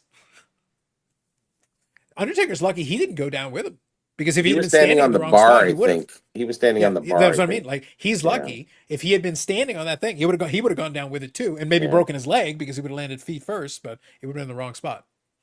He did. So- He was hurt. I forget, Undertaker? but he ended up hurting a leg. He was hurt also because of something that happened in that match. Yeah. Undertaker. He also had his teeth knocked out. No, that was Nick. Nick had his teeth knocked out. Oh yeah, yeah. Oh yeah. But And he it was still didn't very get him da- replaced. once it got to a certain point, it was super dangerous. Yeah. Undertaker did end up hurting his leg. I think when he jumped down to the mat or something. I don't know. Maybe. You guys ended up getting hurt too. But I Well- just want to acknowledge that I saw that Ass Hat is in the comments. Your best friend? I would strongly encourage him to go anywhere else besides here. Nobody likes him nor wants him here. Please feel free to go and make hot dogs for your 48 kids. Good night. I don't think you should say that about Marcel Leon. Paul says, No. I'm Sally Struthers. Every day somewhere, and Eric can't watch cycling. It's true. Sally Struthers. She was on All in the Family. She was the daughter of Archie Bunker. Yes. Just saying. Just Name giving says, information "Alright." out there. I know more than hockey. Shocking. I tell you. So this is something interesting. You guys will have to let me know. It says, names here asking, are ads frequently popping up in the chat? A new thing. He says, I've had 2 ads pop in the last 20 minutes. You guys let me know. I'm not Here. seeing anything. You won't. to be You clear, won't see it. So what happens? What you have to do is you have to go. It depends on your browser. So if you have a regular, Google Chrome browser, you're going to get the advertisements. If you don't want to go through that, you can go get WaterFox or You mean Mozilla, Firefox? whatever. You mean Firefox. Well, there's WaterFox too. You can get one of those, and the ads. There's no ad on those at all. Bobby, And like our 4 cents of AdSense are counting on this. Like, what are you doing? it doesn't hurt you. You're still getting paid. The Or ads- the they're ads still are getting paid. But this will eliminate the ads completely. So get off No, the but Google here's Chrome. the thing. So the reason I'm asking Bobby, he's saying Yeah. in the chat. I'm not talking out on the broadcast. He's saying in the chat. That's why I'm There's asking ads for in the chat clarification. popping up. That's what I'm asking. That's why I'm asking them. I don't. So real quick, I have YouTube. I actually keep a window. So I think Eric knows this. I have a YouTube window where I keep the chat so I can see it on the side see as it. well, Yeah, yeah. just in case. Sure. But I have YouTube Premium, so I wouldn't see any ads. So if you guys are seeing You them, wouldn't, I am no. curious. So Yeah, I'm not that's going to be able to good. see it. I So don't that's why I have say my I'm mom curious. tonight, so I can't. I haven't been watching it. That would Usually- shrink my screen. You guys, I'd be crashing your head. Microscopic, yes. Oh, I squished your head. No, I'm crashing Only your good head. thing that ever came out of Canada. It's crushing your head, not squish your head. Like Marcel's say it Canadian. right? No, Yes. he says I squish No, your no. head. Because he's No, no. French. Bobby, Mm. he said the only good thing to come out of Canada. Oh, So all the Canadian hockey, including Bobby Orr, whoever played for the Boston Bruins are shit per Eric. phew, They not all worthy. yeah. Trash. Not worthy. Wow. Sad. So anyway, Eric hates the troops, America, freedom, and Bobby Orr. No. Who knew? No. Paul says, zip ties are remarkably tough. I said it's the first time. Thought I'd never had the ads pop up. Yeah, no idea. That's kind of weird. Maybe it's something new, but do they have Google Chrome though? Just saying. Sure.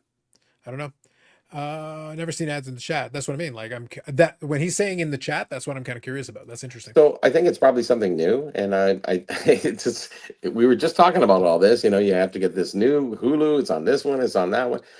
That's probably the next thing. Okay, you're avoiding it. We're gonna put it in the chats. Now try to avoid it. Just to be honest, I have a lot of control over the feed, and I have been sending ads to the people I dislike the most in the chat. Are they about Mr. Tickle Trunk? Be honest, it's about Tickle Trunk. And hopefully they'll get so fed up with the ads that they'll move on. So I have just in the last few minutes, I've sent 439 ads to name. Only 439. That Yes, seems like a good restraint rate. Ads directly to him. So he'll just one be per child. This is one per child, exactly. So I'm hoping he'll just be like, I don't have time for this nonsense, and he'll just go away. You ain't going. I like it. Let's see here. I thought Carlos was being greedy. That too. 39. That too. Let's chat tonight. No watching this nonsense. Raise the like button fee. I always raise the like button fee. I don't want to watch this nonsense. I don't blame you. You're on this nonsense. You And are I the should nonsense. be. This Come on. that pituitary gland. thing. Pituitary gland. Pituitary gland thing. Okay. Ay, ay. Tickle trunk surcharge. Facts. I seen ads tonight while watching. I don't have Chrome. Gotcha. Getting a lot of Hellman's ads. Well, at least that's good. Hey, helmets is the good stuff. Yep. Popping up again. So what type of ads? So this is interesting. Actually, here's the thing. I had never heard of anything in the chat. That's interesting. Never. No, never seen That's a that. first for me. It's new. It's got to be new. Yeah. Only Basement here says, ads It's not pop like up and they block tell the chat, you. you have to clear them. Eric, can you put it on your phone? I'm curious now. Now you got me curious. Well, I haven't seen any for the chat before. That's interesting. I'm gonna put my I'll check my computer. I'm gonna be right back. I gotta go to the washroom anyway. Yeah. Yeah, that's the first I've heard of it. Like AdSense is on, but the ad thing is in the chat. That's kind of weird. Kind of an annoying spot to put it, to be honest. Seems kind of dumb. let's see here. Explaining, I had another eBay ad pop up. Interesting. Well, what are you guys, especially if you're capable of it? Can you take a screenshot of it? If you can, and send it to me, I'd be curious. I've never seen it before, so I'm kind of curious now. New tonight. Yeah, it's weird. I don't mind that YouTube tries stuff sometimes, but it'd be nice to get a heads up, especially if it's something that pops up that frequently. Would it matter if you're using Top Chat versus Live Chat? I don't know. That's a good question. That is a valid question. Now you got me curious. Why isn't this working now? I know I just saw an ad for Tickle Trunksicle. Well, at least that's valid. That's important. Interesting. Maybe I can use one of these. Let's see. Could I wonder now if I could use an incognito browser that wouldn't have YouTube Premium. And I wonder if it would show it to me. Let's see. Let us see. Here we go. Mine's on a chat. It's like a sidebar thing. Interesting. Interesting. Okay. Riveting television. See, there we go. That's good. Let's see if I can use this. Yeah, I'll check in on it and see what I find. We'll see. Chat space, you have to exit out.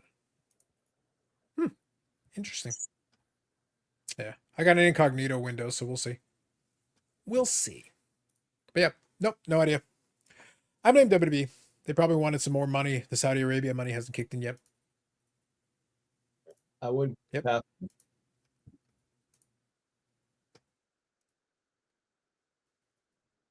Well, the good news, Eric, is that I can have my dream mattress from $30 a month. All right. So I got that going. I don't. And it is true, name. If you got premium, none of that appears.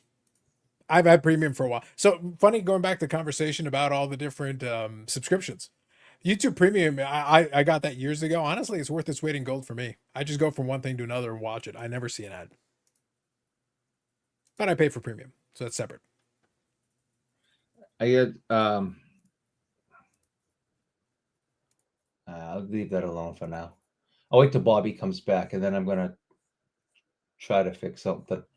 I guess I haven't used this in a while, and it's totally dark because back when my eyes were all messed up.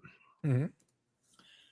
And okay, we got a couple in here. Lonely Basement says on iPhone, no premium. It started last week. Interesting. It's a new one. Zach says, well, I was signing up for the Patreon. Maybe Carlos will turn off the ads. Look, if you sign up for the Patreon, I will turn off the ads. I don't see any ads in my 5 cents that I get. Look, outside of Eric's like button payments, and I keep having to raise them because inflation is going crazy. But outside of like button payments, not a lot. This is like Spotify streaming totals now.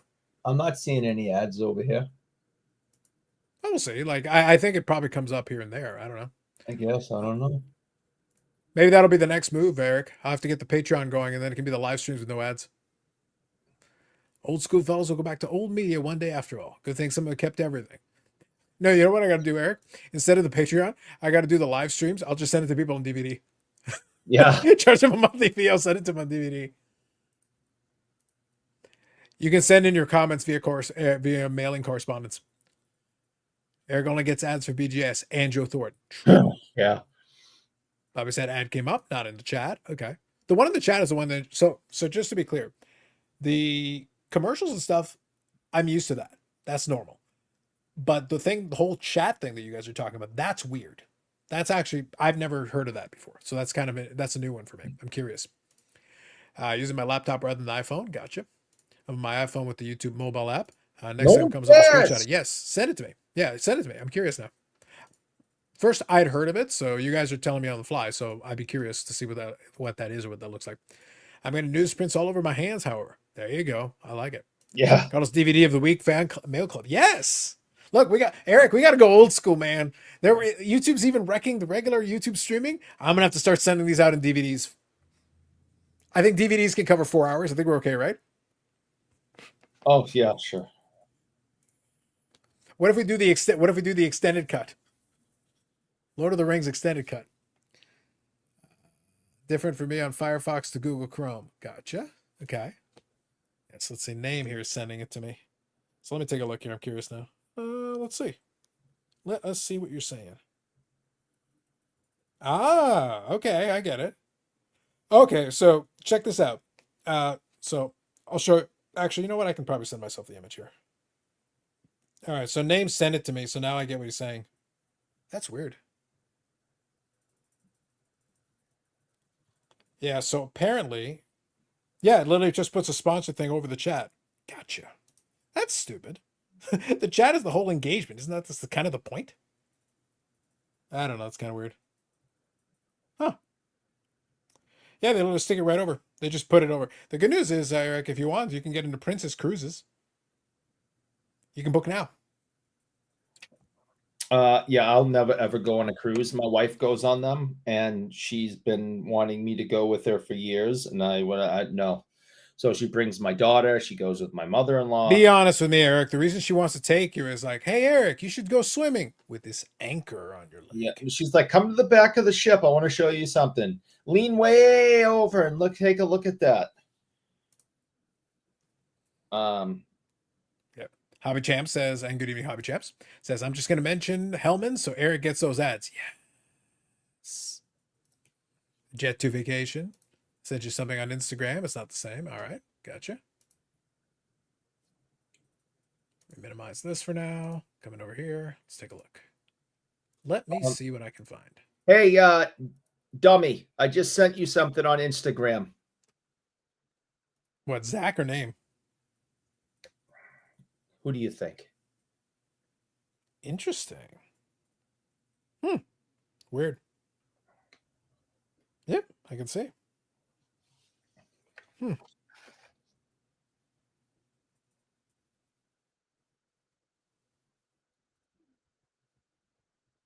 How peculiar. This was Eric, you just missed out. This was a great opportunity. You could have said how bizarre. Dun, dun, dun, dun, dun, dun. This is an opportunity. It's right there. Right in our hands. Right there. Yeah. How bizarre.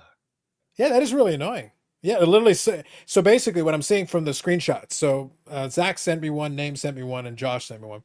And all it is like the video's playing, but the ad is literally smack right on top of the chat. Literally on top of the chat. Yeah, I'm not getting any of that. It's so weird. Huh. Even in other videos I've been watching all this week, I haven't seen anything. But then again, I only watch through Firefox when I do YouTube because otherwise Chrome is a pain in the ass. You have to go through. Well, here's the thing, Bobby. The commercials. screenshots I'm being sent are not only from browsers; it's also from phones. Really? So it's not just one thing; it's phones and browsers, all the above. So it's like, I was like, okay. Does anybody have Firefox? I haven't used it for years. I used to. Yeah, I did too, and then it screwed up something like that. But I came back because there was no ads, right? Because I hate going through that 30-second whatever bullshit. Yeah, I sent it to you, Eric, just so you can see what I'm talking about. That's an example of what I've been showing. You can send it to me too. I'll just look at it. Yeah, sure. So let's go here. Sent you that. It's using YouTube app on Send my it to the phone. group. Send it to the group. So it's some kind of eBay ad. Well, that's one example. Like there's multiple. It's eBay, it's the cruise, it's a bunch of stuff. Like, but it's a similar kind of setup. It's literally smack over where the chat is. And then they can close it, but then that's where the ads are appearing. Yeah, It's kind of a I'm weird spot. yeah, I'm not getting that on the screen over here. That's Well, interesting. I don't think it's across the board, Eric. Could you imagine if every single person watching every single live stream got ads at the exact same time? Forget it. That'd be stupid. Yeah, I was going to say that'd be chaos. It's got to be a little bit Holy randomized. crap! Really? Look at that. Yeah. Oh, it's Yeah, an I got eBay it. ad for collectibles. Oh. Well, again, that's one example, but yes. I'm just saying. Yeah, that's eBay's in there, right? Obviously. So. Yeah. Boy, It that says, hope you're getting paid for sucks. all this. Yeah. Oh, it's sponsored at the top. There you go. I got it. Yep. Yeah. Okay.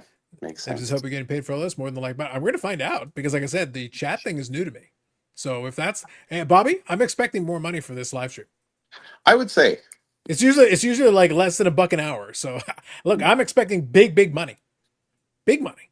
hey, If you're gonna show that eBay's many paying. ads, eBay's I was paying. gonna say, yeah, Or maybe. I don't know. big eBay. If Big eBay is gonna do this, I expect some fundola. Yeah, they showed Barbie and they showed a few other things. There was no hockeys. Carlos says, if Eric despises mayonnaise, does that mean he despises Dukes more than Hellman's, or does he despise the better mayo less? I hate, Ooh, is there a power I hate ranking? all of it, and I hate anyone who wants to ask me about it. How you think about that? I'd Wow. like to try Dukes to compare. Yeah. Because we have Kraft Mayo, and then we have Miracle Whip, and then we have Hellman's here. There's the generic brands too, but those are just regular glop. So Duke seems to be pretty predominant in the States. So, And if there's anything else, then I send pictures of it to Eric. yes, I do like that it has, the Batman Hush comic. it does. Yes, I did like that too. Dan says, Well, I posted go a new do what vintage you gotta baseball do. card. So speaking of ads, here says Dan, I post a new vintage baseball card to my Instagram every day, going for 365 days straight. December will be 1 year. See? Yeah. That's a free ad. It popped up like twice in 10 minutes. Yeah, it's weird. Yep. Thank you guys for sending it. I appreciate it. It helps me see it here. I don't think you can post a new vintage card. Maybe you can. New is a relative term. Yes. I wonder why some people get it and the others don't. That's what I mean. I think it has to I be think it's randomized, the I think it's the browser. Well, like I said, it's also on the phone. But yes. Well, the browser, you mean Chrome With on the your phone, with the whatever. phone you'd be doing it on the app, not the browser. No, you have browsers that you can use. Oh, yeah, but a lot I of have them are Bing. using I the- can go through Yeah. Chrome. I can go through whatever. No, you can, but I'm saying like on your phone, you can also use the YouTube app. Oh, Some I of them are don't. saying Yeah, from I there. actually stopped using the YouTube app because I was getting ads. So Sure. No, that's fair. I just go through it normally, and I use Bing or one of the other ones. Alta Vista. No. just Alta kidding. Vista. Wish. Hobby Hey. Champ says Eric's not going to tell us which ads or because it's OnlyFans. Yes. I Mm, sent an ad to Eric and Carlos on Instagram, showed me an ad to see if I wanted to advertise. Maybe you should advertise. yeah. No one has But seen you figure an we're doing a IG. hockey show. Why wouldn't they show some hockey collectibles? You know what I mean? Why is it not You think relative? that algorithm's that smart? I guess not. Yeah, I thought it was. Look, if it was smarter, it would be showing Hellman's ads right now. Oh, I want them as there. many Let's times go. as we mention it, it should be. Yes, you're We right. should, yes. AI is not so sharp on this. Not Mhm. caught up on that yet. I'm watching you and all the scrolling eBay ads, so I guess that's why I get those ads, maybe. Oh, probably. Yeah, it's what you algorithmically tie into. So yeah. Yeah. Apps. Yeah, no worries, Dan. So Webo2 So does here that says, mean name is into Barbies? What? listen, Just saying. Bobby, we've been very clear on this. We kink judge, we do not kink shame. Kink Yes. judge, yes. Kink shame, no. Okay. There's no shame in it. I'm just judging. Just saying. Maybe the chat ads prevent bots, only appear to people who are posting frequently. I have no idea. Probably. If there's a It's rhyme or shame, and he should be ashamed. And from now on, name plays with Barbies. Ooh, That hey, is I now didn't mean to start anything there. I'm That just is saying. now canon. Name plays with Barbies. Doesn't just collect them for their worth. He plays with them. He has kids. So and wait, buys them question. Valid Yes. question here. Since Eric is being Judgy McJudgerson, I must ask, So is the playing with Barbies that Eric is accusing this man of, is that more or less dignified than playing with your fully posable Mr. Tickle Trunk action figure? Whew, tough call, eh? I do with my Mr. Tickle Trunk fully posable action figure with the Kung Fu grip is my business. Bobby, notice that I didn't say Eric had it, and yet that was the response we got. That's right. Yeah. Just saying. You walked into that, man. That says, I just got added to attack Eric's college, Tickle Trunk Technical College. Triple T. Triple T is a big one. Here's something I picked up. Here's a nice poster. Considering the movie is coming out. Argos. Yep, the Argos, yes. What movie? I like me. It's like, John yeah, it's Candy like a movie. John Candy biopic, isn't it? Oh, really? No, this is actually old, vintage. No, Bobby, I'm talking about the movie. The movie is like a John Candy biopic, I think. Yeah, it is. Yeah. Yeah. Who's playing John Candy? Good question. I don't know. I don't know. Let me check. I will see if I can pull it up. I know the one Bobby's talking about, but let me see if I can. Pull it up. John Candy was freaking awesome. Not only was he funny, that guy could do drama. Anything that was required, that guy could do. It I'm was just wondering what year this was from. Uncle Buck will be one of my favorite movies till the day I die. July 7th, 94. Presented to his fans. Yeah, sorry, it's a documentary. It's a documentary, not a biopic. Well, Oh, it's is it a really? documentary. Okay. Yeah, it's a documentary. It's actually being directed by Colin Hanks. So it's going to be nobody filling in for him. It's just, yeah. Okay. So it's going to be a documentary. I think they could do a movie too. They totally could. So interesting enough, they're going to have appearances from Dan Aykroyd, Sure. Mel Brooks, Macaulay Culkin, Tom Hanks, Eugene Levy, Steve Martin, Bill Murray, Conan O'Brien, Catherine O'Hara, and Martin Short. Dave Thomas? No.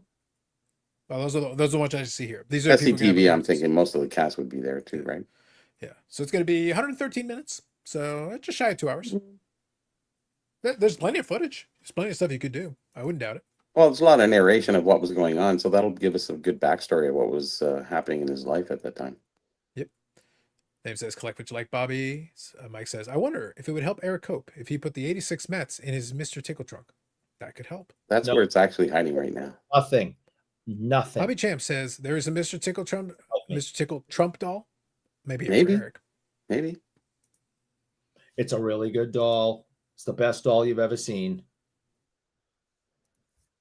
It's amazing. That was at least a decent effort. I appreciate the effort. The greatest doll ever made. That would be good. John Madden is, yeah, that'd be cool. John Madden is John Candy. That's about as Eric big has as a you can Marcel get, right? Voodoo doll. That might be true. No. Mm-hmm. It's like, Marcel, you're going to sign the Mayo ad, aren't you? I don't tell Marcel anything because No, you asked. You got the Voodoo doll, you might. Kindly. I've seen Grumpy Marcel. I ain't telling that man anything. I don't know if he was grumpy. He was almost mad, Voodoo Marcel. Curse Marcel? Have you seen Voodoo Curse Marcel? I don't. I told you there was a period of about 5 minutes a couple of years ago where he was angry with me, and I was like, I had a little pee come out. But then he calmed down. Then he apologized. Wow. Mm. Was that the time we were all there, or is that another time? A year before that. Oof. So every year there's some time period so that 2 you got to years stay ago, away. So 2 years ago, he got mad at me for about 5 minutes. Really? And then last year is when we saw angry Marcel at his booth. Wow. He was angry at his helper. Yeah. So That's 2 years ago, I was his helper, and he was mad at me, and I had a little pee come out. I wonder if Wow. McDavid gets mad at his helpers. You see that, Eric? Oh God. I'm telling you guys, all seriousness, that guy's It might be. that guy's like, just had a birthday. He's like 75 or something now. And I'm telling you, he is solid. It's freaking crazy. I mean, yeah, he's got a belly on him and everything, but I put my hand on his back. It's just like a rock. That man is solid. Mm-hmm. It's crazy. I'm 5'8". Indeed. I'm not a Cabbage Patch Kid. I'm 5'8". I'm a grown man, damn it. If you say so. So anyway, what I was going to say, just a quick aside before we got distracted by Eric's shameless ads. And by the way, any ads you see, they're all Eric's fault. So quick aside, I wanted to kind of finish the thought, kind of talking about what Eric was discussing, is that I wanted to check and see what the streaming package was for the NHL because I was Oh curious. yeah. So like for here, if I Sportsnet Plus is the one they use for that, for the out of Yeah. market games. So beyond obviously the local region, because obviously with all the Sportsnet channels, we still get a lot of games here. Like with the package I have, it'd be fine. Oh yeah. But if you want the other stuff beyond that, it'd be $30 a month. That's not bad. It's not terrible. Yeah. Getting So you get so everything? for that one you get The U.S. games and the minors. for that one you get in market. Well, you don't get the minors. You get in market and out of market regional games. Okay. Yeah. You also get Jays games, but obviously I have that with the regular one. You do get some other MLB postseason games. You also get Raptors and NBA games, UFC fight nights, Oh, pay-per-view prelims and originals. So that is included as part of that. I thought it was $30. hockey you were talking about. No, Yeah. they're all together. There is no That's just that a hockey. package. Oh, okay. It's not a hockey package. Yeah, it's the just sports. hockey one is included as part of that. Oh, okay, got it. Yeah, because Sportsnet owns all those rights, so they basically just bundled it. I guess easier that way, right? And that's not bad for $30 a month because you're getting all of that. That's 30 Canadian, right? Yeah. Yeah. Which isn't terrible. Which Which isn't is terrible. $22 US. Yeah, Yeah, compared to a lot of stuff. Oh, that's not bad. No, it's not because you're getting so much more. But again, but if you're already getting Hulu, Paramount, HBO, Peacock, That's stupid. and now you want to get the NHL package. That's another that that's what's happening with me. So what I'm planning on doing is when hockey season starts, I'm getting rid of HBO and the HBO sports package. You need a box, one of those black It's boxes crazy. again. It's too much. It's actually, do you have enough time to watch all those things? Is the funny part. I don't have time to do jack shit, but So why are you paying for it? because when I do have a moment, I'd like to sit down and really watch what I enjoy. Have the options, yeah, sure. So. Mhm. But no, I don't. I don't sit home all day and just watch TV and watch 20 hours of TV a day. Some people can do that and whatever. But so yeah, I have to get rid of and then sign up for something new because I can't just keep getting another streaming service. So when the Bruins season starts, I'll get NESN, which is the New England Sports Network, and I have to pay stupid money for that every month. Really? So HBO's got to go. It's crazy. At least we get the lease for free.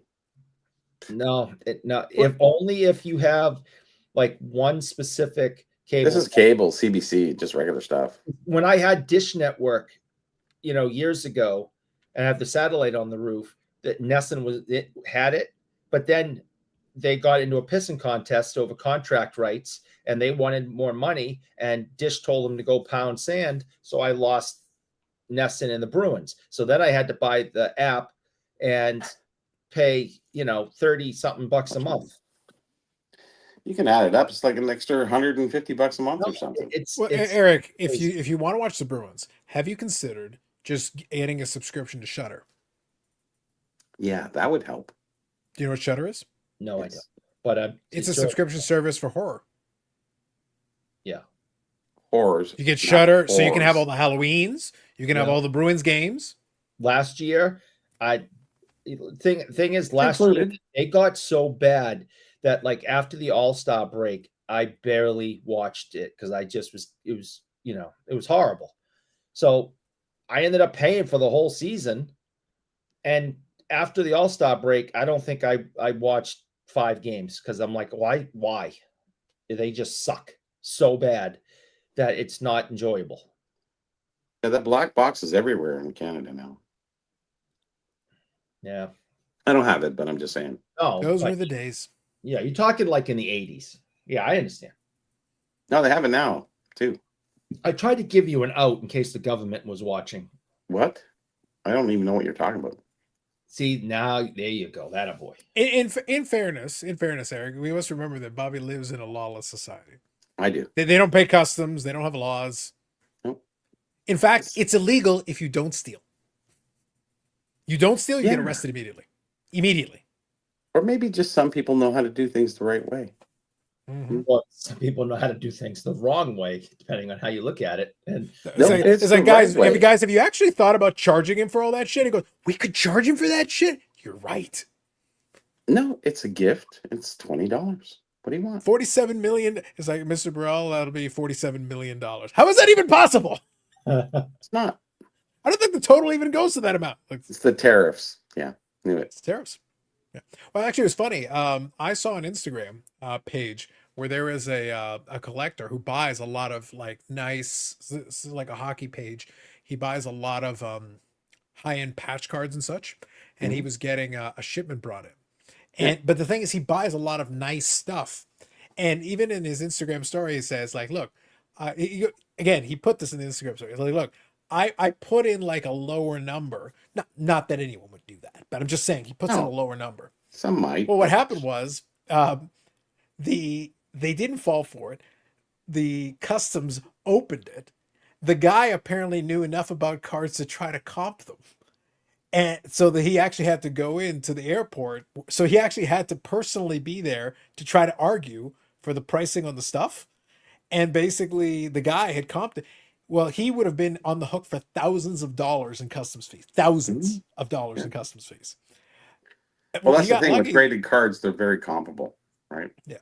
Well, the problem is that the guy was using, he knew enough about cards to know that they were more valuable than what was put on the slip. Sure, of course. But he was looking up eBay stuff. He was looking at the eBay listings, not what they actually sold for. right. So the problem is if somebody puts up something and That's puts even $10,000, Yeah. yeah, like even though it's like it hasn't actually sold for that amount, that's just No. what they're listing it for. Yeah. So there's a big difference between what somebody lists something for and what it actually sells for. Absolutely. So the problem is he was getting like the maximum amount on some of these things that was way higher than anyone was actually paying for it. So he managed to luck out that apparently the guy, once he saw the kind of stuff he had and he tried to show him like, no, I buy this stuff all the time. He was trying to tell him, I buy this stuff all the time. It doesn't cost that much. No one actually pays that amount. The guy apparently had heard of his Instagram handle. And he was able to talk him down so that he was able to come to an agreement on the difference because it was a trade. It was a partial cash trade. Yeah. It wasn't just a straight Gotcha. purchase. Yeah. So he was able to get him to look at what the actual deal was, and he paid customs on the difference between the cash and the trade. So it brought the number down. But that's like a pain in the ass and a half. Literally having to sit there and argue with people. Yeah. I'm No, I sure get that. I get that. you 100%. guys agree that deals between citizens, cross border citizens, if I buy something from Bobby or, Bobby buys something from me, that the government shouldn't be involved in that shit. Now, It's commerce. if I bought something from a store, from, I don't know, name any store, Walmart or something across the border, and they're shipping it to me. Yeah. All right. Customs and all that. Cause I'm buying something, I've left my country to go spend money in a different country. Well, yeah, I understand as much as it sucks. I get it. But between private citizens, I've never agreed with this before the tariffs and all that, all the silly bullshit. I've never agreed with, if I buy something off eBay between me and another private citizen somewhere in the world, that's no one's freaking business.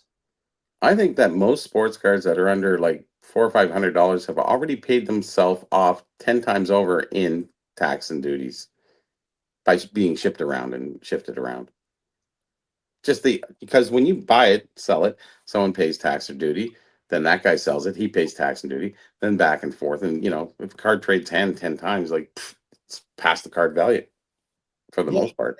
I just think it's just completely ridiculous. And Everything is found at a garage sale or in a closet, and happy belated birthday, and that's how I get stuff. It's just the way it works. Because I have birthdays. So Eric, looks here. holy Jesus. Jesus, what? I know. What's he doing here? Oh my God. The mummy thrives. I'm just glad that he's still alive. I look forward to seeing him in November. Hopefully we can get out somewhere. I know Go to Montana's? Yes. Yeah, I don't wherever he wants to go. I know that he's got food restrictions and he doesn't like being in. Well, We went to Montana's last time, and Montana's he liked actually the worked out okay vegetarian for him in burger. the end. Montana worked out well for him in the end.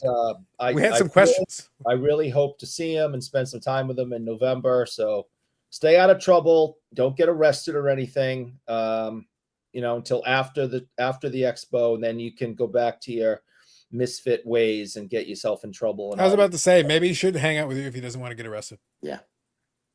Well, it's cool if we're out together and get arrested. That's just a good time. That's just a good time right there. The Montana veggie burger was something. Yeah, that that's what I was saying, was Bobby. It worked out in so the end good. for him. That It worked did. out okay. After So good I evening, ate Amit. half of Good his evening, other Amit. one. And it's a valid question. It is a valid question. No, I still only have one fake hip. The other one is still doing okay. I haven't broke it yet, and I haven't broke the new one. So things are good on that end. Good. I hope things are good with you, pal. Yep. Now, actually, it was funny. Let me quickly touch on this. This won't necessarily affect everybody. I did get an email yesterday from Comsi. Now, it's interesting. So, good evening, Amit. Thanks for popping in the chat. Appreciate it. And we'll see you in November. So it should be coming up here. We're on the road to the expo now, as we speak. Yes. Definitely now. If Amit's in the chat, we're on the Just road saying. to the expo. We're on the road right now. When he shows up, it's That's time. it. That's right.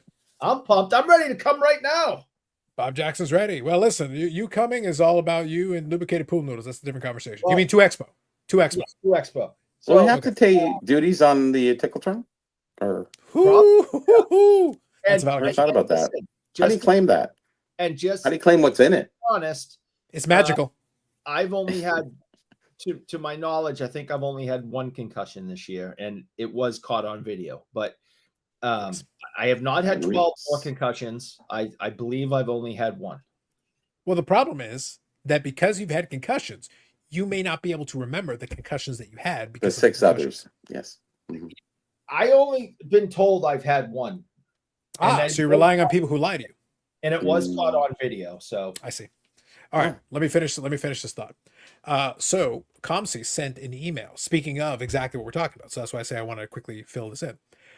So Comsi, what's funny is they say, so this was yesterday's email, effective immediately, orders shipped to addresses in Canada will only be charged 5% duties and taxes. That is a decrease from the previous where it was 30%. So apparently Comsi has been able to figure out their situation. Like so real quick, just so we all understand. It is fluid, it's moving around, there's a lot of weird moving parts, but a lot of it really comes down to, especially from a corporate business side, if you can get paperwork and clearance. Because if you can classify and you put the paperwork together, there are things that are exempted from it. Coming into you Canada can't is not so bad, though. It's going to the U.S. from Canada is really the tough part for a lot of people. No, we definitely got charged customs, Bobby. Very high customs. Oh, yes. Okay. Yeah. Just saying. So, total bullshit. but specifically, Comsi was charging 30% as a result of that up until recently. So they're saying effective immediately, they're dropping that down to 5%. So now they have been able to resolve that issue on their end. So basically, Comsi is saying, if you guys want, we can now ship it to you, and we'll give you the 5% instead of 30. But what I am seeing is a lot of people are not shipping to the U.S. You have to get an app. You have to download a QR code and stuff like that just to, pay the duties up front and all this other stuff. So a lot of guys are just saying, forget it. I'm not shipping to the United States. And that is a big thing going on right now. I'm not buying from, and Carlos, you talked about this briefly. And again, I really do want to go back and finish watching it. But with the AMG guys, you were talking about it, that on eBay, we're getting these messages saying that you're gonna have to pay customs when at your front door, to the postman, and it's like, nope, I'm good. I'm not dealing with this bullshit. I don't even know. Do they do COD still? I haven't So that's the problem, time. Bobby. Right now, if eBay literally won't let you print labels from Canada Post, they literally won't let you print them. If you do it through Canada Post, they'll let you do it, but they force you to prepay. So I'm like, no, thank you. Yes, I know. And then you can send through some of the couriers. They will do it. But then I actually had one that UPS was there. It had the paperwork filled out. The information was put, because again, eBay puts in how much it costs and all that information. Fine. So it was there. It literally hung around the clearinghouse for a week, and then they sent it back to me. Oh, really? They sent it back to me, and they put on their, recipient rejected it. And I literally reached out to the buyer and I said, hey, did you get any information about this? And they said, nope, I didn't get anything about it. UPS literally decided they didn't even want to try to clear it. So they just sent it back to me and they still charged me for it. Oh, well, of course, yeah. I got something out before the 29th, but it's still not delivered. And the guy changed his address at the last minute. I'm going to check that out right now. That's a bit of an issue. But- So real quick, I'll read the comments here just to get caught up. Go So ahead. for me, it says easier to ship to. So what's GISI? I think I know what you're referring to, but I'm not sure. Can you define that? EISI. Yeah, that's what I mean. I don't know what he's doing. Ship to Eric, and he can bring them to Expo. So that's something that has been done. Like the Favre jersey is basically we're doing that, but it's one of those things where a lot of stuff is okay right now with ComC. To be honest with you, with ComC, I've been sending the stuff over to ship my cards because I'm consolidating all into the one box. But I said right now the point though is it's in flux because this ComC email means they've been able to resolve one of the issues and been able to lower that additional cost from their perspective because you're prepaying. When you tell them to ship, right? You're paying the total there. They're charging you the taxes, duties, and taxes right off the top at the beginning to have it shipped to yourself. What was the 30% charge before? Now they're saying it's a 5% charge because they've been able to resolve it from there. This is their email communication. Well, that's good. That's an improvement. Does that mean it's cheap? No, the shipping is still expensive. Let's be clear about that. It's not cheap shipping. Oh, no. But is it better than it was? Yes. So apparently they've been able to at least get some of the issue cleared up for them. So that's good. ComC fees is 800. I paid much less. Yes. So, earlier tonight, Paul C sent me something and, this Ray Bork card that, was really cool. And, I was ready to put a bid on it. So I opened it up in my eBay app and there it is. Big blue banner up top, attention, you're going to have, if you win this, you're going to have to pay this and that and this. And I'm just, I'm good.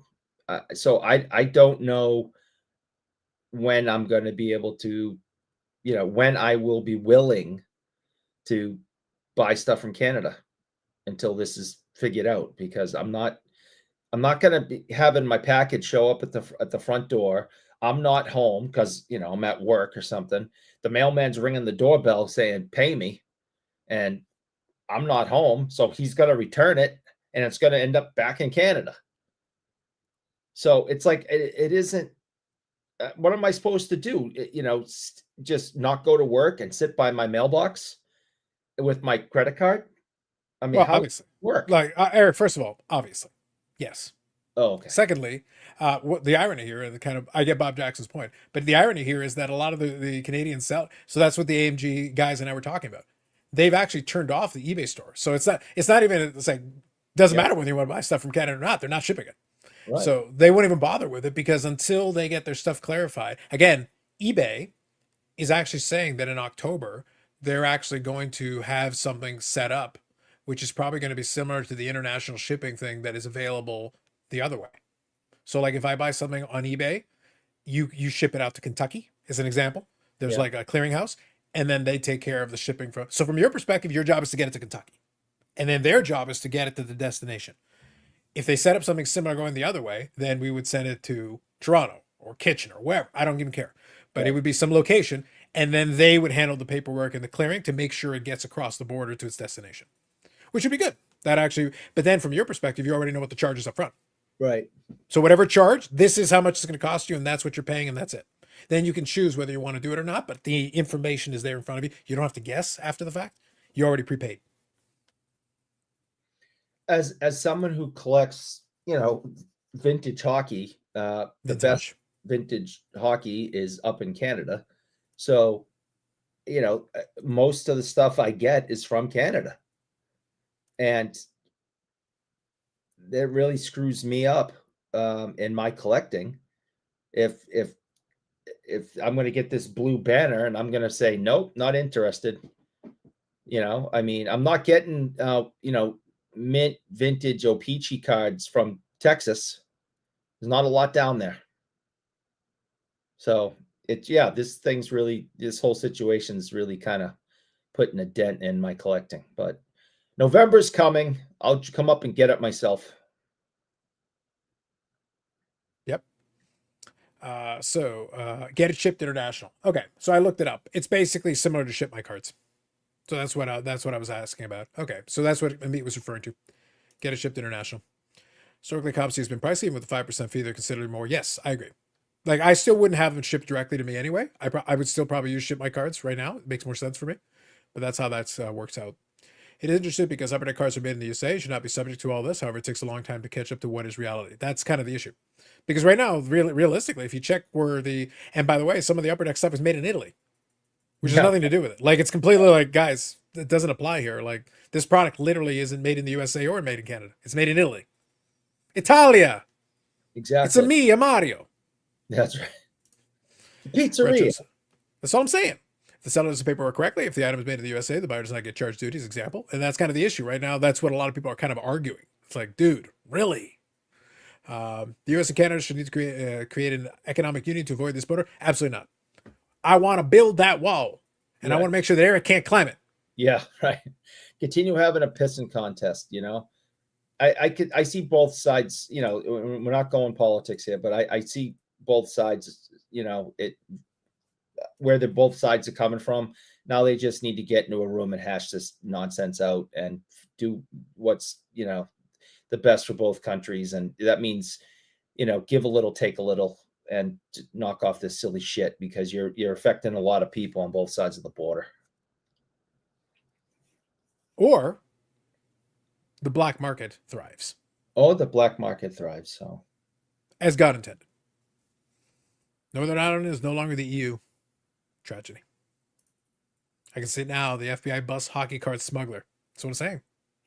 What we need are the mules. Yeah. It's like, what did you get caught taking? So it's Reggie Lemonade? Lemonade stand? Who buys this shit? Don't ask where the cards were hiding. Exactly. Oh, Jesus Christ. Don't you have something better to do? I shipped on the 27th and it's still not to this location. However, that was my last US sale. And the guy said I sent the wrong address. He goes, ship it to this one. And I went, hey, I can't do it. It's already shipped. I can't redirect it. Yeah, you can't redirect. That's right. And he says, oh, it's okay. I'll do it. And I went, okay. So I contacted eBay and they said, don't worry, you're covered. If it goes there and it's not, it'll come back to you. And I go, I don't want it coming back to me. I don't want it. I don't want it. And at this point, I don't want it coming back because who knows what's going to happen on the duty coming back. So anyways, it's still stuck. I think he tried to redirect it and it's still stuck. But today I did buy something. I was logged on to my eBay USA and then I tried to quickly to do a buy it now. And it doesn't see on the app. That's the one problem. It doesn't say if it's USA or Canada. It doesn't really tell you that. It's the one lacking in the app. It doesn't tell you where, you know. So I actually went to buy it now and it says will not ship to America, USA, because that's my USA account. So I had to log in to my Canadian account and buy it within my Canadian account through the Canadian seller. So it was like, so there's a lot of people that are saying that they're not shipping to the States. And it's in a lot of the forums on Facebook where we talk about, you know, eBay sales and the shipping and the duties and stuff like that. So they said a lot of people are just saying, no, I'm not just shipping to the States. So they're taking that check mark off of the shipping and just shipping within Canada. So it's stopping a lot of commerce really more than anything else. And I have friends who they had to get this app to ship to the States. So you do have that's to. That's what I'm referring to. QR yeah, with the Canada code. Post one, that's basically the thing. And then you just pay it up you front, but you can put whatever, you know, cost on declared it. You know, value. Declared value. Be it whatever it is. And you can just put it on and just go through it. $1? Maybe, you know. But they can. It's 45 pounds, sir. It's a Tony Esposito PSAA. You're in trouble. It's a 45-pound box, sir. You're saying it's $1. It is a very, very, very, very heavy foam. It is. Yeah. Aha. I stuffed it with paper. Yes. Very heavy paper. Heavy, yeah. Heavy paper, sir. So per name's comment. You ever seen Pulp Fiction? Yes. That's where the lemon M&Ms are coming from. Pulp Fiction, think of the watch. I'm well aware. All the watch, yeah. I'm on board. I am on board. Christopher Walken? Yes. Same. Retro says, hockey card smuggler admits his future crimes on YouTube. Busted the border November 5th, 2025. Oh, there he is. And I can think of, How many people we have in the chat? 37. I could think of 37, 38, 39. Rat thinks that's gonna rat me out too. Well, I'm just gonna get my stuff shipped to you because you're coming over. So I'm just figuring. Mm. I got a jar of Pecos pickles. The pile is getting bigger, so you might as Is it well. important? Might as well, yeah. I bought a jar of unopened Pecos pickles. Wow. Dan here says, we need carbios willing to stick PSA slabs where the sun don't shine. That's usually where we put the SGC ones. Yeah. But are we going to have room left? We'll see. I'll ask Eric. Depends how much sun Eric, gets in there. Eric, move a couple of the SGC ones to the side. There should be enough room there. Dan asked. Give him a break. You ever wonder why the SGC slabs are so dark? Where were those inserts previously? I'm just saying. I'd like to know. You're gross. It was obviously where the sun didn't shine.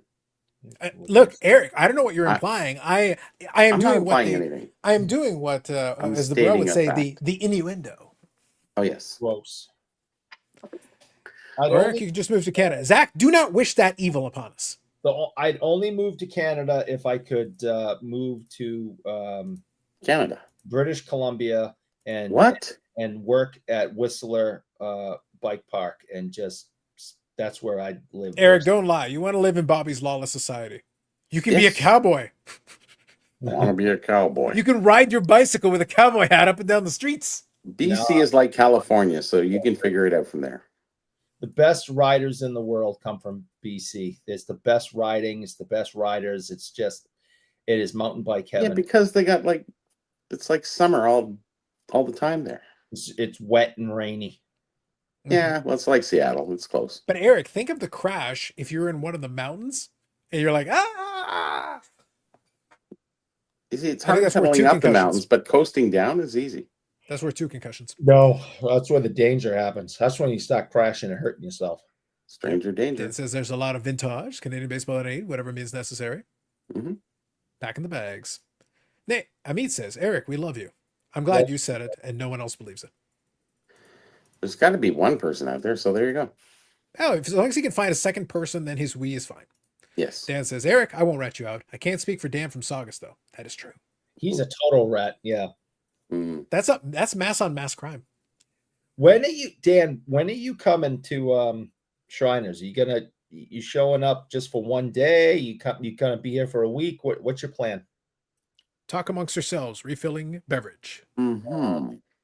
So it's the 31st, which is, obviously that's Halloween.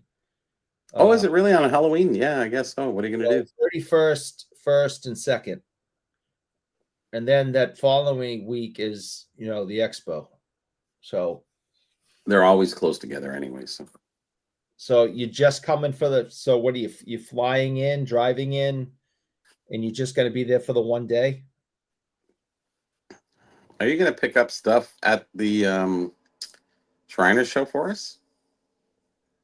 For us?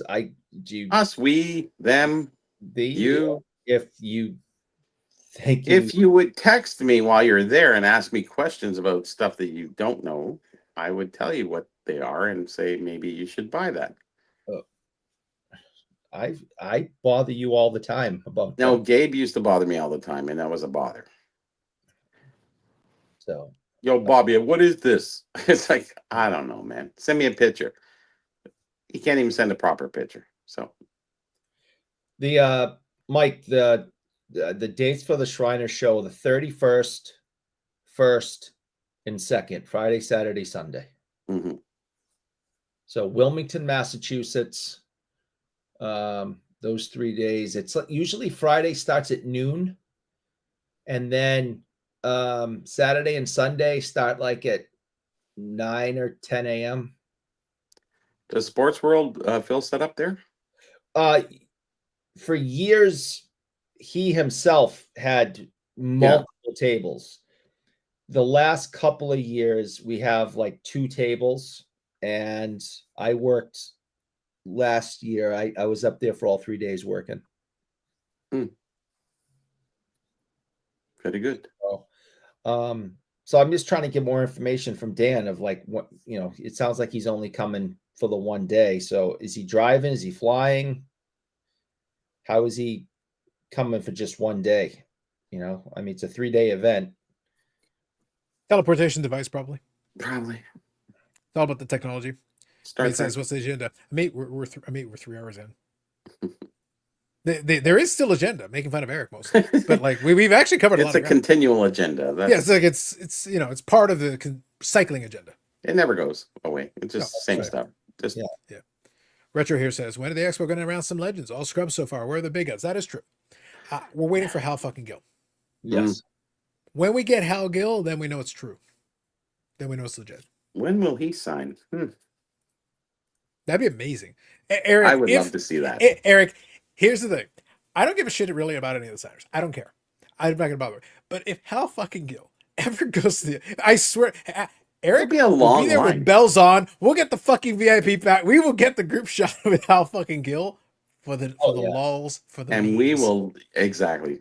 Oh yeah. You gotta we do will it. live that for the next 20 years. Yeah. If the And Hal Suns- Gill will be like, I really? Who are And he those goes, guys? you don't understand. The ultimate fans. honestly, I mean, jokes aside, I think, yeah, I know he played in Montreal, but did he play in Toronto? Hal No, Gill? I don't think so. No. No. I don't remember him. Yeah, No. Dan says Saturday, November 1st, train to Back Bay, staying with friends. There you go. All right, he's just a train. Smart. Fair. Actually, speaking of, since we talked about it, my Ship My Cards thing from ComC just arrived at Ship My Cards. Perfect. Good timing. Mhm. Yeah. So it's going to be a good consolidator. Right now, I have 44 separate shipments that are at my Ship My Cards right now. Wow.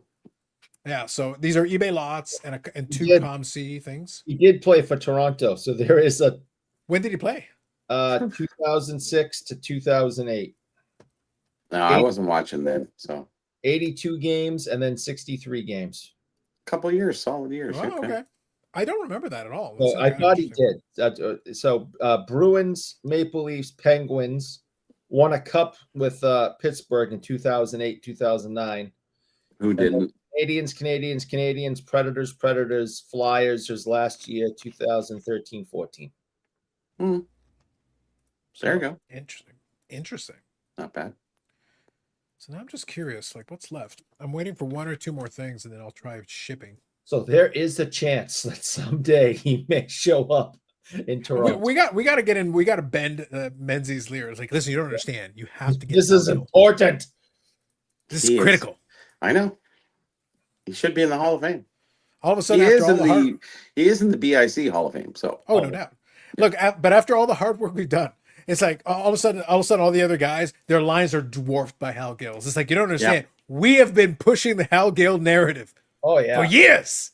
and Yeah. and everyone will be looking around going, why is everybody? I'm getting Hal Gill's autograph too because everybody else seems to. Mario So, Lemieux over there at an empty table. probably, yeah. Goes around the building twice for Hal Gill. He's like, what the hell's happening here? He's going, Hal, what the hell did you do? It's Eric. Make it a point to text Menzie every 24 hours. I'm sure that goes great. He won't answer you anyways, but just say it. Yeah, Hal was. Hal was a solid defenseman, stay-at-home defenseman. Didn't score much, didn't assist much, didn't do much. None of these things matter. None of these things matter. Played defense. Statistics don't matter, but you just No, Eric, no. Hal Gill Who follows didn't in the play long for the lines of Leafs? great legends. He follows in the long lines of great legends. Yeah. As Ziggy Palffy before him. There is a very select group of all-time greats that the BIC has elevated. Mhm. Just saying. That's true. And that's Marcel Dion and McDavid included. Just saying. Well, listen. Marcel hasn't made it there yet. He's okay. Oh, he's been talked enough about that.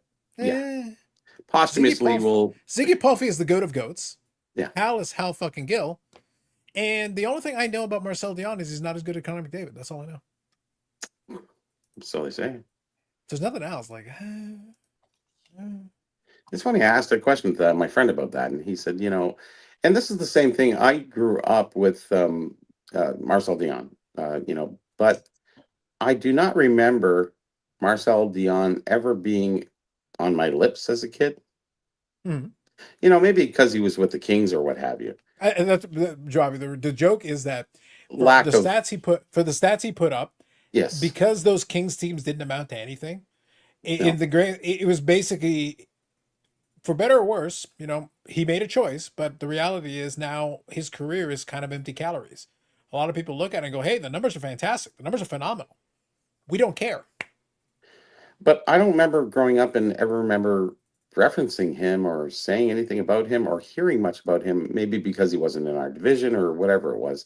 And but McDavid, then again, lack of media at that time period compared to today. You know, McDavid's on everyone's lips, so you know it is a big difference. But you do have a That- guy who amazing skater and a player. So Bobby, yes, you awoke a sleeping giant.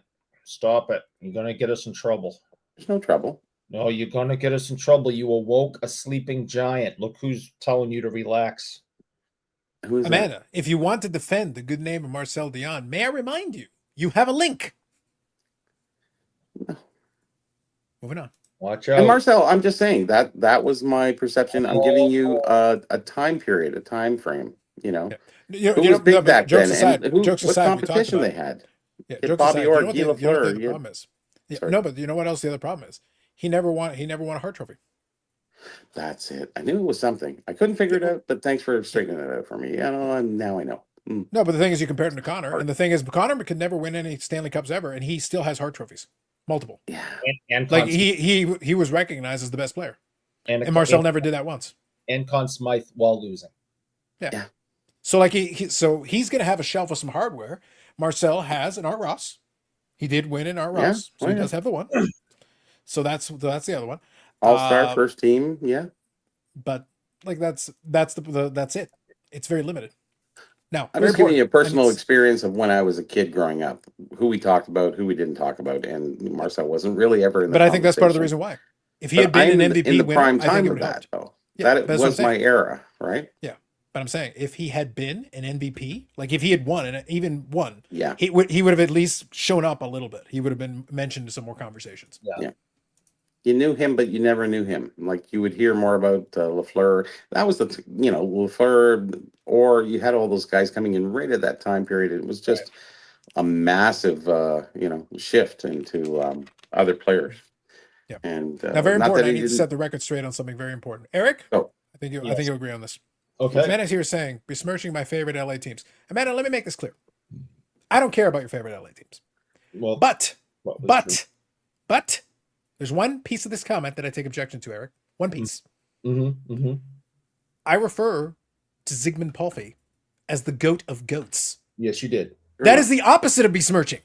Yes, Amanda was not following the show many years ago when that was the running. and she doesn't understand. Yeah. Yeah. She doesn't, The point, though, Eric, is that I want to make sure we clear the record. not As besmirch- pertains to Mr. Palffy, we hold Palffy in the highest of regards. Yes, there's no besmirching. Besmirching. Yes, He's first. Yeah. The LA Kings, I don't No give a shit. No, I don't give a shit. I don't give a shit about the LA Kings. However, No, Zygmunt you- Palffy, goat of goats. Goat of goats. Yeah. Big fan. We hold him Somebody in has the to be. highest of regards. He's right up there with Hal fucking Gill Yes, he is. at the Mhm. tippy top. Tippity top. Indeed. PSA 2 chase is still on. Should be. Goat of goats. Goat of Mhm. goats. Yes. Ziggy Palffy was the original. Was the He original was the first. exalted one. Yes. Him and The original chicken exalted. sandwiches. Yes. Was a lot of that, yeah. Back in those Mhm. days. Quite the time. Quite the time. Yep. So yeah, We've right left that now behind, and we're moving forward. we are. Yeah. We're Now right it's now Hal in the era of, Gill and somebody else. Mr. Tickle Trunk, probably. Yeah, right now they're right there at the top of the food chain at this point in time. I think so. Yeah. So I was kind of checking. It was funny because part of what we were talking about earlier is that right now when I'm doing a lot of my eBay stuff, I'm trying to go out of my way to basically look for some Canadian sellers because then at least I can get my stuff directly. It kind of cuts out the middleman a little bit, saves me a little bit of effort. It is more convenient for sure. Yeah, because then at least I get the stuff directly. It kind of saves a step. I don't mind the consolidation. So I was just looking through my list of recent purchases. There's one more card that I'm waiting to show up, and when that one shows up, I'll go for the shipment. for the Ship My Card. So it should be a pretty good one, actually. It'll be a pretty good mail day when that comes Is in. that all your shipments, or just that one more that's important? I'm waiting for one more, and then, like I said, I have 44 separate shipments, all consolidated currently in Ship My Yeah. Card, so sitting in the account. I'm waiting for one more specific card because it was one that that's a nicer one, but I want to have that to be part of it. As soon as that one arrives, then I'll just say, all right, pack everything up and ship it out. Are you going to have another shipment, do you think, before the Expo? If I do, I will probably do a small one, but most likely Yeah. I'll get them to cart over, like, because you can do, if they do the same thing they did last Expo, you can do like up to 10 items. Oh, that's right. Yeah, they bring it. Yeah. So that's if right. if right around the time of, if I'm getting close to Expo, then I'll just wait. Actually, I'll it'll pick be like good. 10 items. 10 Yeah, items probably between now and then might be perfect. that's fine. Yeah. Yeah. So I think that's very Be soon. good. I think that'll work just fine. Because if I get 10 nice pieces, that actually saves a lot of Oh, yeah. potential costs. So that's very handy, especially as you get close. Right now, we still got enough of a gap. But to be honest, I bought some nice cards recently. So right now, I'm mostly taking it easy. Unless the Eric Light Mode really kicks in. Oh, sure. It's pretty high right now. Actually, I just gave it a Oh, like when I was on my computer there. So, Love it. Love it. yes. So I don't know. Eric, as we're getting closer to it, so you kind of sitting back, or are you actually buying anything? Looking out for stuff, or basically just chocolate sticks? Chocolate sticks are the norm. So, I without saying. I have purchased a bunch, but it's been at card shows. And Sign cards, 69s. well, here's a 69 Bellevue auto. Oh, nice. Where's the auto? Second, I was doing. Oh, there it is. Okay. Yeah. So, and it says Hall of Fame 19. 1972 on it. So Yep. John Bellevue, number 4, Hall of Fame, 1972. So that goes to the autograph 6970 collection. How close are you? To completing the whole thing? Yes. Yeah. Oh, yeah, maybe half. I don't know. Oh, is that it? Yeah, I mean, there's a lot. There's so many cards, especially in the O-Pee-Chee set. There's The Horton's going to be tough. yeah, I mean, I'll be on the lookout for more of them. Mhm. Up when I come up north, that's always one of the things I'm looking for is more 6970 autograph cards. I got that at a show. I got this O-Pee-Chee Trottier at a show. Roche, yes. Yeah. At work, I picked up. See? There we go. I Same got box. 78, 79 O-Pee-Chee set. I got the whole set, including this really nice bossy rookie O-Pee-Chee. And What's it, a PSA what? I'd give it a 6 or a 7. Wrong. I don't know. Yeah, it's probably a 3. I have no idea. So I've been picking stuff like that up, but I haven't been doing a lot of eBay hunting. And again, so I think with the silliness that's going on eBay, it's like, nah, I'll find other things. I think it's the ignorance of what's going on, and a lot of people don't know, and I think they're scared of attempting or trying. So they just part of say, it, Bobby, that's is that it. they're kind of changing the rules on people. Like it's one of those things. Oh, like, they are, yes, of course. Yeah, But so right now it's a moving target. it is. Well, it isn't. You know what you have to do to ship to the States. We understand that. Coming over from Canada, you just do what Librel does, so it's pretty easy and cheap. I'm just saying. But there is people who are blocking all U.S. sales. They're just not doing them at all. Yeah. And that typical buy that I had today was like, oh. So I knew they were from Canada when they said they don't ship to the United States. A big red thing comes up. Oh, you can, we're not shipping. Yeah. So at that point, I realized that a lot of people just say, screw it. And it's the ignorant that don't know. Like, you can still do the commerce. You can still have good commerce and do it properly. It's just a matter of going through the, and I think it's Luddites. A lot of people just don't want to learn the technology don't want to scan a QR code and realize they have to pay up front. And, that comes to the buyer anyway. So it doesn't matter. You have to charge the buyer. It's not you paying the duty. It's them, right? On the sale, right? Yeah. Like technically, it's Well, the not thing you is, that have to pay that's it. what you should. That's what you should be doing. But I And think that's it's what one you of the. have to put in your listing. You have to say That's any what I'm saying. duties or Yeah. taxes are of the buyer, not of the seller. Yes, of course. Yeah. So the issue right now is that with like, so if you do it through eBay, if the buyer then immediately goes and pays, and you're like, hey, hold on, I got to go find out what the fee is because you have to figure out what it Sure. is based on your thing, then you can actually give the number. You can't really quote the Sure. number until you know what the number is. And that's No, what no, kind of no, one of the no, tricky no. Of things. course, yeah. And I think a lot of people are scared of that because they don't. Well, hey, is it going to be $5 or $50? Exactly. So, So you don't know. that's why I So, say it's a bit of a moving and target that's at the the moment for a lot hesitant. of folks. Yes. Yeah. Yes. I'm not only am I not going to be sitting around. But you waiting- don't want to lose out on something, though. That's the one big thing, right? I mean, listen, if as an example, if the California Seals ashtray shows up, You're not buying it. I'm gonna do whatever I gotta do. You're going to call me and say, Bobby, I'm gonna say, Bobby, Mhm. buy this and have it shipped to your house.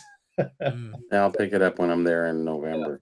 Yep. Well, yeah. I mean, that's All right. I'm going to read a couple comments. Hang on. Producer Louis is here. Good evening. The hell's going on here? Good evening, gents and Eric.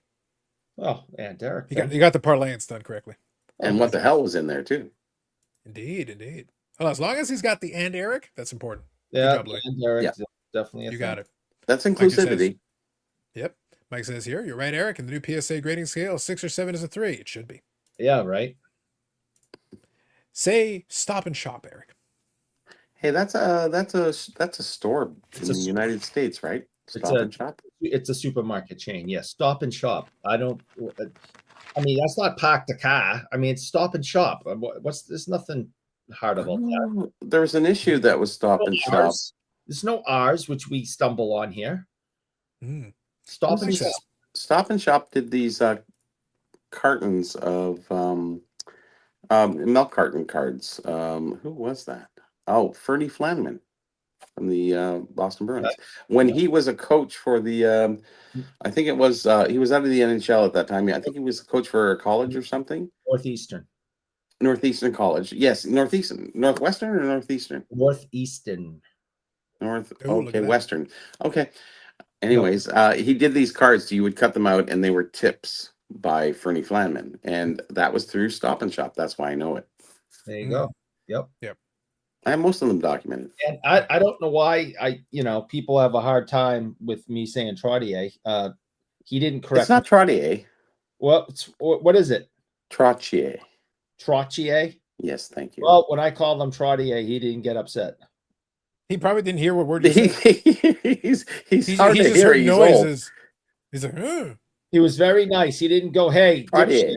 Trottier. He said my name. It doesn't wrong. even sound like a last name. It sounds like a disease or something. Well, Like a Trottier of the arm. Okay. Oh, wow. he didn't correct me. No, he's I kind. see. I see. You know what's funny? Do you know why I know Stop and Shop?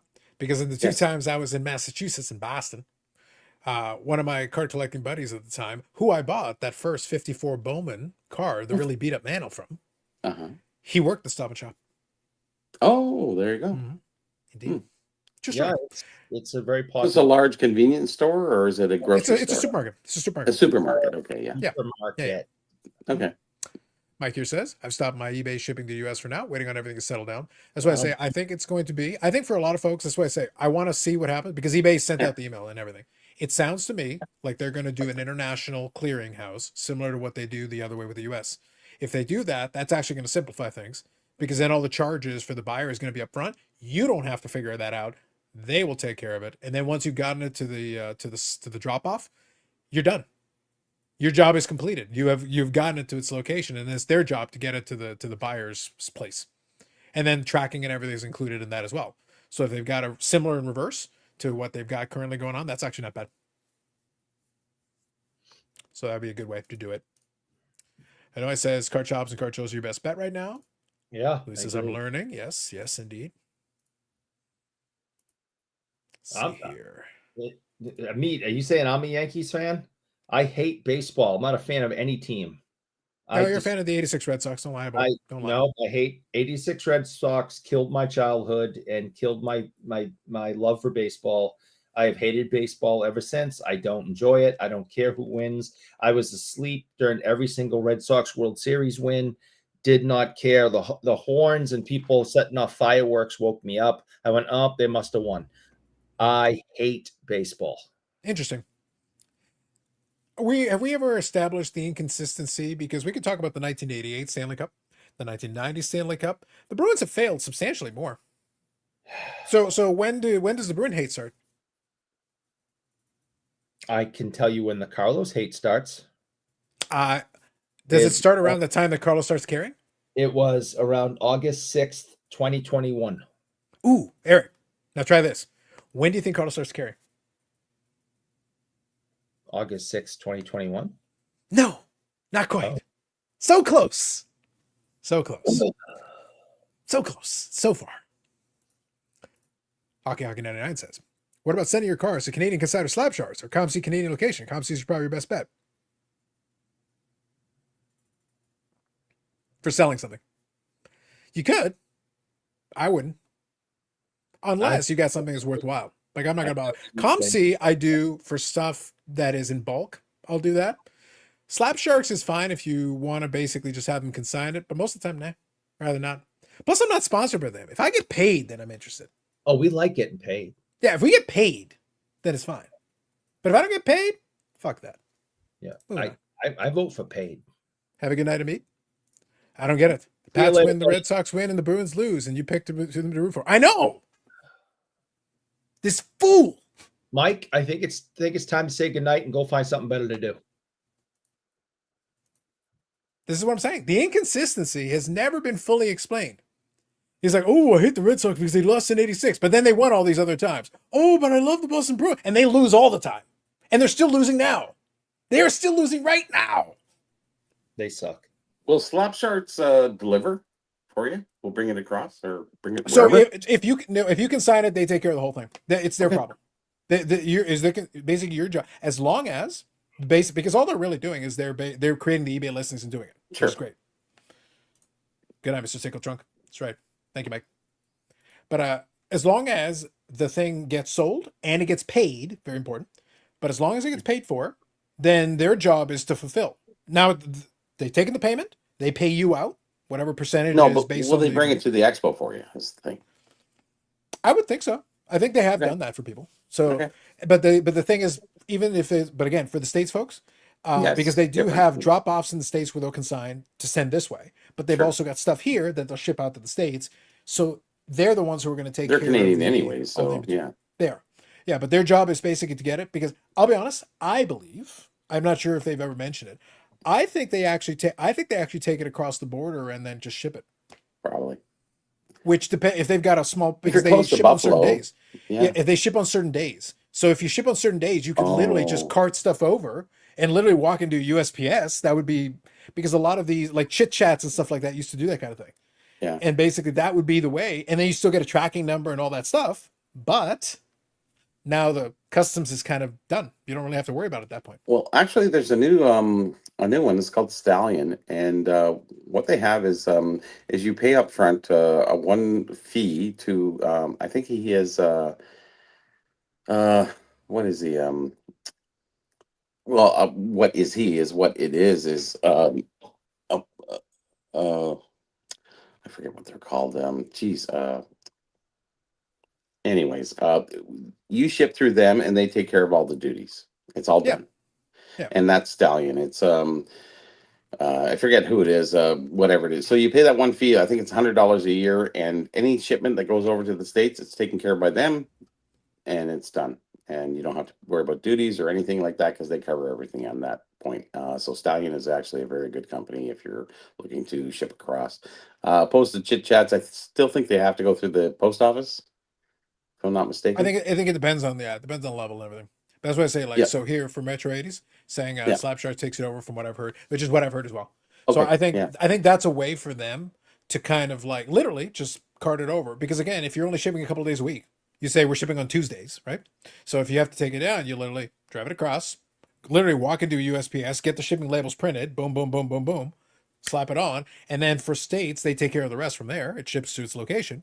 And you've resolved one of the issues because you've taken care of the front end. Sure.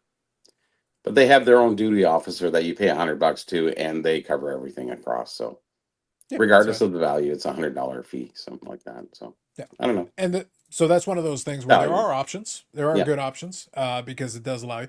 But again, it requires you then to have to go. If you're a low volume seller, though, some of that stuff just isn't worth it. Yeah, Like it's a I- headache. If you yeah. are selling stuff consistently, then yes, then you Sure. explore like because that's basically what a lot of those bigger companies do. Like a lot Mm-hmm. of the at the time when initially a lot of the stuff was coming up, the question to the PSA Canada was and the Brad was, oh, what are you going to do? It's like, no, just give it to us and we'll take care of it. Well, Yeah. because they go and they go and take care of the paperwork themselves. They go deal with the customs folks directly. I wonder if Because they in get reality- caught going across the border though. Like you can only bring so many orders across. Where are you going across? Oh, I'm just going to ship some stuff. You can't say that. I'm just saying your name. No, Yep. And I'm gonna give them your address. They're gonna I'll be like, testify in court that no. no, Mm-mm. I'm gonna tell on you. I'm going to tell about your tickle trunk, and then you're in real. Oh Yes. boy, all right. Don't worry about it. I got it Yeah. covered. When they go through my vehicle and be like, why are you bringing all this stuff into Canada? I'd be like, Bobby Burrell told me to. Do they actually ask you?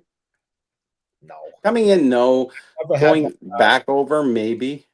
so coming into Canada, they ask me a bunch of questions. I answer truthfully.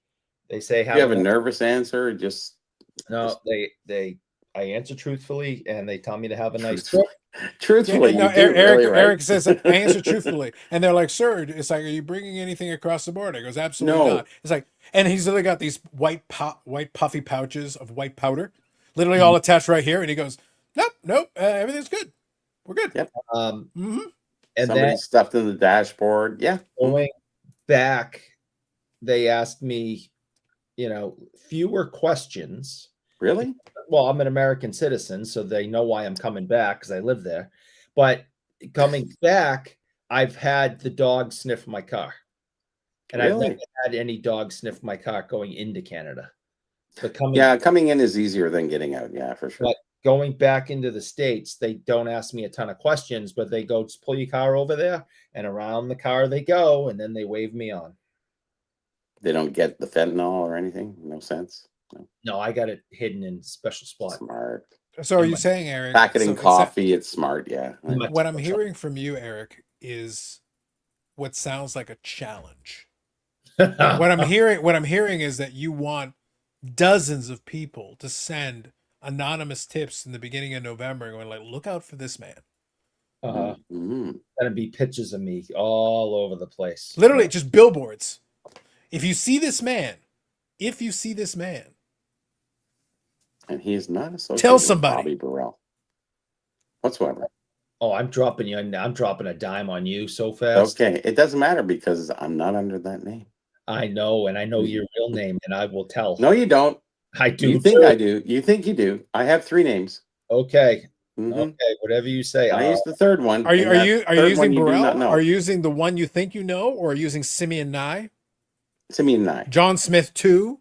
Yes. John No, Smith 3? we're good. Yeah. Okay. Senor Tickle Trunk?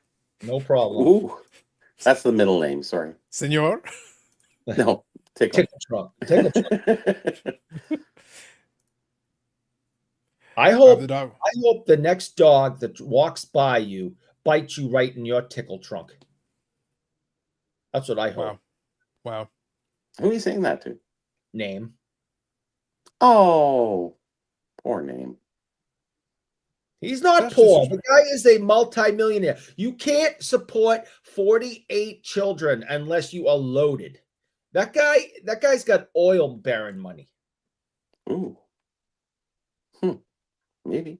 He's got 48 kids. Yeah. And the Valid question. Yes. A The valid answer, question. the answer was yes. Mm-hmm. And Yeah. that's when he was gifted something by Kevin. Mm-hmm. And I very firmly told him, I am not effing around. You are not crossing the border. And he handed it off to someone else we know. No. But I was scared to death that he was not going to be responsible. And when those dogs started going around the car, a little pee came out. I'll be honest. I was just like, I'm going to go to prison. You have a problem with pee coming out, so Listen, I'm it's a old. reoccurring issue. Yes, I'm Yes. old. I have a weak bladder, especially I was when gonna say this. It feels like something you should go to the doctor for. yeah. I Well, think so. when you It's called a prostate drug check, dog- and when drug dogs are sniffing your car and you got Tim in the car, a little oh, Tim, that might be. Yeah, I can see that. Yeah, In fairness, Eric, I you have understand. Tim in the car, you kind of deserve whatever happens. Yeah, a little pee comes out. Okay, when the dog Yeah. starts sniffing.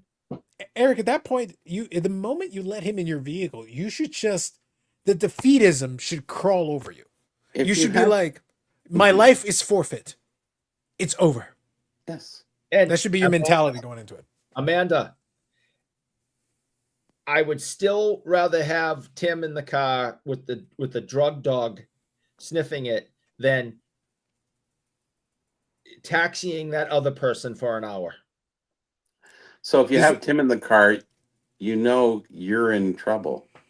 I would rather face He missed federal prison than, and Amanda knows, and we're not going to name names. She's laughing. I'd rather face federal prison than taxi that other person in my car again. So Bobby, this was the one. Eric? This is like the kid that basically really annoying that they always talk about, and this is the one where Amanda and Eric were like, "Oh man, we should get to meet a car." I was like, "Listen, I'll throw him into oncoming traffic. Is that what you're asking for?" It sounds to me like you want the boy dead. Is what I'm hearing. Mhm. I'm just saying I'd rather face federal prison than do that drive again.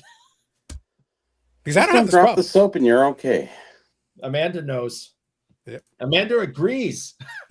It's not So a real quick, Amanda. It's Real quick, Amanda. I'll touch on this. As I said, I could be wrong, but I don't think ComC and Fanatics Collect will ship my cards. You are incorrect.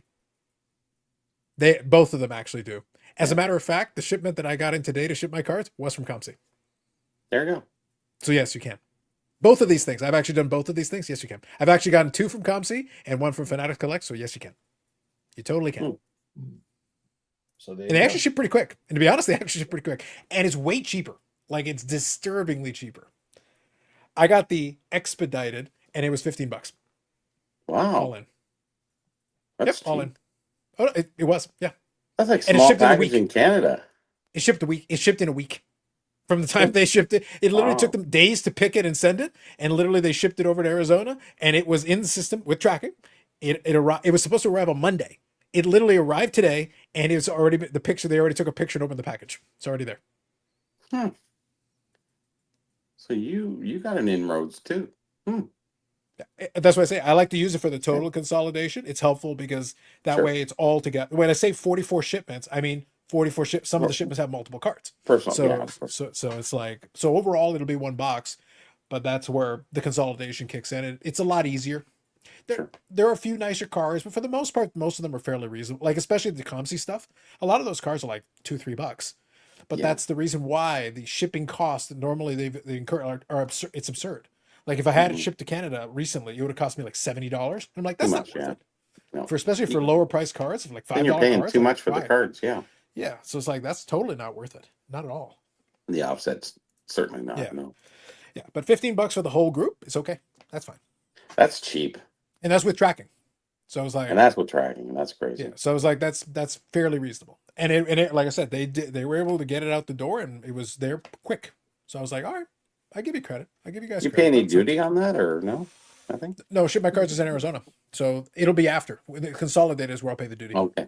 But that's the one where I get to declare the value allegedly. Sure. Well, I'm not Allegedly. saying anything. Yeah. Whatever you do, don't have ship my card, ship them to my house because I don't want to carry them across the border for you for free. I might get some stuff shipped here. I have the Pekka Pickles coming, and I also have Pack of pickled peppers. yeah, Jason Pekka Pickle. Yeah, played for Buffalo at the time. I guess it was 94, 95, something like that. Pekka, wasn't it? Buffalo, somewhere. Yeah, somewhere in there. Yep. But I also bought another jar of salsa, and it's Pittsburgh Penguins salsa. Okay. Geronimo salsa with the Pittsburgh Penguins, and you can send away on the back for free tickets to a game or something like that. That stuff is actually very desirable because it just doesn't exist. It's very regional and it's very small oriented. So a lot of people just go, I never knew that existed. And, desire is very high. And then you have Dino peanut butter, Dino Cicerelli. He had his Really? peanut butter. You have Bobby Clark peanut butter. You have Trottier, his peanut butter. You have a lot of different things that players that sponsored a lot of products. Those things are actually very high demand in the so-called trinket market. Yes. I see. I Yes. see. But I haven't seen the salsa before. Geronimo salsa out of Pittsburgh. Whatever. All right. Do you know So Geronimo? No, never I heard do. of I know. I know the Geronimo. it. Yeah, I know. Just the Yeah. What salsa happened when we brand. throw Eric out off a big height? Geronimo. Yes. Yeah. Or if you do, or if you watch Hot Shots, Geronimo, Geronimo, Oh, I love hot me. shots. Yes. That was one of my favorite sight gags. It's a good one. So Hockey here says, any tricks, Carlos? Fanatic collected and asked for an American D? No. Just before the switch over, I would only ship the address and driver's license? Nope. No, I literally just punched in the address to ship my cards, and that was it. Done. Same thing with ComC. Now, what I will say with ComC is that if you want to reload your ComC account, then you have to switch your address back, because when you make a payment, the address needs to match what's on your credit card. Oh yeah. But when you're shipping, now they'll send you a bunch of email warnings, go, hey, this doesn't match the card on file, but they'll still ship it. But you basically can switch it back and forth. You just have to kind of flip it. And with my eBay account, I flip it, which is easy. That's easy enough. But with ComC, one feature, look, if Tim Getch is anywhere, if Tim Getch is listening, I want the ability to save multiple addresses. Yes. I don't want to have to keep punching it in. Now, the thing is, I can do it. I have the address, obviously. But it would be nice, similar to eBay. Like literally when I buy something on eBay and I'm checking out, I have the option to choose between these addresses. And I have an American address, and I have a Canadian address, and then I have a card mule address. Allegedly. Card mule. Yeah. Got one of those. So I can pick which one of them that I want and then pay, obviously, whatever, pay the shipping and whatever. But then it goes to that place. And then you're okay.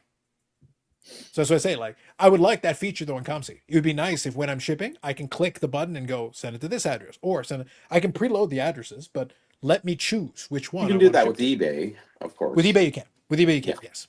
I have But I like want that on 5 ComC as well. listed. I want that on ComC as well, because that would be very nice. It would be a nice feature to add. Let me Yeah. save Oh, the yeah. addresses so that I can flip when I need to. It just saves me time rather than have to Maybe punch you it in can each time. suggest that maybe to them. That would be a major suggestion for me. It would be a little time saver. A big change for their app or whatever. So yeah.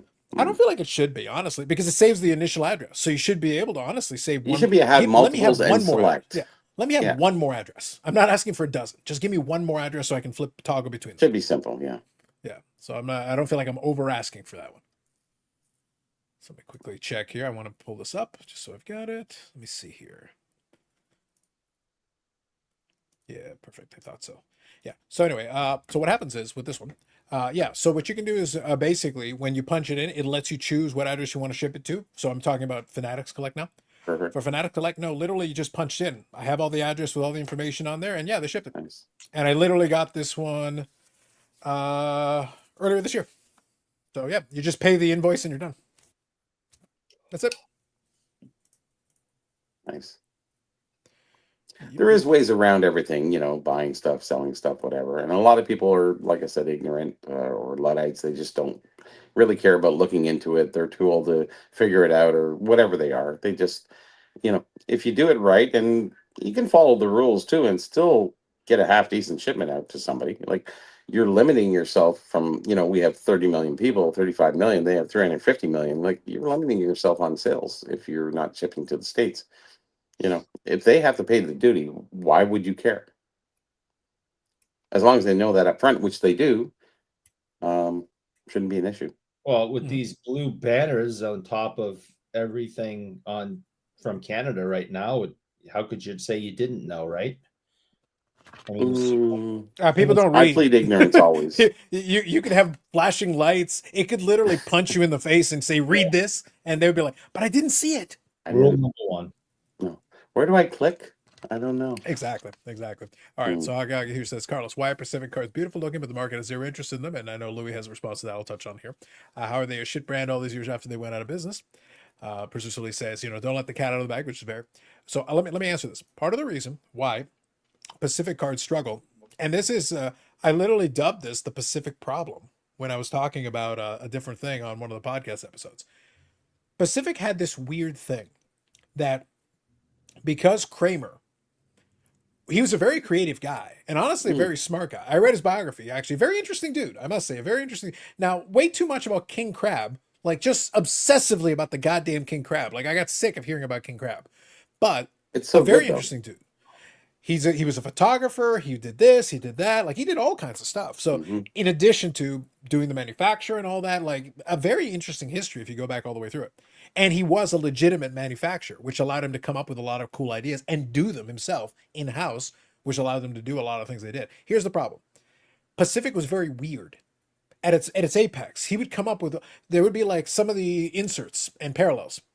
Oh, why is that parallel numbered to 63? It goes, well, we had the print run, so then we made X amount of cards, and then we did a quick math, and we realized that they should be numbered to 63. And that's how they come up with it. This is how many boxes we made, so therefore we have to make 63 of Surprise. them for it to make sense. Yes. And that's how and then next year it'd be 72.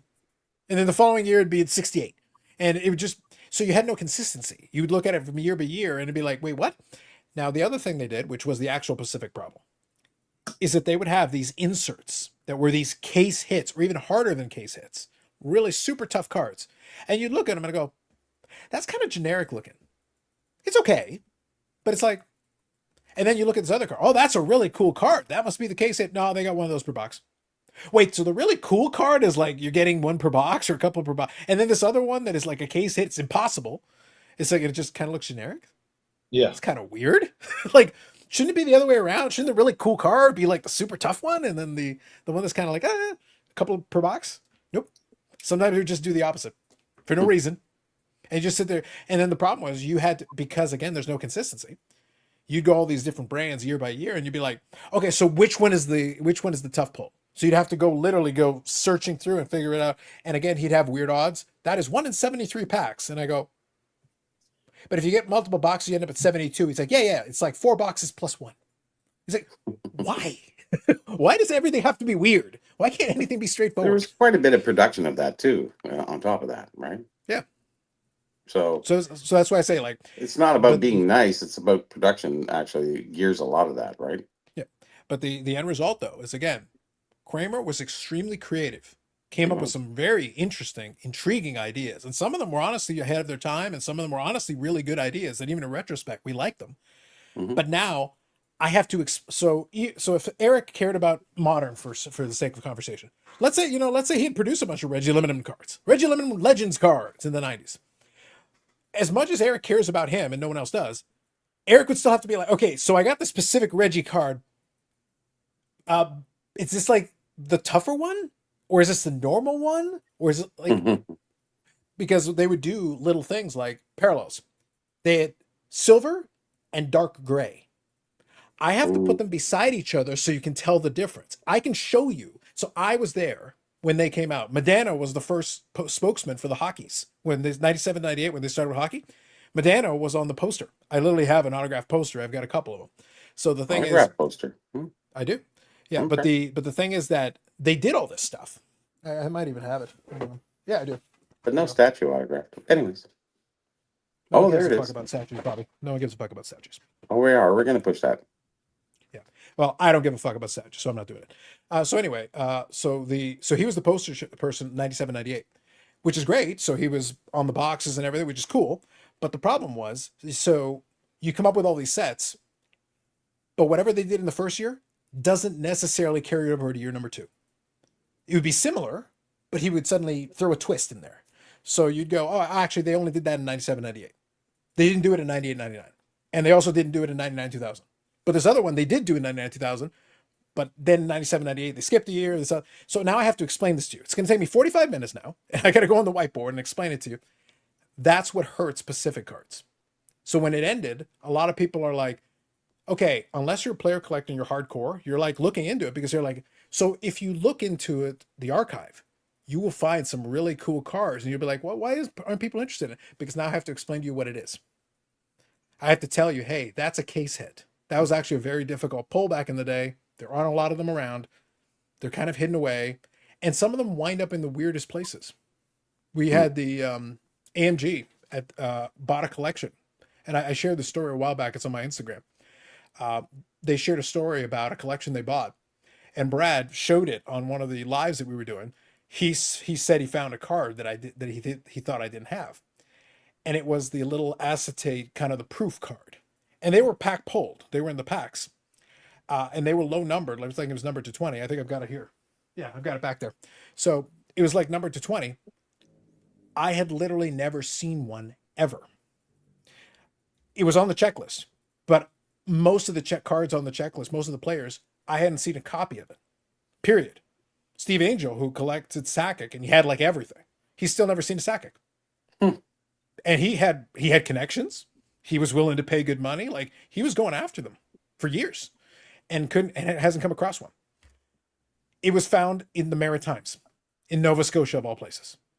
Lord knows when they pulled it or where they got it. But again, to date, that is still the only copy. The copy I have, literally right here, is the only copy that I'm aware of in existence. Crazy. And it's only because Brad was able to get one that I was even able to confirm it exists, because I needed someone to physically have it to be able. It's on the checklist, but that doesn't mean they actually made it. And only because he had the copy was I actually able to confirm its existence. So Pacific was unspecific. Yeah. Like I said, Kramer was almost too creative for his own good, because that means his mind was all over the place. So he would like do things one time and they go, hey, we ran out of this thing. Oh, then just use a different foil and make this amount this time and this amount next. So if you're trying to figure it out and you don't know, imagine, Eric, even if you're trying to figure it out, if you don't have the background that I have, where I literally lived it, I was literally there. So I can tell you, I can explain it to you. It's going to take me a couple of minutes, but I can explain it to you. But imagine if you have no earthly idea. So are those listed in Beckett? The proofs? Yes. They are. You can get the checklist for that one, So yes. are they price appropriate? Uh-oh. I don't know. I'm just grabbing it. Hang on. Yeah, no problem. Yeah, and I heard your question, so. Yep. Okay, so real quick, I'm just going to show it just so you can see. So I'll show it without a backing. It's kind of hard to see. That's because the it's basically acetate. see-through. Yeah. Yeah. So now I put this little white on it because it actually Oh, that makes looks it easier. better. Yeah. So let me actually make it. Hold on. I'll make it a little bigger. So that is the card. It's numbered to And 10. how many did they make? Nobody knows. 10. Oh, they made 10. It's numbered on the bottom. Oh, I can't see that anyways. Yeah. Yeah, it's right there. Mm, Yeah. So my this phone is thing. small. Yeah. So this thing is actually a very cool thing. It's double-sided. You can flip it. Oh, It is numbered to 10. They do have the numbering on there. It's literally see-through. That's why I say I put the little white backing on it to make it visible. sure. So I did compare the two. But the problem is, to your question, is it price appropriate? Yeah. What do you put a price on it? It's technically numbered to 10. But again, this is the only copy that has ever surfaced. So indirectly, it's a one of one. What should it be priced at? At this point. I don't know. I don't know. If they made 10, To the, it's to not the a right one, but to the it's right one person, of- quite a bit. it's one To the known, right yes. person, quite a bit. Sure. Yeah. So it has to be somewhat price appropriate compared to other cards that aren't out there. And that's parallel. So you'd think that there would be. So what would be the price in Beckett comparatively speaking to let's say a common? Or is that available? For the Beckett?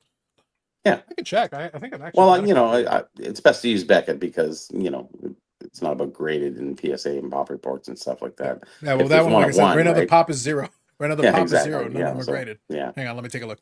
sure. It's nice to know that there's unique cards out there, and a lot of people don't know about them. It's sort of like what Eric and I kind of are interested in. There's a lot of things out there you just don't know that or even exist, Oh yeah. and that's the cool part of it. And that's I think what this I is a like. cool part of that Pacific set is that Carl says you hadn't even seen it before, and this is the only one. Are they in unopened packs? Are they in people's collections? Who knows? It might be in a dollar box somewhere. Right. Because you're going, I don't know. It's 97 Pacific, whatever. Do you have It the would be 1 of interesting. 10? Did I see it right? Was it 1 of 10? It was out of 10, yeah. Did you have the number 1 of 10? 3. Oh, 3. Okay, I couldn't see that now. But Yeah, I just, think I think we need to discuss. More focus. Uh, Mr. Tickle Trunk? no, I think we need to Oh. discuss. We've done that today. Louis' comments. Who? Louis. Oh, We yeah. need to Hold on. discuss. We need to discuss one of his comments All because right, hang on. Let me read the comments and I'll get caught up. okay, we need to I love discuss Pacific that one. cards. My quick take is they missed no iconic rookie releases. Never had Crosby Novi. So today's culture and rookie driven demand mostly flows to the upper deck products. Yes, but the truth is, No, Can I take Pinnacle. this, please, No, please. hold on. Let me actually add a little scholarship, and then you can say whatever you're gonna say. Yeah. Pinnacle technically would have the same thing, but the truth is, there's some Pinnacle cards that people still like. And Pinnacle, 97, 98, Pinnacle, totally certified, are some of the most sought after cards. It wasn't about they never had this, but the cards were amazing. But they were also more straightforward, all things considered. So go ahead, Eric. Give your thing. I think it's disrespect. Can you put the comment back up, please? Good Lord. Thank you. Right. I Why think are you it doing is. that? I think it is disrespectful for him to come into our chat and make a comment like this. Okay, saying that there were no iconic rookies at this time period. When I am holding, make me big, No one can make it big. make me big. When I am holding the rookie card of Hal effing Gill. Oh, Okay, we got damn. this color. We Holy. got this color. We got this color. We got this color. We Green, got another one of those blue, colors. red. Okay, we got this color and another one of that color. Kaboom's got nothing on those. It is disrespectful, and you owe us all an apology to come. How dare you? How dare you come into our chat room and say there were no icons? All right, I'm reading the rest of the comments. Dom, good evening. I have no earthly idea what's going on here tonight. What did I miss? So many things, Dom. So many things. Great card. Pacific's so innovative with a lot of their products. Still top dogs in 2001, 2002 private stock titanium rookies, numbered players jersey and draft day, true call chase cards, Crown Royal die cut inserts, 0304 McDonald's atomic game used. Those were good. There's multiple of those atomic game used, but yes, those are good.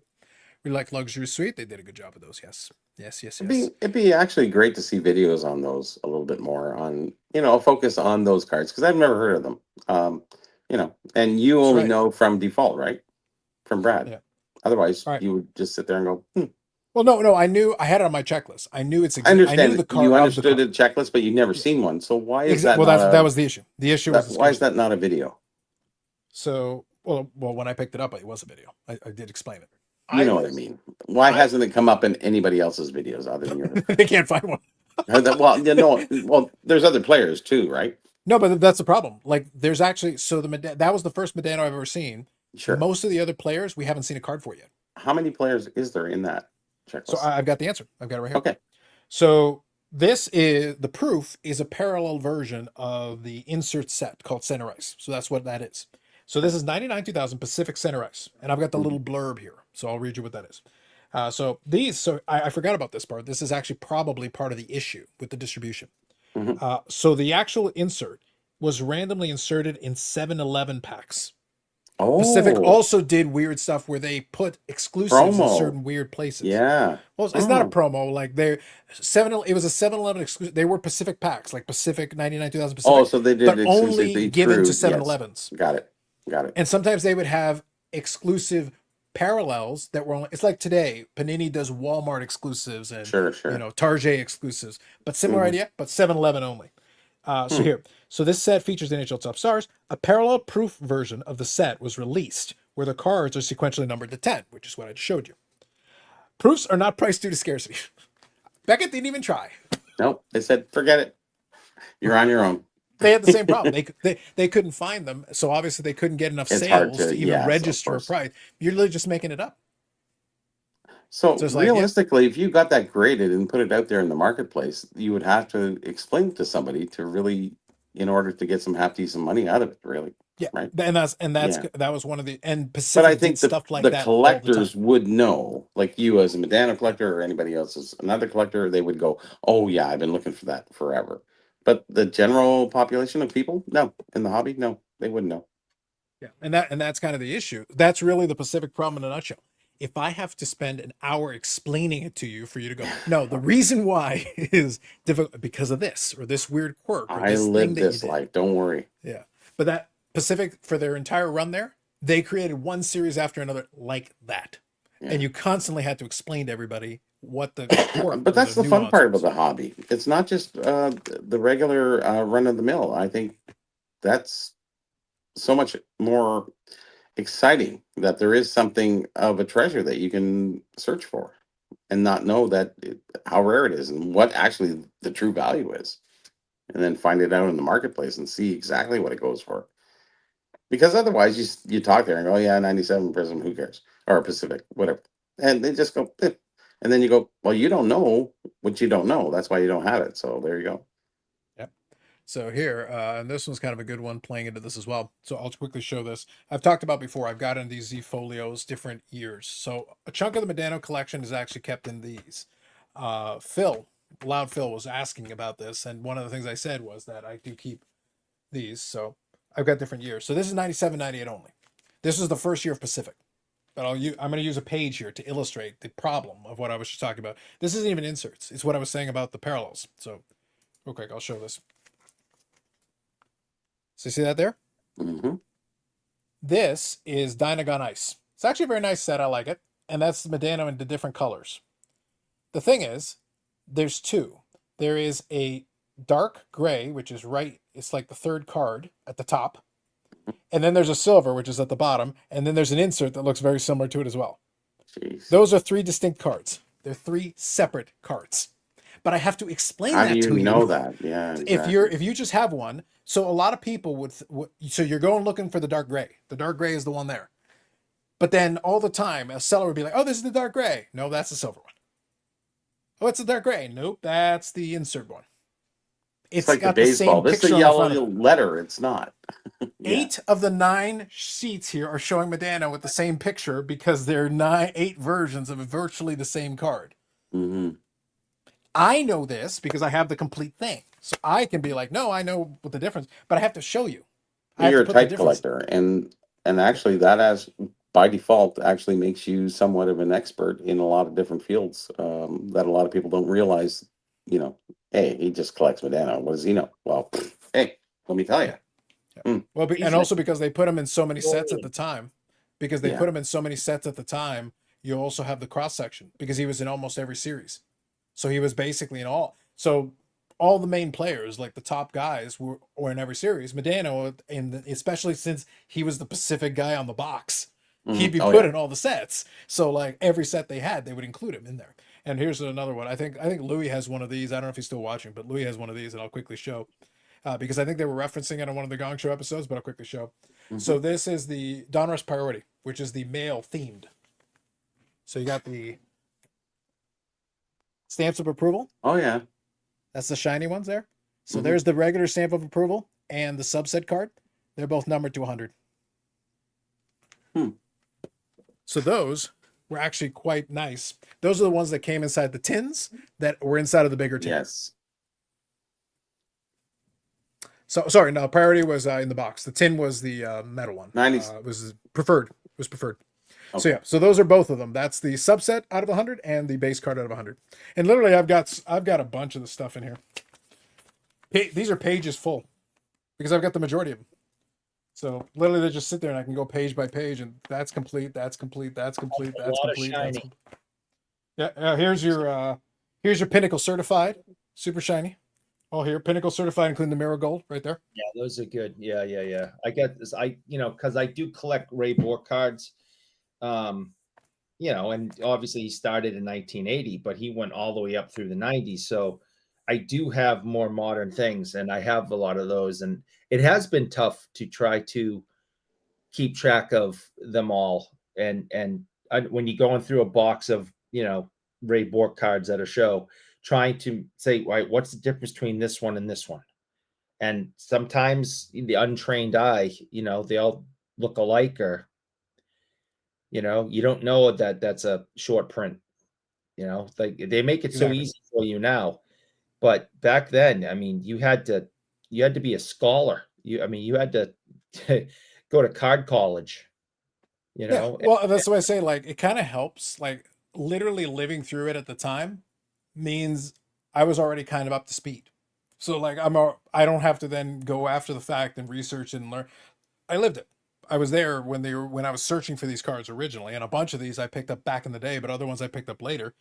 So that was one, and then on the other side of the page, this is one that, and this was the other issue with a lot of these '90s, especially late '90s. They don't number them, so they've got like the estimated print run. Now, in a lot of cases, the print run's super tough. Like the print run's low, but again, you don't know.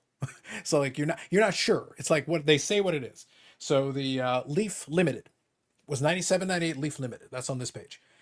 You have the base, 3 versions, Medano's on there, and then you got the Star Factor. Star Factor is the really shiny one.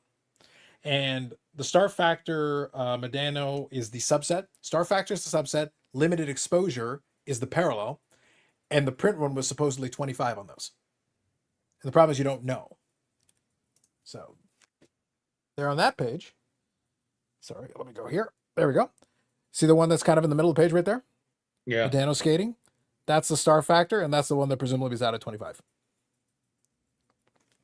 Sits in my Z-Folio. Yeah, I just, I mean, obviously, you know, you're hyper focused on that player. I'm just focused on Bork. I'm not hyper focused. So, but man, I can't even imagine starting to you know, to get hyper focused on Bork like that. I just don't have that kind of time, or it's crazy what they put out in the 90s. I mean, I've said this before. That's why I went to vintage. The 90s killed my enjoyment of the hobby because of all that type of stuff. Now, someone like you is very analytical. You dive into that, you love that shit. It was a challenge for me. It was like, now do it, bring it on. For me, it's like my brain, I can't wrap around this. This is too much. The number one reason was it's too much money, it's too much chase, and screw this. You know, Topps, O-Pee-Chee, one version, that's it. Each card. You know, get the ones you can afford of these vintage players and get them in the best condition you can afford. You know, whatever. That's it. I just, the 90s chased me into vintage, which I'm happy it did, because I've enjoyed myself for these last 30 years. But it is exactly what you just went over, and the cost of trying to chase all of those as a poor college student at the time. I you know, it kind of killed the fun. That boom in the 90s was fun in the beginning, and then I went, I can't do this. I time wise and number one, financially, I cannot do this. So I walked away from modern, which it was modern at the time. It was the new stuff coming out, and I go, now it's vintage, Eric. Now this is old. It is, yeah, because I'm freaking old. But at the time, it was the modern new stuff, and I'm like, nope, can't do it. Tried. I got tons of it, you know, in my closet and all that. I'm like, forget it, I'm done. And I just went 100% vintage because of exactly what you just discussed. It chased me out of the modern hobby. but that's the thrill of it. It's not the kill; it's the thrill of the chase. Yeah, it was Then sort of Carlos- kind of to Bobby's point. It was like I took it on as a challenge. For me, I looked at it and said, Well, you now, had again, to really, like by default, right? Because you no, collect. sure, but I'm saying, like, I've said this repeatedly. Today, if I started a player collection, I wouldn't try to do anything similar to what I'm doing here. I wouldn't, and I don't. Like I collect other players, and I don't. Again, this is a Z-Folio. You saw how many pages. You saw how I flipped through the pages, and you saw how many pages were full. Mm-hmm. That tells you how many of these little sections I've completed. This is only 97, 98. Medano's first season was 1990-91. His last full season, if I just say playing days, and I stop at playing days, and I say nothing else, his last season was 2010-11. 90-91, 2010-11. That is 21 seasons. 1 year, yeah.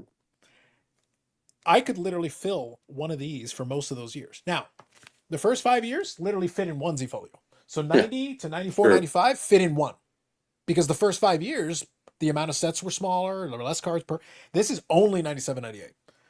Then I go 98.99 has got its own. 99 2000 has got its own. 2000 2001, 2002, 2003, 2003, 2000. Right now I've got to 2002, 2003 in these Z folios, filled up the way that you just saw. I could keep going, and I intend to have Z folios for his playing days. But when I finish his playing days, I'm stopping because it's too hard with the newer stuff to try to fill the Z folios up.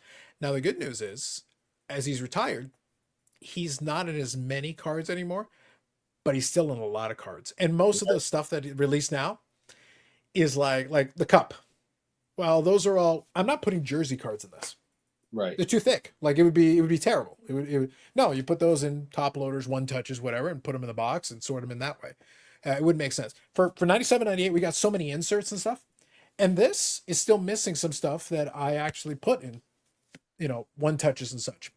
I showed you the mirror golds, but all the totally certifies that are serial numbered, including the ones that are serial numbered to like 30, those ones are in a box. They're not here. I could have put it there, but I decided to keep it in its own box separate from the other stuff. That's why I say, like, I laugh. It's like, no, that's just 1 year. I can literally go to that shelf and grab a bunch. So when I'm thinking about, when I go through it, Eric, I can go back. I don't need Beckett. I can go through this and quickly refresh myself on the different years and remember what they look like just by scamming through the pages in a couple of minutes because I have an example. I have copies. And some of it I just remember from here. It's still in institutionalized memory just from knowing. See, I find that stimulating because I think the chase is really important, and the information actually it's more stimulating than collecting another, PSA 9, whatever. I think the things that aren't known so well are really the more important things to the collectors, I would say. Anybody who's collecting Lemieux or whoever it is at that time period, it's perfect. It's a great thing. Did you know? It's like the Tear If You Dare, that thing too. A lot of people don't know about that. And I think, that's missing out of a lot of content. Maybe the Gong Show wants to cover stuff like that. I think that's really important kind of stuff rather than, what is the price of this? What is this? What is this? The common stuff. I think the uncommon is really the chase. And that's the fun part really of the hobby of being a hobbyist or a collector is finding the tough stuff and realizing that it is tough. And that's the stuff that I pursue in a lot of other areas. But, and that's what people really, really want is, they've had enough post shooters and post marbles and all these other things. They're looking for the unusual. And that's why I bought the Pekka Pickles. And that's why I bought the Geronimo Salsa. It's just like unique, different things that people really are stimulated by. And I want to document them too. So that's why I buy them. I think for the Pekka Pickles, I paid $100 and something for it. Like just to have it because I've only seen two. And the second one is the one I bought. So, when something is rare, you just kind of buy it, and now I can document and take good pictures and what have you and move on from there. And then I'll move it on to somebody else and not like I wanted Pekka, he probably paid for the Leafs too, right, Eric? Anyways, just saying. Right. And that's the thrill of the hobby, I believe. I think that's the true thrill of the hobby is knowing the unknown and being a little bit more on the edge than somebody else and knowing a little bit more than the next guy. And I think that's a stimulating part of the hobby that gets away from the I just need another PSA 8, 9, 10 of whoever. And I think that's the real chase and the real fun and the thrill of waking up to a treasure hunt every day to see if you can fulfill that. Right. Going forward. I actually got a quick story that just came up now, and I'll tell it in a second. But I just got an email that was kind of funny. Zach here says, I collect modern, but not a completionist, which is fair. I don't have to get any card of a player who completes that. That's why, so to be clear, that's why I specifically told the story the way I did. The Medano collection is the only one that I do this way. Because I've been doing it for so long. Again, what I said a moment ago. If I was starting today, I wouldn't do it this way. I'd handpick select pieces. I look for the ones that interest me the most, that I think will look more interesting or that intrigue me or whatever. Rare pieces, tougher. I would build a very select curated collection as opposed to the more vast. Like I've got 2,801 Medano cards. That's 2,799 more than most people would need for any reason ever. That's a lot more. But yeah, you can. Yeah, but that's being a hobbyist and collector opposed to just being someone who's chasing you know, what if you started today, you would just taste certain particular ones in a certain Yeah. particular grade, and you wouldn't move on from there. And I think because you started a long time ago, you want to recapture that and look into everything. So it's a good thing, I think. Yeah. So Louis here says, like we talked before, it'd be so much easier for me if I wasn't from Minnesota and would collect more of the cards, but trying to stay focused is just the North Star stuff still hurts, which is fair. Now, kind of what I was touching on also. So kind of what we were talking about with that proof card that I showed. So in a way, indirectly, and this also includes the one that I picked up recently that I put on the Instagram. So I showed off the card that I picked up on the Instagram the other day. Yeah. So there's the Our one of one. first. My favorite Um, modern brand right there. I love Topps gold label. That stuff is just magnificent. Yeah. And when I showed off, so one of the things that I did was, because again, I have the Z folios, I was able to go in. And when I grabbed the Z folios, I was able to show the regular version with this one and show the differences and the back, because it shows a one of one, but it's very subtle. It's kind of hard to see unless you can see it there, I think, a little bit. But it's kind of subtle. If you move it in the light in a certain way, it kind of disappears. But it's got a little bit of a kind of a gold shimmery thing going on. So I put them side by side. Now, here's the thing. Technically, the other card that I showed already, technically there's 10 times as many of this as this. Obviously, yeah. Problem is, right now, the amount that have surfaced is the same amount. So right now, these two, the same amount have surfaced, and they're both in my hand. One is literally a one of one, and the other one is an out of 10, but good luck finding the second copy because it hasn't surfaced yet. Yeah. Two different ends of that spectrum, but this is what you run into. Now, that winds up in a collection that's been around a long time. And that's the only reason. And I have it just because I've had this one. I got lucky. Literally, AMG came across it and gave me first right on this one. So that's Otherwise, that would be lost in the mountain of cards, right? At this point, yeah. And it would probably end up in a $1 box, $5 box, whatever, you know, at that point. And you wouldn't know. Yeah. And that's the But his thrill of it. grandfather himself into a completionist lifestyle, so it would appear. Yeah. Can't stop, won't stop, Louis. Can't stop, won't stop. See, Louis. More. See, More. I'm not the only one. He don't like you either. More. My completionist comment was to Mayo Man talking about moving to vintage because it's too many sets. Well, that is true. It is simpler. There's not very many rare cards when you talk pre-90. There's nothing really rare. There's inserts that are rare. There's certain other particular pieces, but for the most part, nothing. You know, pre-war, you get into little short prints from the 20s, but other than that, like, there's nothing I think totally rare. Bobby, you tell me whether you agree. I think the rarest things would be non-stars that had inserts that were like stickers. You know, Why would they be more difficult, Eric? Because non-stars probably got tossed, number one, and two, any type of stickers that they had in general. You're talking pre-90? Yeah. Well, they were all made in the same quantity, so it didn't really make a difference if it was star or non-star, because there's enough production out there to satisfy. Even if you threw 1 billion out, there's still another 1 billion out there. So my feeling would be, if you were looking at, you know, like the 68 hockey puck, you know, yeah, the inserts, yeah, you know, people are going to want to keep the Bobby Orr in better condition and keep that, you know, in their collection, or, you know, in their, you know, pinned up on their bulletin board or whatever it was at the time. And, you know, a player from the North Stars at the time, you know, maybe I forget the whole list, but maybe like Goldsworthy or something, you know, they're just tossed away. So I don't think we tossed any cards away at that point. Yeah. I don't remember tossing any cards. Like, we collected them, and whatever you got out of a pack, you got out of a pack. You didn't throw any away because you didn't want them. Did you keep, or maybe you kept them and wouldn't trade him, but you wouldn't throw the other cards out?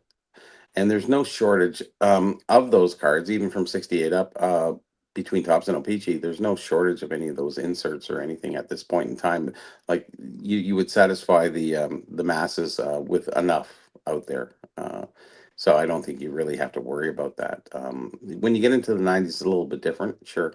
But pre-19, no. In the 20s, yeah, different, definitely. But, you know, or 30s even, some of those.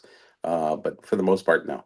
It's not a big issue. It's not hard to find really any card at this point actually that we're at right now. So just saying.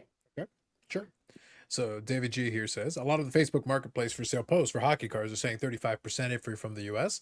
Do you think this will lead to a decline in hockey card values?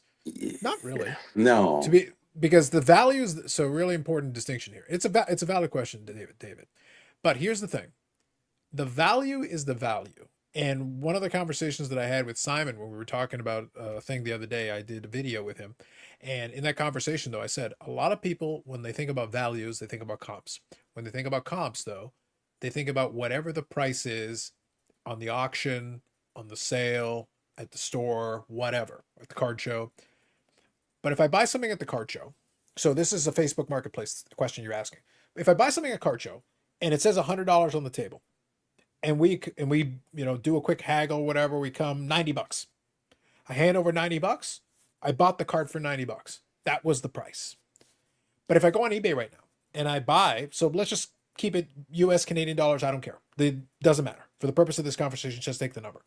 If I go on eBay and I see a card for $100, I haggle with them, go best offer, go back and forth, and we agree to $90. It's not $90. It's $90 plus shipping. It's $90 plus tax. If it applicable, it's $90 plus customs. So what you're talking about, 35%, is that somebody is basically trying to say, literally they're saying, this is going to cost me X amount extra. I want you to pay it on the front end, and I'm tacking it on. What it'll do is decline in hockey card sales. Your question was about values. Right. The value of the item will probably stay around the same. What it'll do, though, is it'll decrease the amount of individual sales, which may hurt certain cars, but realistically, some cars just won't sell. So here's the question. This is a philosophical question. I'm actually asking you, the chat, if you want to weigh in on this. If a card was selling for $100 all day long, this is the comp for it. It's pretty standard. It's liquid enough that it's selling on a semi-regular basis. $100. Let's just make this number easy. If suddenly a tariff, tax, anything causes people to not want to buy it, but the few that do sell still sell for $100, but now the amount of sales drop, or just nobody's buying them right now, but they're not buying them cheaper. They're just not buying them. So we're not reporting any new sales. Has the comp actually dropped? No. We're not completing sales. Technically, when you go look up the last completed sale, it's still $100. Yeah. Now, maybe you're just getting a bigger gap between sales because you've got that problem where but volume of sales goes down. Price doesn't necessarily go down because a lot of people don't actually consider. Exactly. Louis in the land of thinking what I'm talking about. Technically, the value hasn't dropped because the sales aren't happening to push the price down. The problem is that now people are being discouraged from buying because the cost of acquisition has gone up. Not the comp, the cost of actually acquiring it and getting it in your hands, which is a different price, which we never account for. And if everyone knows that, like as we've been having this discussion tonight, you were having it on the AMG podcast the other day. I'm sure, other shows are having this discussion, especially if they're dealing with, the hockey cards and because those are the ones going, back and forth a lot over the border, I guess. So, I mean, this is a known thing. So if we all know the reason why it's happening, it's kind of like why would we want to pay less and, or devalue this stuff? We know why it's happening. So the value is not going to change. It can though, because a lot of people want to necessitate sales, so they're going to sit there and go, "Hey, listen, I'm sending them $100. I'm not going to sit here for 6-8 months or a year, however long it takes to get over these tariffs or what have you. I'm going to drop mine for $85. I don't care what the last one is. I need to move shit. I'm not doing a lot of sales because of what's going on. I'm going to drop it, and you're going to see a lot of that. And actually, a lot of that is happening.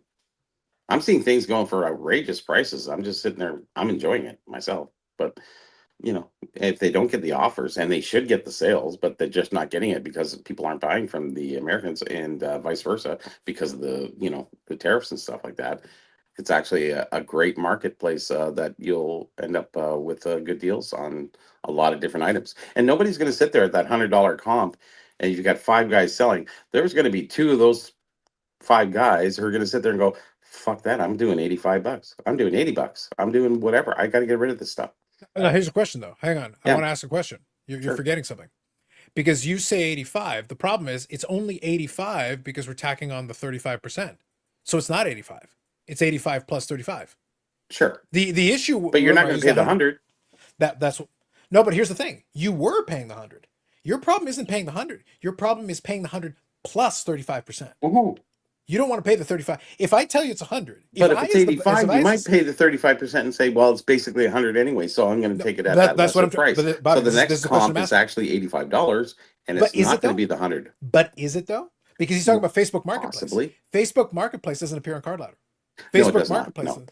No. So here's the question. That's If random and it's grading and I get it. Yeah, but the question was about Facebook Marketplace. Sure. My question is, if I paid $100 for the card before, and because of this, some sellers can't get a sale, but other sellers are saying, you know what, fine, I'll eat the difference in price. I'm selling it for 85, but the 35% is already built in. I'm charging you 100. You paid 100 before, you're paying 100 now. As the buyer, you don't notice the difference. I'm absorbing it as the seller, but technically the comp didn't actually drop because you still handed over $100. True, but the comp's not really associated to the marketplace. So I get it. But the question was, he's saying Facebook Marketplace, their post, the person is saying they want to tack on 35% because of it. Those people are not going to sell it. So I understand David's point and I understand your point. Sure. But what I'm saying is the people that try to tack on the 35% will become not competitive. No, so they may struggle to sell it. But Exactly. the pool of buyers is less for the people that are charging 100 plus 35%. If someone else says it was 100 before, I'll charge you 100 now. Let me worry about the rest of it. You pay $100. If you were willing to pay $100, you're paying $100. So as the buyer, you're still banking the purchase. You're forgetting something too. There's the desperation of sales, and a lot of guys need to make some money. You know, a lot of guys are using this as a second income or even a first income. So they're going to sit there and go, listen, I need to get rid of this shit. I can't keep on holding on to 50 cards that are $100. I got to drop it down. I got to get this stuff out. No, I got it, but for the scenario to play out, the issue isn't the dropping it below $100. You're not dropping it below $100. The issue is somebody asking for 35% on top of the price. That would be 135. So those people will not sell it, but you, instead of saying 135, you say, no, I'll sell it to you for 100. I am now paying the extra out of my pocket, but the amount you're paying is still 100. So as long as the sale is still going through, that commerce is still happening. And then half the people that pick them up for like $30, 10 cents on the dollar. Who knows? So they don't care if they get $65. They don't care what the comp is. They just want to make money. And you're going to have a lot of those people, and a lot of people do that online. They just want to move stuff, keep moving stuff. Sure. And if they're Bobby, hampered with or by without tariffs, without tariffs, those people were there now. If I desperately want to fire sale stuff, sure, I could remove all taxes. I could remove everything. If I sell you $100 stuff for $10, you'll buy it from me. There's lots of fire sales out there. Exactly. Actually, Whatnot is probably the best fire sale you could ask for. But that has nothing to do. That has nothing to do with the scenario that David G is giving, though. The scenario that David G is going is that because those people are asking for more on top, they are pricing themselves out of the out of the sale. Sure, I understand. The people that are willing to stick with the old price that people were buying at will still be able to sell it. Go ahead, Eric. Possibly. Let's just say that there's only 3 ways to sell cards in Canada: card show, in country, and out of country. Okay. 2/3. None of this matters. You're still getting $100 at the card show, and you're still getting $100 in country. It's only out of country where there's an issue. Therefore, I don't see how the value of the card would change, because 2/3 of your selling options, you're still charging $100. You can still move it. Bobby, you're talking about how there's a fire sale because people are stuck with cards. Possibly. Okay, well, the typical example, take Bobby Louie. Okay, he's from Minnesota. It's a Minnesota card. Who else is going to buy it in Toronto? Who else is going to buy it in Canada? Not too many. So he doesn't even have to worry about it because he's probably going to sell in state. But how do you sell from Canada to a Minnesota card to the United States if you're not selling to the United States? So it does have an effect. It can have an effect. Yeah, it can. Yeah, it can. Marginal. Yeah. I'm not saying people are doing fire sales left and right, but people want to I move accept stuff. that. And if you're smart about commerce, you're going to move stuff, and you're going to say, "Hey, listen, I got $10 into this thing. I'm going to sell it for $50. I don't care if it's $100 book value. I don't give a shit. I need to make money. I got to pay my rent. I got to buy diapers. I don't know what they're going to do, right? So they're just going to get rid of it. And this is what happens to a lot of people. They just want to sell stuff, get rid of it. They don't really care about the marginal difference. Whereas the collector, we understand, okay, that's $100 value. I'm not really going too much lower than that. I'm not playing with the numbers too much. But the other guy who's got nothing into it, in and out. And that hurts actually the comp a lot. Because you can say, hey, listen, the last three on the marketplace sold for like $60. Why are you charging 100 on eBay? No, I get you. But But yeah. here's the problem with with the Facebook Marketplace issue, and I get what you're getting at with this, and I understand, and I'll touch on David G's point. Yeah. The problem with Facebook Marketplace is you can tell me the last couple sold on Facebook Marketplace for whatever number you want. I can't validate that. Facebook Marketplace doesn't show me. I can't see the actual pricing. I have no idea what you actually paid. You could Well, be if like, the guy is saying that, then he's not going to pay your $100.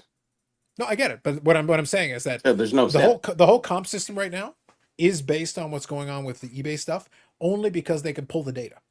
The only reason they're able to, Understand. because they actually are able to or then card ladder or whatever. I could say I sold the card for $10 million on Facebook Marketplace, Yeah, or I could say I sold it for $1 on Facebook Marketplace. true. Both are equally plausible. Like, I'm going on too far extremes here, but like, I can't validate that. Like, I it think could be whatever price you want. I think we're all right because I think Bobby made a good point about the Minnesota. Ooh, Eric's a thing. man of peace.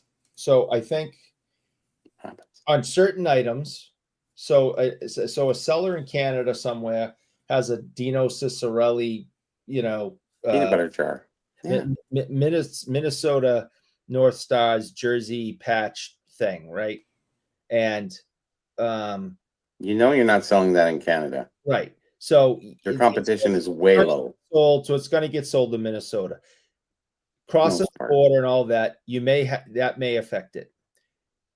Mm-hmm. So I think that's a good point. Mm-hmm. Oh, I guess my initial point, I wasn't thinking, micro. I was thinking macro. Like if someone had a Gretzky card, the Gretzky card isn't going to be affected. It's not going to be affected because everyone in Canada that collects is going to want it. Everyone at a Canadian card show is going to want it. It doesn't, the tariffs and going across border doesn't mean a damn thing to the value of that. No. So I think in a way we're all correct. With some items, it's going to have no effect on either side of the border. Or it'll be minimal. It'll be minimal. So what you're touching on is demand is the important part here. Yes. So David's right. But the thing is, the buyer pool now declines. Well, it depends on how thin the buyer pool was to begin with. True. Because a lot of people always look at it and they say like, oh, this buyer pool dropped. Well, here's the thing. I only needed one sucker to pay almost $13 million. Don't we all, Jordan right? Kobe. No, but I only needed one sucker to pay almost $13 million for Jordan Kobe. Yep. Is it worth $13 million? It was on that one day. It was. One day to one group of people and nobody else. If you ask everybody else, maybe they give you a different answer. Using Eric's example. So I agree with what David's premises. I understand what he's trying to get at. But if I'm talking about a Dino Ciccarelli card, then yeah, you're screwed. Or you try to find a local buyer and you try to find a price that's within some region of what you want. But you may struggle with it because again, Dino Ciccarelli doesn't have the same marketplace people that are looking for it. But if you get, and here's kind of a separate question, it kind of plays into this as well. Let me ask this question. If you've got a Gretzky or a Lemieux or something that is high end, something that people really like and they want, and these are buyers who already pay good money for it. So it's high volume sales, sure. Yeah. Well, in this case, I'm talking about lower volume sales, but high dollar. I'm talking about the bigger dollar. So let's say you're $1,000 Gretzky. So this is still a high end card, but not the highest of high end, but still pretty high end. So high volume of sales because a lot of people want that at that price point. It's sure. $1,000 is not that much, right? So if you really want this Gretzky, Eric, and it's limited enough that it's desirable, and there's enough people that might be interested in it, it would have cost you $1,000 before, but now because of all these added expenses and everything, now it'll cost you $1,200 or $1,250. I'm adding 25%. I'm increasing it. Yeah, that sucks. But if you're really interested in it, is that enough to discourage you if you actually want the item? You'd rather pay 1,000. You'd rather pay less. But I'm speaking as a player collector here. There are times where if I really want a specific item, I will pay more than what I would like to pay. And it has nothing to do with customs. It has nothing to do with tax. But again, remember what I said a moment ago. Comp is comp, but my cost of acquisition, which is a different number that we don't talk about, a lot of times I have to pay shipping. A lot of times I have to pay tax, even if it's local. If I'm buying on eBay locally, they tack on 13%. I still have to, that is added cost to me. I still have to pay it. And it's right at the checkout. It's literally right at the beginning of the transaction when I'm paying it. They charge me the 13%. Then it's the right grade. Is it a solid grade for the grade? Is this the right card for you? Did you get some extra money? Is this the right time? You know, and there's so many factors involved in that kind of card because Again, you have 50 people interested in $1,000 card of Gretzky, a rookie, or whatever it is. Yeah, sure. And it's just a matter of finding the right guy at the right price at the right time. And that can change dramatically. But for the yeah, most part, you know, they're not going to sell for less, but other cards like we're talking about, you know, the $100 cards, yeah, there's a lot of flux, and there's there will people who be. buy up big deals. Like you said, you bought lots so that you're coming from ComC and stuff like that. You bought lots, and you probably bought them at a discounted deal, so you can turn around, trade them, sell them, whatever you're going to do with them, at a definitely different cost than somebody who just did a trade, you know, equal value to equal value, and you're sitting Yeah, there going, hey, listen, I picked that up for, you know, 30 points on the dollar, so I did great because I did a bulk buy. So, you know, yeah, and those guys or yourself can just sit there and go, hey, listen, I can make double the money and be happy to sell it at $60, where the other guys are stuck at 100 because they paid 80. And I think you get a lot of those other people kind of floating in there, depending on the amount of cards that are out there in the marketplace. You have some rare cards, those are a different story. Understood. And the mhm, major big cards are obviously another different story is on top of that. So, but we're talking about the common card out there. And I think a lot of comps really don't sustain themselves. I think a lot of people get frustrated because you're looking at comps and you're going, yeah, that was a really nice PSA 9. That was a really, really nice 9. This other 9 is not so good. Is it worth as much? Would I pay that? No, I don't. I have no interest. So eventually he's going to sit there and go, it ain't selling. I got to get rid of it. I got to go. I got to move stuff. And I think a yeah, lot of people are in that investment stage where they're sitting there going, okay, I'm going to get rid of this card because I got so much into it. I just want to get out of it. I got to take that money and put it into something else, maybe a little bit better. Maybe I did a bad buy. Maybe I did a bulk buy, and maybe I'm just getting rid of it at a cheaper price. There's so many little factors in there. But I think the lower end cards comps really don't help a lot in the grand scheme of things. And you know, yeah, there is the difference of the dollar and the shipping and where it's going, but in you know, depends on the player, depends on the team, depends on anything. You know, trying to make believe stuff stays in Canada for the most part. Montreal Canadiens, Vancouver, but you get the other teams like Minnesota, very specific. You know, yeah. But kind of just to put a button on this, just kind of playing into it. And sure, I'll give you like a tangible example just so we're all on the same page here. Like I sure, said, David's question is a valid question. I get it. But again, the it's a good individual, question. so it will hurt some cards to his point.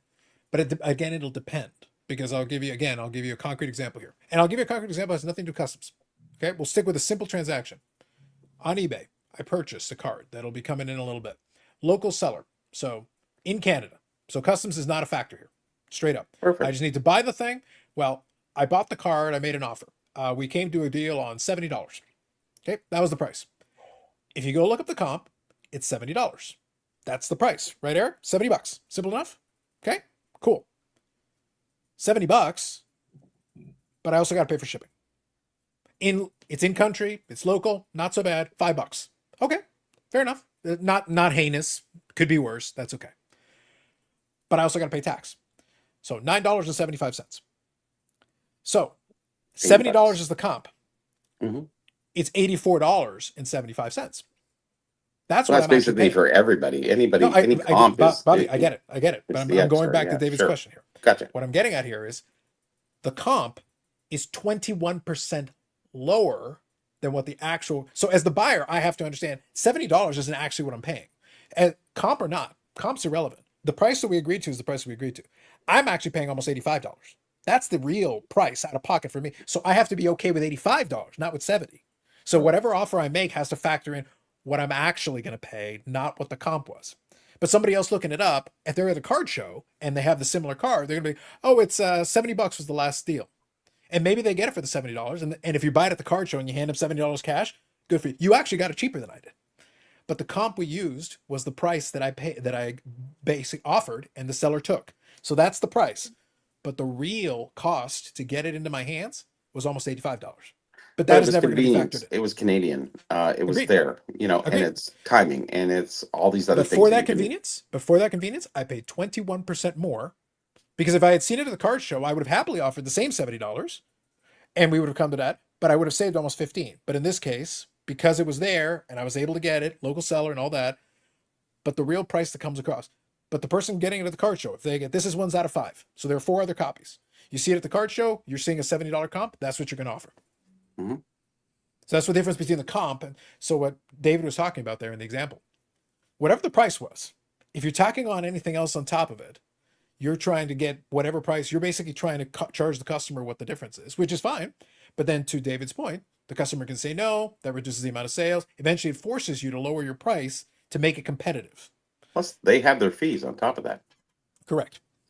So, So really, that'll never the get comp factored of into the that comp. card traditionally at $100 would be about 85 anyways. Because they're going to lose their end, you're going to lose on your end. Nobody can really win on that. So the true comp, in all honesty, is 15 points. Yeah. Right. But that's what I say. So going back to that example though, Eric, he was talking about 35%. If it's a common card that you don't care as much about, then you're right. That's going to totally dissuade you. That's the end of the conversation. Sure. Yeah. But I gave you a legitimate, tangible example. Eric, I'm paying 21% on those fees and shipping to make it all work. So that's normal. That happens all the time. So I have to factor it in. Now, because of the way this works out, you stretching, Eric? No, my man is here. Oh, you got your guy? Just the Sure. NHL Shield? We couldn't get a picture from Google? Come on, man. Rob Brown. Rob Brown is an NHL Shield? Pittsburgh Penguins. Mhm. Rob Brown. There you go. Card, Good evening. 1988. Yep. But do you get my point, though? His scenario totally made sense. I got what he was saying. But if it's an item you want, then the 35% might not dissuade you. Now, for something more common that you don't give a crap about, then yeah, that's going to turn people off. They're not going to be interested, and you're stuck with it. And But every if it's scenario something is a more little different. desirable, then Sure. then you might just say, screw it, I'll take it anyway. In which case you still sell it, then it doesn't do anything, right? On some items, it's just not going to make a difference. No. They're going to be like, yeah, it sucks. I would rather not pay that. But guess what? In a normal eBay transaction, I'm paying extra fees anyway to get the thing into my hands. Yep. Mhm. That's normal. And that was a very simple example. I kept it real. I didn't even add all that extra stuff, Eric. I didn't add ship my cards, which you have to pay for. I didn't add shipping from ship my cards, which you have to pay for. Well, ship And I your didn't add cards customs. is a collective. So once you get everything in, if you divide out everything that you got, it's pennies on the dollar. No, I agree. But each Yeah. time I put in But if an you item, did 2 items, it would cost you a lot. Yes. but each one that comes in, they charge me a flat $3 fee. Not That's a big fine. deal. Not a big deal because I'm saving enough on shipping. You got 50 And cards. those How much is to that offset. each? Nothing. Exactly. But that is also a little charge. You add three. So I gave you 44 different lots. Well, that's 44 times 3. Welcome to the card market. It's always been that way. So I'm getting it. But that will never factor into comps. None of those costs No. factor into comps. None of them. never. And So that's why I said even it's if all you part- buy it at a booth, the guy who is selling, he had to pay for his booth. The guy who came in to buy it had to pay at the gate to get in. So, there's all these tangible fees, but they're really intangible when you're buying a card because you're in, you paid, you're just there for the show. It doesn't matter about the $15-20 that it costs you to get into the show, maybe $10, who knows? That's irrelevant. You're there at the show, you're doing the deal. I'd rather do that. But if you have no choices and most of everything is online, you got to do it. And you're buying Minnesota cards and for Canadians, so it's like it's tough. Or whatever, stars. So Louis here. So I'm going to agree with part of what Louis is saying, but then I also want to rephrase because it's an important piece here. So not to beat a dead horse, but tax, shipping, the most annoying, buyer's premium, auction charge shouldn't figure into comp. Card price, and the other stuff varies. My opinion, of course. So here's the thing. I'm going to disagree with you, but not entirely. I think it should figure into the comp, but I think that it can't because it varies. It's impossible to calculate, therefore it shouldn't. Unfortunately, it shouldn't. You say shouldn't? I say can't. There's a difference. I would like it to factor in because that's part of the real cost, but it can't because it does vary. Each card is going to be its own thing. You buy this card, all the rest of it being the same, is going to cost different than me buying the same card at the same initial price with those other fees included. So even though it's not apples, it's starting with the same card. It's not apples to apples, so it can't be. It wouldn't be fair. And then we're talking about graded to ungraded. Ungraded you can't, because every grade is a little different. Is it a 6? Is it a 5? Is it a 7? I don't know. Until But you it's- get but it's- it, you know. Yeah, but I'll always mention this. I always feel like it's worth reminding, because there are a lot of collectors. We always fail whenever we look at comps and everything. We always fail to factor in that. Look, comps be damned. As the collector, if you're budgeting, the actual amount that I paid is the important part. So if I'm budgeting, Eric, if I have a budget, the $85 is the real number. That's the part I need to pay attention to, not the 70. Because otherwise, I'm pretending the $15 doesn't exist. Still in my pocket when it isn't. Yeah, but it's foregone conclusion knowing that you're a collector, right? That you have to pay these extra fees. We all know that. I've agreed. Yeah, I'm agreeing to do that, but I'm just saying, like, from budgetary standpoint, a lot of people almost look at the comp and almost forget everything. No, the comp is what you're using to figure out what you're going to offer. And I'm actually using the offer, but I'm also calculating the other stuff on the back end, because I have to. Because that's actually what I'm paying. So when I go and pay the person, that's the actual amount coming out of my account. Sure. We understand that. Yeah. And yes, Eric is mad at everyone. Well, typically I am usually mad at everyone. I have calmed down some. Have you? A little. I came at you kind of hard, but you did forget about Hal effing Gill, and that's a no here. I'm gonna let it go this time. We're gonna move on, but it can't happen again. It can't happen again. But we're all good. We're all good. I'm sorry I came at you so hard. It's Hal effing Gill, man. Come on. Get your shit. So I deal in a world of no comps for the most part. Because you get into, rarity, you get into condition, you get into so many different factors. You could put like $100 on an item or $450. You really don't know. So I enjoy that, opposed to being comped. So I enjoy that market without being comped, because that's like shopping at Cards HQ. Get a shopping cart. There's your milk. There's your bread. There's your this. It's all priced. It's all ready to go, and it's just that's boring to me. Are we factoring in Eric worshiping GF? That too. I'm not worthy. I'm not worthy. I'm Scott. Yep. And I don't like that part of the marketplace, is that everything is comp to the degree that you know what you're going to collect, and you can basically figure out what your collection is going to be worth and cost getting there. The thrill of the chase, the score of the deal, those are the things that are really thrilling about the hobby. That things are comp to the end. Like if everything was comp, like I know I have prices in my book, but they vary because it depends on the rarity. It depends on when's the last one showed up. Sometimes there's only 2 or 3 items ever known, or fine. Sort of like your card. What do you charge somebody if you were going to sell that, Carlos? If you sell your collection, what would you sell that card for? $50, 20, 150, 500? Like, so we don't know. So you find out, and that's where you put it in an open auction. And you find out that way. But, for the most part, that's where I enjoy things. It's a little bit more exciting. It's more freelance, which I enjoy more. And I can make more money on it. Anyway. Sure. Just to provide let me read this comment. And I'm going to, we're going to land the plane shortly, but I want to make sure now we're in a good place to head in that direction. Sure. Simon here says, gentlemen, I joined late. Has there already been a rigorous discussion about how many times Eric previously used Mr. Tickle Trunk as a pickup line? Oh, you missed it. I'm glad you asked. I can't even count how many times. There has been tonight. So that's why I say Over it's 10. funny. It actually works great, because not only is this a valid question, and Eric's comments with Louis also kind of play into this. Yeah. I feel like at this late stage, we need a little zen as we approach the end of this broadcast. So I know what sets my mind at ease and makes me zen. Thank you for asking the question, Simon. We're going to answer that question on the other side of these words. If you've received a letter from us, please respond generously. With your help, the best is yet to come. This is Channel 2 Boston, public television in stereo for New England.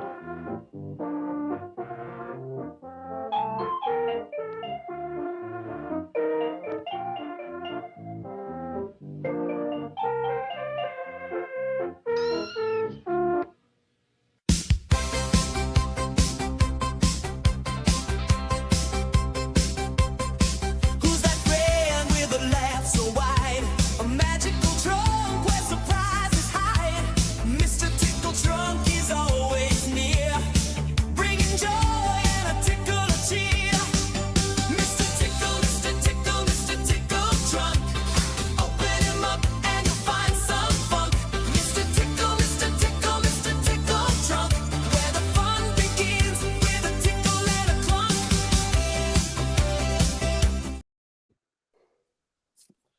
Thanks, Simon. Mhm.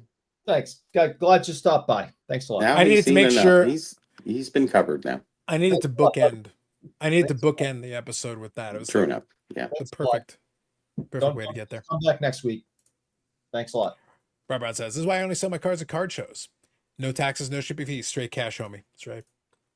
When is Bobby going to appeal on some kind of Canadian version of Antiques Roadshow? Appear Oh, on a appear. version of Antiques On Roadshow. appeal. Yeah. Oh no, that's not for me. It's okay. Hoggy likes to put everybody on shows. Yes. So hopefully that answers the question, Simon. The answer is infinity. Infinity times he's used the Mr. Tickle Trunk line. I think I got Infinity my times. wife. And we're just getting started with it too. Really we are. Mhm. Now, on that bombshell, we're going to start winding her down. But before we go, I do want to close off one quick story that I mentioned earlier. So remember I mentioned that the UPS thing bounced it around a bunch and then sent it back to me? Yeah. I got an email about 40 minutes ago. That was what I was referring to when I was looking over. I got an email from UPS saying they need more information for my shipment. The shipment they already sent me back. It's useless now. What? So what happens is if there's a customs thing, they can ask UPS for is additional useless anyway. So Yeah, but the best part is they were good enough to send me an email saying, "Hey, act now to prevent further delay. You've already sent me I back got the the shit." fucking card. It's It's over, man." yeah. It So can't. that's why I use UPS. It's back. It's back in my possession. It cannot be more delayed. Thank you. Not only that, the tracking Delete. number will show that they redelivered it back to me a week ago. I think And that's just now the they send me an automated email going, system that's just not Oh. jiving properly. So It's only a week UPS off. is actually very behind on the time. So Only a week off. Thank you, Simon. Appreciate your time. Mhm. Yes. So on those wonderful words, hopefully you can all enjoy the rest of your evenings. Name and everyone on the West Coast, enjoy the rest of your evening. Everyone on the East Coast, it is now 1 a.m. And now you can all leave with the dulcet tones of Mr. Tickle Trunk jingle. The extended version may wind up on, I don't know. I might have to I'm post sure it it somewhere. will. Hmm. I might have to post it somewhere. We're going to see. Or a But there's variation. multiple of that. versions. There's multiple versions, which is great. Anyway. All right, folks. That's it. Longest running episodic, whatever this is. Eric brought Mr. Tickle Trunk into our lives, and now hopefully you enjoyed it. Eric, do you have any last sage words? Please say something that I can then use against you with AI. Please say it. Go ahead. Oh, it's easy. I dare you. I will See you, Louie. I will end the show the way I usually end the show. That is to remind everybody I hate name, and I hope around 3:30 this morning he has to get up and pee, and he bangs his little pinky toe on the door jamb on his way to the bathroom. And he's going to wake up his 56 kids. Wait Yep. a minute. 3 a.m.? Is that the time when you want us to send you text messages? No.